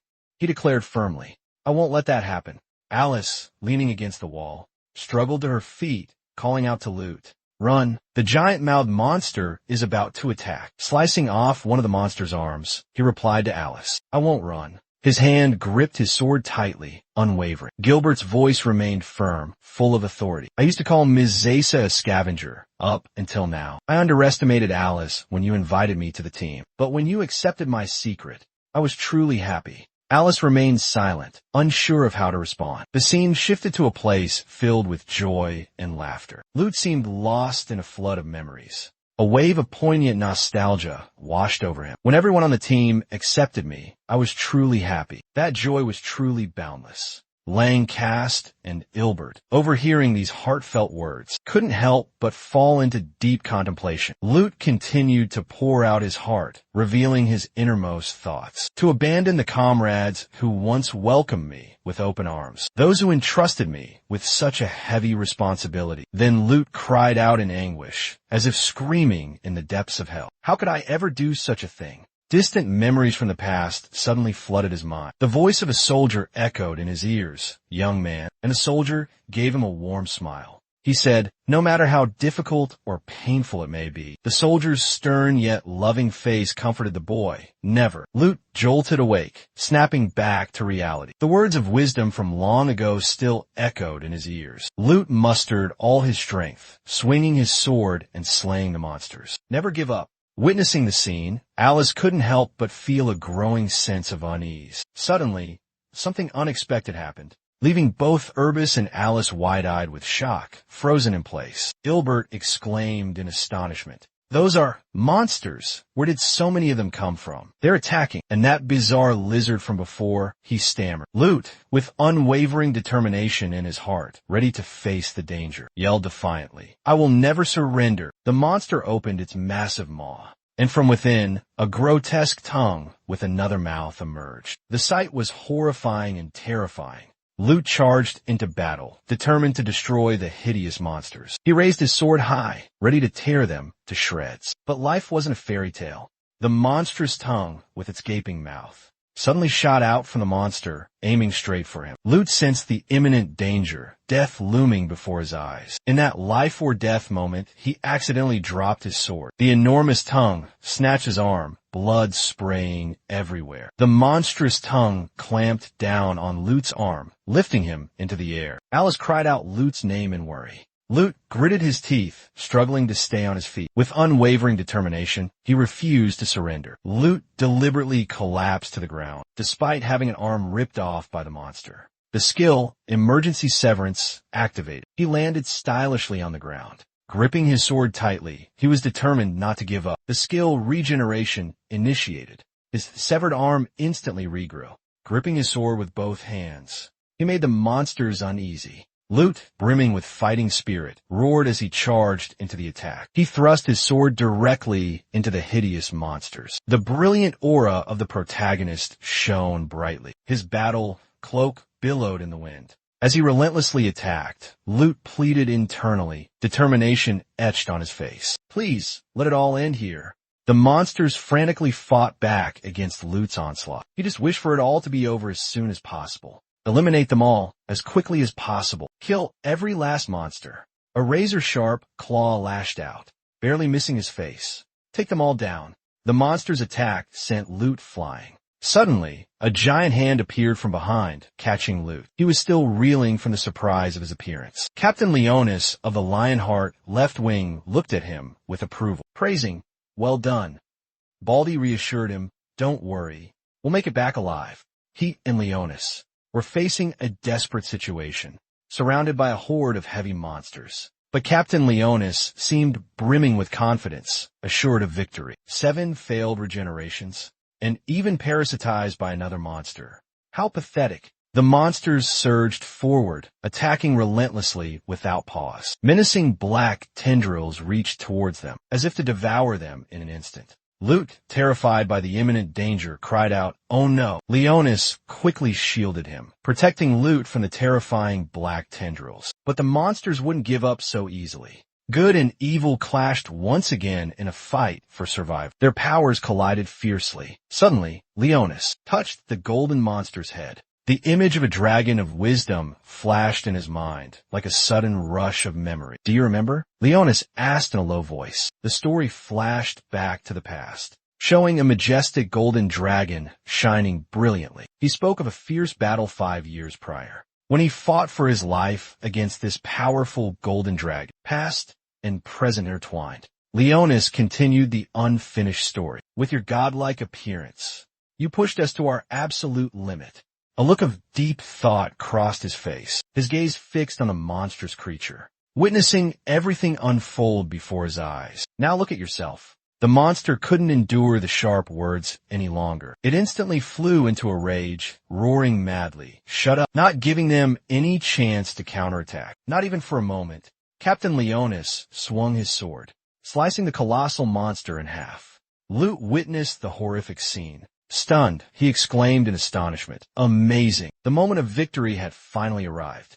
Lute admired the man before him, a man of prestigious S rank. Having accomplished the glorious feat, He lightly placed his sword on his shoulder, breathing a sigh of relief. That was close. But rocks from the cave ceiling continued to fall relentlessly. Lute frowned at the lingering danger. Alicia was still trapped beneath the rubble, unable to escape. Danger was imminent. Alicia, her face etched with despair, shouted a warning about the imminent danger, freezing the entire purgatory area as the massive chunk of ice nearly crushed her. It abruptly stopped midair. Lute rushed to Alicia's side, while she was still stunned, unsure of what had just happened. Bang! The sudden collapse stopped. This technique is... And it seems like there's an AI voice. It's Serena, complaining about the monsters that just got ascended. Some disgusting monsters are groaning horribly. Her face clearly showed annoyance. Leonis smiled at Serena, expressing his gratitude. Serena replied with a complaint. That Leonis is always too hasty.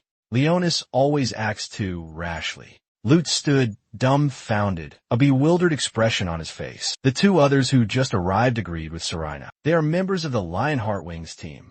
Yeah, I feel the same way about Serena. Her gaze shifted towards Alicia, who was looting. She seemed to recognize a familiar face. She happily shook Alicia's hand. A bright smile bloomed on her lips as she reunited with her old friend Alicia after so long. It's been a while, Alicia. Alicia offered her hand to Serena, calmly saying her name. Serena stopped complaining about the Leonis monsters, but continued her lament. You guys are such a mess, she exclaimed. She ordered August to stand behind her. Quickly heal everyone. August readily replied, Leave it to me. He began to cast his magic, chanting an incantation. Holy light of healing. He stood tall, his hands raised toward the sky, striking a majestic pose as he chanted. He continued the incantation. The pain in their bodies gradually faded away. Alice and even Lancash felt this miraculous change. Ilbert couldn't help but admire August's power, approached him, and exclaimed in astonishment, This healing magic has such a wide range. Augustus responded with a gentle smile, focused on healing guild leader Gola. Augustus then placed his hand, glowing with magic, onto the guild leader's wound. High-level soul healing, he murmured. After being healed, the guild leader's complexion gradually turned rosy. His breathing also returned to normal. After completing the healing, Augustus didn't forget to inform and instruct everyone. I have healed everyone's wounds. However, your physical strength and magical energy have not fully recovered yet. Please rest for a bit. Then he looked in another direction, his voice deepening. However, there's someone who seems to have turned to stone, leaning against the stone wall. Augustus seemed to be referring to this person. Those who have lost their souls cannot be resurrected. Leonis rallied everyone, signaling them to move forward. Now, let's escape this labyrinth. The members of the Lionheart squad began guiding the others out. Agus also enthusiastically assisted everyone. Leonis carefully instructed. Those AIs who cannot move rely on the others. Another squad member, possessing extraordinary strength, carried 3 people on their back at once. Lute gently supported Alicia. The two exchanged a warm smile. Taking one last look at the tragic scene left behind, they felt no lingering attachment. Let's go, Leonis said. Let's go home. The group silently departed the labyrinth. As night fell, they stopped to make camp and rest. Leonis raised a golden gem in his hand and spoke. This is a fragment of an outfit, the soul of the wise dragon. The gem emitted a soft, shimmering golden light, beautiful and mystical. He continued his explanation. After a long, drawn-out period, it will heal its own soul and be reborn. Leonis began to recount the legend of the dragon. Outfit, the dragon of wisdom, was defeated by the Lionheart Wings 5 years ago. Exactly 5 years ago. The captain stared intently, still muttering. Soul. Its soul was sealed at that time, and kept under strict guard at the royal capital. Listening to Leonis's story, Lancash still couldn't quell the doubt in his heart. But why would it revive in Verusa, such a remote town? He replied with an impassive look. Recently, the royal capital's vault was infiltrated by that AI. Lancash was stunned, almost unable to believe what he had just heard. What? Leonis's voice became lower and more serious than ever. The revival is an artificial phenomenon created within the mysterious labyrinth, all orchestrated by a sophisticated AI system. A thoughtful expression flickered across Lancash's face, as if he had realized something crucial. Elsewhere, Serena and Alicia were sharing their innermost youthful thoughts. Serena looked at Alicia with a regretful gaze, thinking it was a shame. If Alicia joined the Lionheart division, we would be unstoppable. Hearing this, Alicia humbly replied to Serena, "My abilities have diminished. Moreover, my goals are different from everyone else's." She shared her true feelings with Serena. "This conquest has made me realize my own weakness."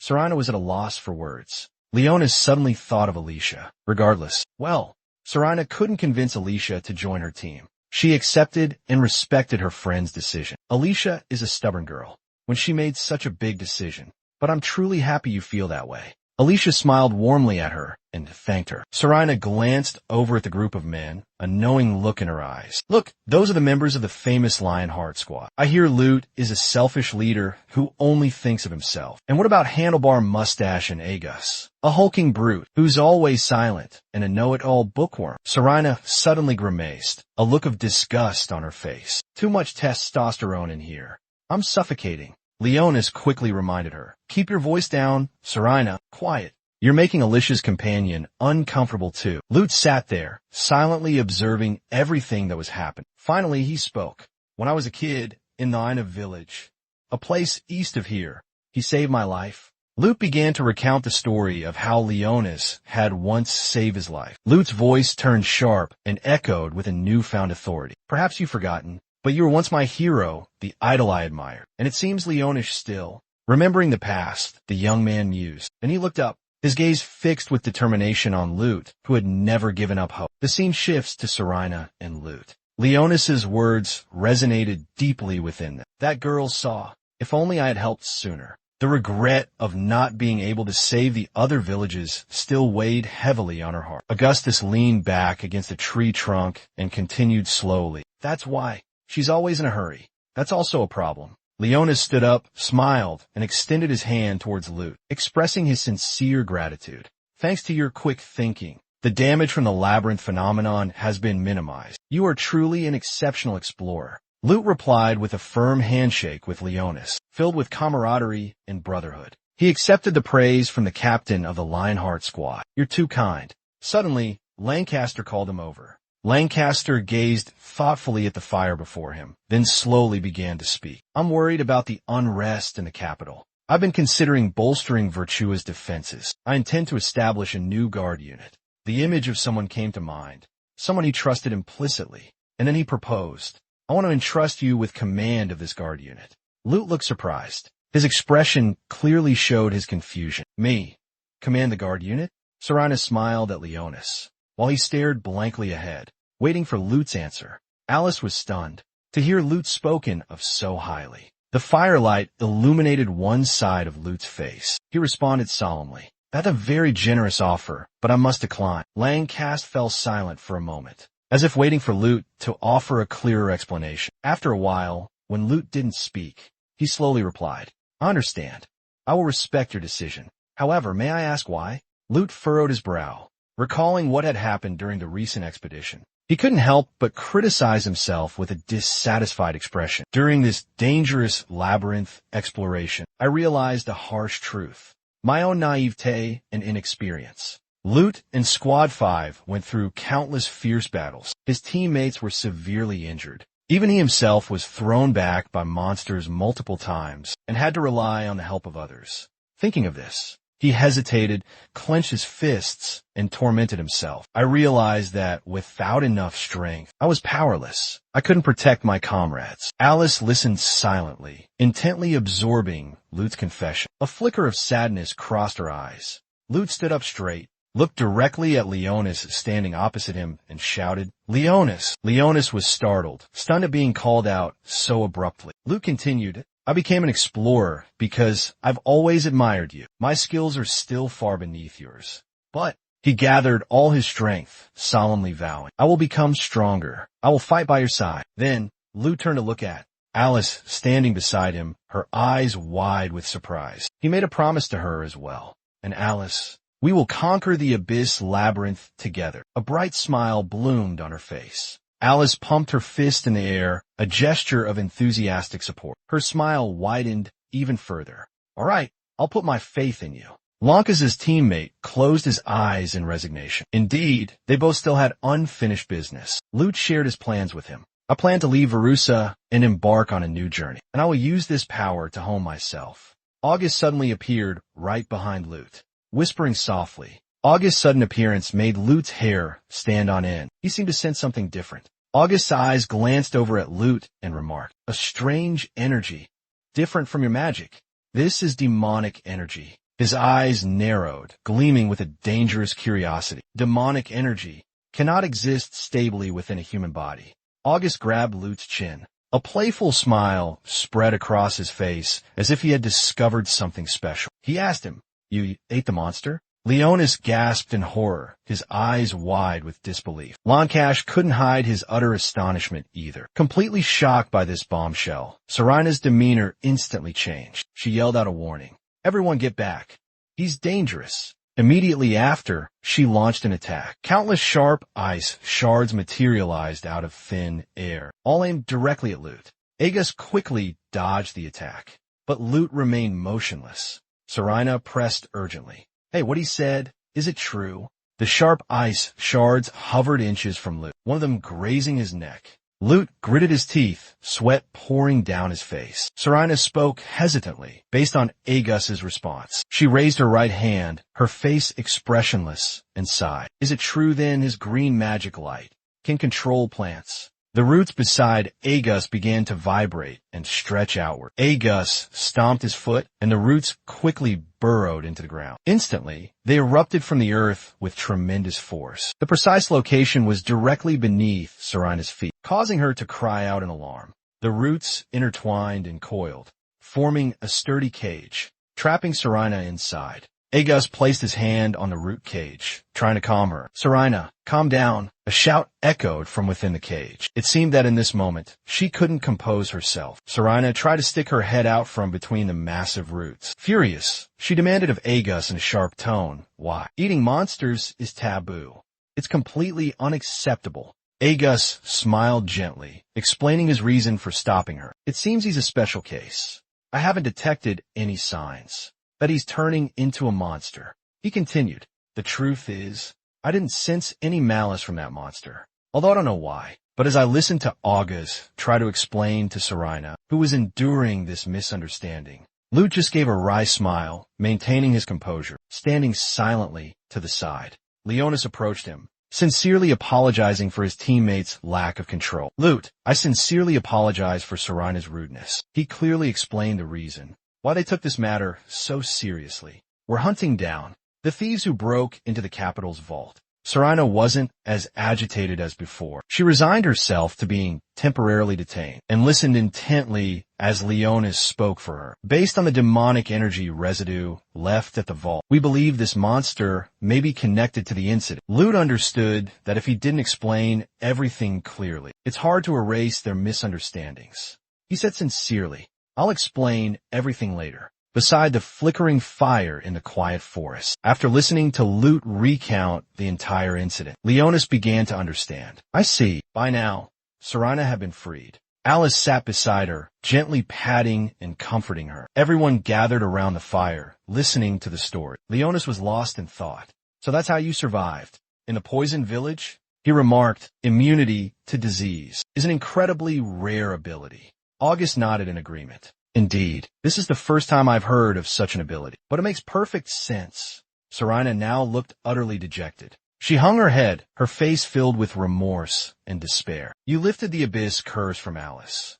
And what's more, Lute suddenly interrupted her. He reassured her that it was a perfectly normal reaction. August abruptly approached Lute. With the curious gaze of a scientist engrossed in research, he intently observed Lute as if studying a unique specimen. By absorbing monster flesh, he can replicate their abilities. After carefully observing Lute, August stepped back, leaning against a tree trunk. He turned, lost in contemplative analysis. In other words, just because he eats a fish monster doesn't mean he can breathe underwater. Leonis joined in the study of Lute, stroking his chin with a thoughtful expression. He can learn the skills, but he doesn't inherit the biological traits of a monster. Behind them, August nodded vigorously, in complete agreement with this explanation. Thinking that, he turned to Alice and asked, "Do you eat monster meat?" Alice was astonished. What? What did you say? Eat monster meat? Memories of seeing the spoils of battle suddenly flashed in her mind. The monster cores looked incredibly tempting back then. She had craved them so much her mouth nearly watered. Alice quickly waved her hand, trying to dismiss those embarrassing images. She stammered,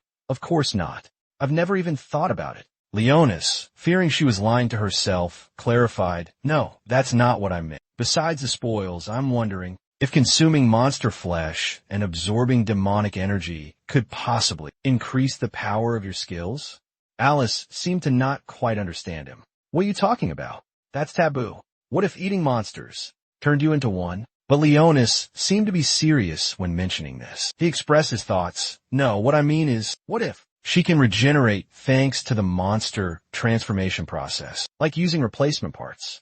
Alice suddenly understood. She hummed softly, but didn't say anything more. Just then, Lute spoke up.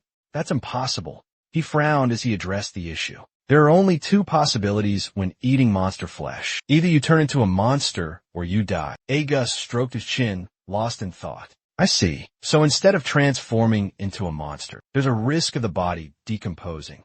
Lute recalled his own experience. "The first time I ate monster flesh," he continued, "a tremendous surge of energy coursed through my body. With such a powerful energy, it was obvious I couldn't control it. And I completely lost control," he said. Lute's eyes were filled with hatred. At that moment, he almost lost his sense of humanity. "All that remains is a burning desire for revenge, and the faces of those who betrayed me. It was this hatred that fueled my body to keep living, to keep fighting." After recounting his painful past, Lute added a crucial piece of information. "Now, I no longer experience any side effects from absorbing demonic energy." Agus observed Lute intently, his sharp gaze assessing. "So, your body has fully adapted to demonic energy?" Recalling his previous violent reaction, Lute offered more information. "Furthermore, there have been cases where the host was manipulated by the demonic energy." Leonis was stunned by this shocking revelation. "I understand. There's still so much we don't know about demonic energy." August concluded, "It seems we shouldn't tamper with it carelessly." Suddenly, Leonis's expression shifted, worry etched on his face. He remained silent, not saying a word. He stood up, his gaze fixed on Lute. "If you're going to talk about power, then show me. Let me see what you've got." Leonis gripped the hilt of his sword. "I understand the theory, but there's still so much we don't know about demonic energy. If we truly want to explore it." His gaze shifted to Lute. "Why don't we let our swords do the talking?" Faced with Leonis's proposal, Lute felt a surge of anxiety. His opponent was clearly much stronger. Leonis drew his sword, a thrill of anticipation in his voice. "We're adventurers, aren't we?" In the dead of night, a strange sound pierced the quiet forest, a sudden and unsettling noise. The echoing sound startled the horned rabbits. The level 8 horned rabbits seemed to have seen something terrifying. They bared their fangs and claws, displaying aggression. It turned out Leonis and Andis had swiftly closed in, appearing right before the horned rabbits, causing them to tremble in utter terror. Their eyes were filled with a pitiful plea, as if begging for forgiveness. In the blink of an eye, the scene had changed. A fragrant dish of herb-roasted horned rabbit was ready. Lute enjoyed the meal and expressed his gratitude. He continuously hummed in delight as he chewed. Obtained 10 horned rabbit jumping ability points. Watching Lute eat with gusto, Serena spoke with a teasing tone. "Didn't have to lift a finger, did you?" Unable to hide her ravenous hunger, she complained about having to use items or rest to recover her magical energy. Alicia, also feeling famished, replied, "Recovering magic by eating. How convenient." After finishing the meal, Lute cheerfully declared, "My magical energy has been fully restored." Seeing this, Leonis curiously spoke up. "You'll be all right after eating, right?" Lute quickly replied with a thank you. "Actually, I'm feeling great." Next, Agus spoke while casting a spell. "Well then, the hidden arena will transport its subject to a separate dimension, a place overflowing with the energy of plants. No one can interfere with this special space, and it only activates with the permission of the person being transported." He gently extended his hand, inviting them in. "So please step inside." He immediately accepted the invitation, stepping into the space within the gate.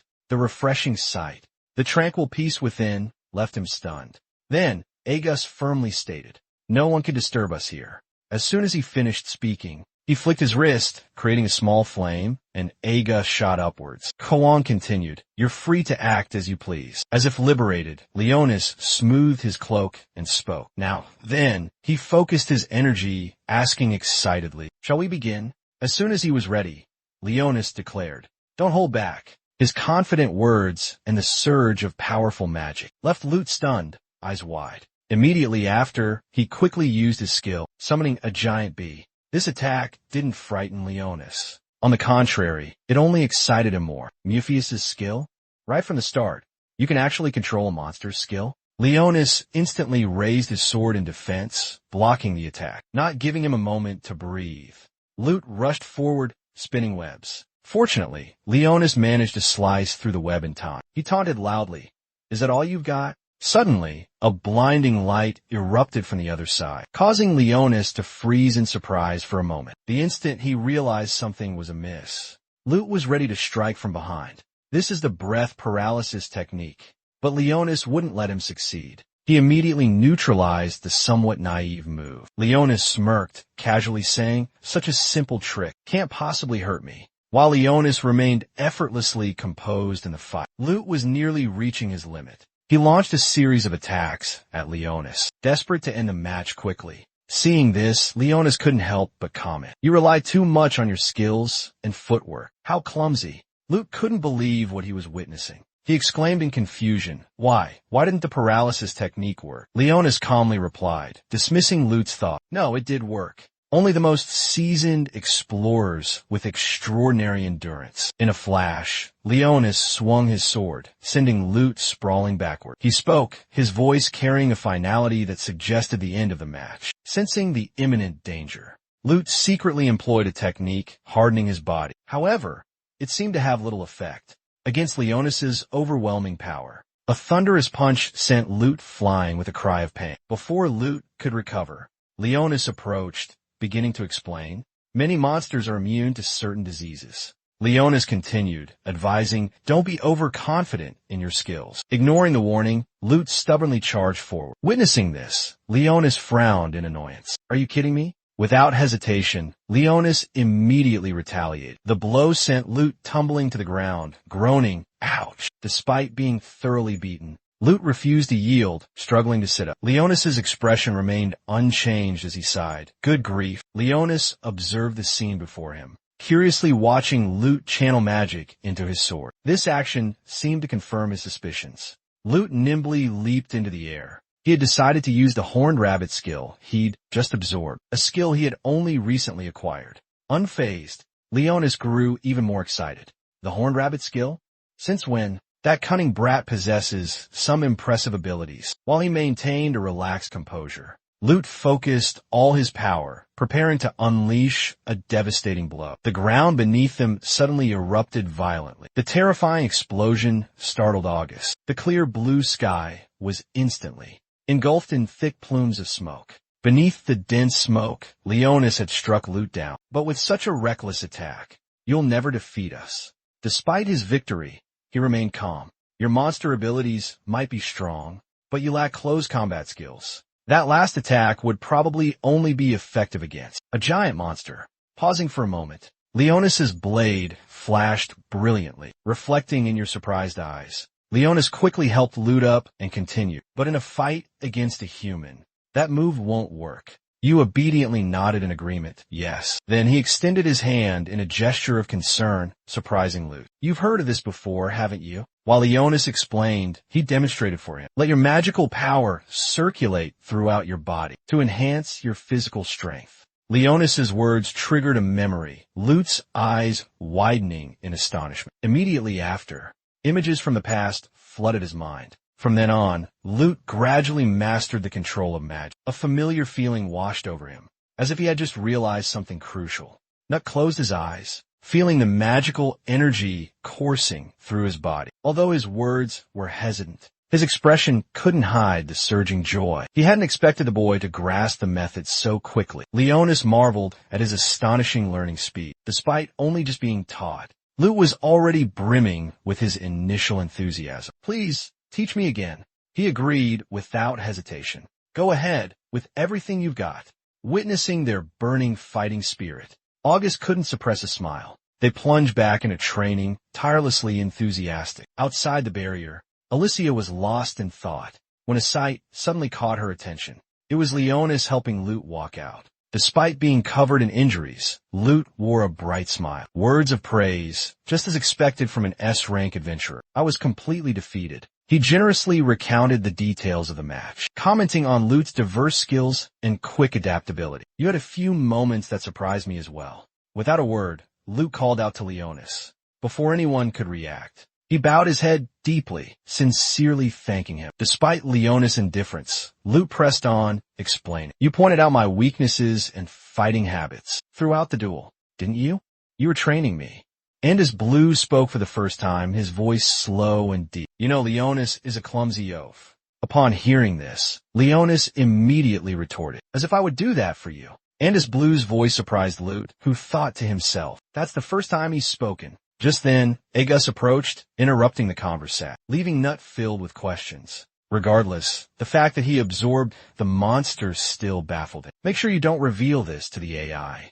He spoke in a smooth, velvety voice, but revealed a terrifying truth. "If the royal family finds out, you will certainly be executed." Hearing that, Nut was paralyzed with fear. Despite just delivering a death sentence, August calmly explained, "The closer we get to the royal capital, the greater the church's power becomes. To them, the scripture is the foundation of faith, and consuming monsters is a heinous crime." Nut quickly interrupted, "But with my abilities, I can hide it, right?" August maintained a slight smile, replying calmly, "Even if that's the case, going against the scripture's teachings is still a sin." Under Alicia's watchful gaze and Serina's stunned expression, August continued, "They are priests with limited vision. They can't grasp the true nature of the problem." He asked curiously, "So, does the AI know anything about this secret? Except for the explorers who participated in the labyrinth conquest. This time it's different." Hearing that, Lut quickly replied, "No, I know it's a taboo." He pondered thoughtfully. "Until now, except for Alicia, I've kept this a secret from everyone." Lost in thought, the image of James suddenly flashed in his mind. Soon after, Lute blurted out. Both he and Alicia remembered at the same time. James had teleported to Dream City, a sword in his hand, a proud expression on his face after all his research. It was finally complete. Both Lute and Alicia entered Barona City. "The dwarf's hammer," he said sternly. "I don't care." Amidst soft chuckles, Guillaume confidently declared, "Even if it's taboo, I don't care what others eat. Don't worry, I won't breathe a word of this." Suddenly, he lowered his head, his voice deepening with unusual gravity. Guillaume gritted his teeth, his expression dark, his words a threat. "After asking me to forge that sword, you now say you don't need it?" His fury made the young man fall to his knees, consumed by remorse. "I apologize for asking you." Despite Kiasium's remorse, Guillaume continued slowly, speaking of a sword that could not be broken, no matter how much magic was infused into it. "I faced that challenge and overcame it in my own way." A somber aura enveloped Guillaume, and finally I completed it. Witnessing this, the young man broke out in a cold sweat. "He's furious." The girl responded, trembling, "Of course he's furious." Soon after, James spoke up, making a proposition. "Can you grant me one request?" Without hesitation, Lute immediately agreed, no matter what it was. A joyful expression spread across James's face. "Can I touch that sword?" James's unconcealed excitement gave Lute pause. "That's impossible." Lute explained, looking at the red circle on the sword. "This is a cursed sword. Anyone who touches it will go mad." His explanation seemed to fall on deaf ears. "Even though you made a request, I'll let it slide. This is my only request, and I haven't even complained yet." "Didn't you say anything goes?" Knowing he couldn't dissuade him, Jin resorted to a threat. "I heard. You have the ability to heal others, right?" Lute persisted, trying to reason with the stubborn man. "This is too risky. If you lose consciousness, the replacement is likely to be rejected. That stubborn Jin insists he doesn't care if I'm taken over, just destroy me along with it. His stubbornness is infuriating. Don't say such reckless things." Lute scratches his head, biting his lip in thought. There's no other way. He extends his hand behind him, defeated. "I understand, if you're still so determined." Alice, caught off guard, calls out, "Are you really sure about this?" Meanwhile, James stands ready. "I've been a blacksmith for years, but I've never seen a weapon capable of absorbing energy, magic, or whatever kind of energy. This is an opponent worthy of betting my life on. He reaches out to take the sword. Well, then, just holding it. James Keen, I immediately recognized the sword's distinction. This was no ordinary steel. With his inquisitive nature and unquenchable thirst for knowledge, he couldn't help but express his awe and admiration. A mysterious darkness seemed to reside within the sharp blade, as if it possessed its own soul, strangely alive. The sword was a perfect fusion of mesmerizing beauty and terrifying madness. I've never seen anything like it, he exclaimed, as if mesmerized. Ren's eyes were glued to the crimson circle on the sword's hilt. Incredible. Is it actually alive? Continuing his praises, he set a new goal for himself. Someday, I will forge a sword as extraordinary as this. Suddenly, he froze, as if he had witnessed something horrifying. His mind lost in another world. James thought, this is... Suddenly, his eyes flew open, a scream escaping his lips. Kill! Kill! The ghostly voice echoed, haunting his mind. Suddenly, the image of a ferocious demon with blood-red eyes, gripping a frail, white-haired man on the verge of collapse, appeared vividly before James. Kill! Kill! Kill! The murderous aura emanating from the sword seemed to make him tremble in fear. Kill in the blink of an eye. Lute reacted with astonishing speed, snatching the sword back and casting a teleportation spell. He patted James' shoulder, asking with concern, James, are you all right? He seemed to still be reeling from the terror. I apologize for letting you indulge my selfishness. James, drenched in cold sweat, pondered deeply. That illusion, what was it? Immediately, he reassured Lute to ease his worries. I won't reveal anything. It would only hinder your path to success.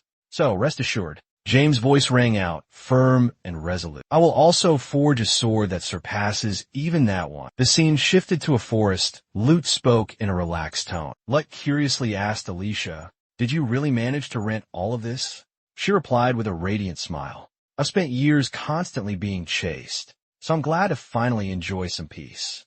Then, Lutt softly added, using Sinfight and Nomia as coachmen seems a bit excessive. Alicia immediately explained, I could have arranged for an ordinary coachman, but considering Lutt's appetite, the boy quickly glanced away and asked, so, where are we going? What kind of town is Ischia? She described it vividly, as if the town was appearing right before their eyes. The seaside town of Ischia is a vibrant place, famous for its fishing and bustling trade. Then, Alicia excitedly announced their itinerary. We have 2 goals in Ischia. 1, acquire 10 new skills. As she described the tasks, mythical creatures seem to materialize before their eyes. The temple labyrinth lies deep beneath the sea near Italy. It houses a multitude of monsters, completely different from those in Verona. You'll have the chance to obtain many unique skills from the boss of this level. The Scissors King possesses an incredibly overpowered skill called Steel Body. Lute immediately grasped the key point, asking curiously, Steel Body, is that an upgraded version of the Iron Skin skill in SAO? Alice replied with confidence, even the attacks of high-level adventurers can't pierce it. I remember struggling quite a bit against its hardness. She returned to the demanding schedule, the second objective, the revival of Urea. As soon as she finished speaking, images from the past flashed through his mind. Despite Lutko's surprise, he spoke up. The labyrinth at the bottom of the deep sea is where Urea was born. By reviving Urea, I too will gain greater power. He watched intently as the small fish swam around curiously. So this is Urea? I thought it was eaten? Alice patiently answered his question. Spirits don't exist in a physical form initially, so even if injured, they don't completely disappear. Gently stroking Urea in her hand, she continued to explain. We need to restore its energy within the labyrinth at the bottom of the sea, so it can regain its true power. Right. Suddenly, Alice's voice dropped, sounding hesitant. It turned out she was feeling hungry. Ithia has a lot of delicious seafood. Suddenly, Alice remembered something. A question popped into her head. Speaking of which, when we left Verona, didn't Argus give you something? Lute replied, this, right? He immediately pulled out an old-looking book. Lute examined his spoils, lost in thought. What is this? August spoke softly. It's an old journal, kept by a count, who dedicated his life to the study of monster cuisine. Lute, puzzled, asked, monster cuisine? August, maintaining his gentle tone, replied, perhaps it will prove useful to you. Hearing this, Lute was filled with gratitude. Thank you so much. Suddenly, Leonis approached, putting a friendly arm around Lute's shoulder. I expect extraordinary things from you. Deeply touched by Leonis's encouragement, Lute recalled images from the past. When they strolled together through a quiet forest, memories came flooding back. Lively conversations, unending laughter. Leonis's guidance and advice echoed in Lute's mind. As dusk settled, it was time to say goodbye. The handshake between Lute and Leonis expressed all the affection and Afterwards, the two of them, Lute and Alice, cheerfully waved goodbye. The lion heart wings unfolded, carrying them back to reality. Lute stared intently at his hand, lost in thought. Alice, with a playful, curious expression, asked, "Have you ever thought about adventuring with Leonis? And the others? Even just once?" Lute immediately panicked, stammering, what are you talking about?" Noticing Lute's flustered state, Alice teased him even more. "Are you nervous? That's suspicious." Defeated, Lute gave in. "Can I just have a moment of peace?" Despite their peaceful moment, a terrifying roar echoed through the forest. A girl, her face pale with fear, collapsed to the ground. Immediately after, a man, drenched in sweat, turned around and stammered, "Run!" Even though a monster had him by the throat, choking the life out of him, he still struggled fiercely, trying to break free. The girl remained frozen in place, completely paralyzed by his warning. Just as danger drew near, the monsters descended upon her from behind. It seemed she was completely defenseless, only able to scream in terror as she faced the ferocious boar demons. Could she possibly escape their clutches?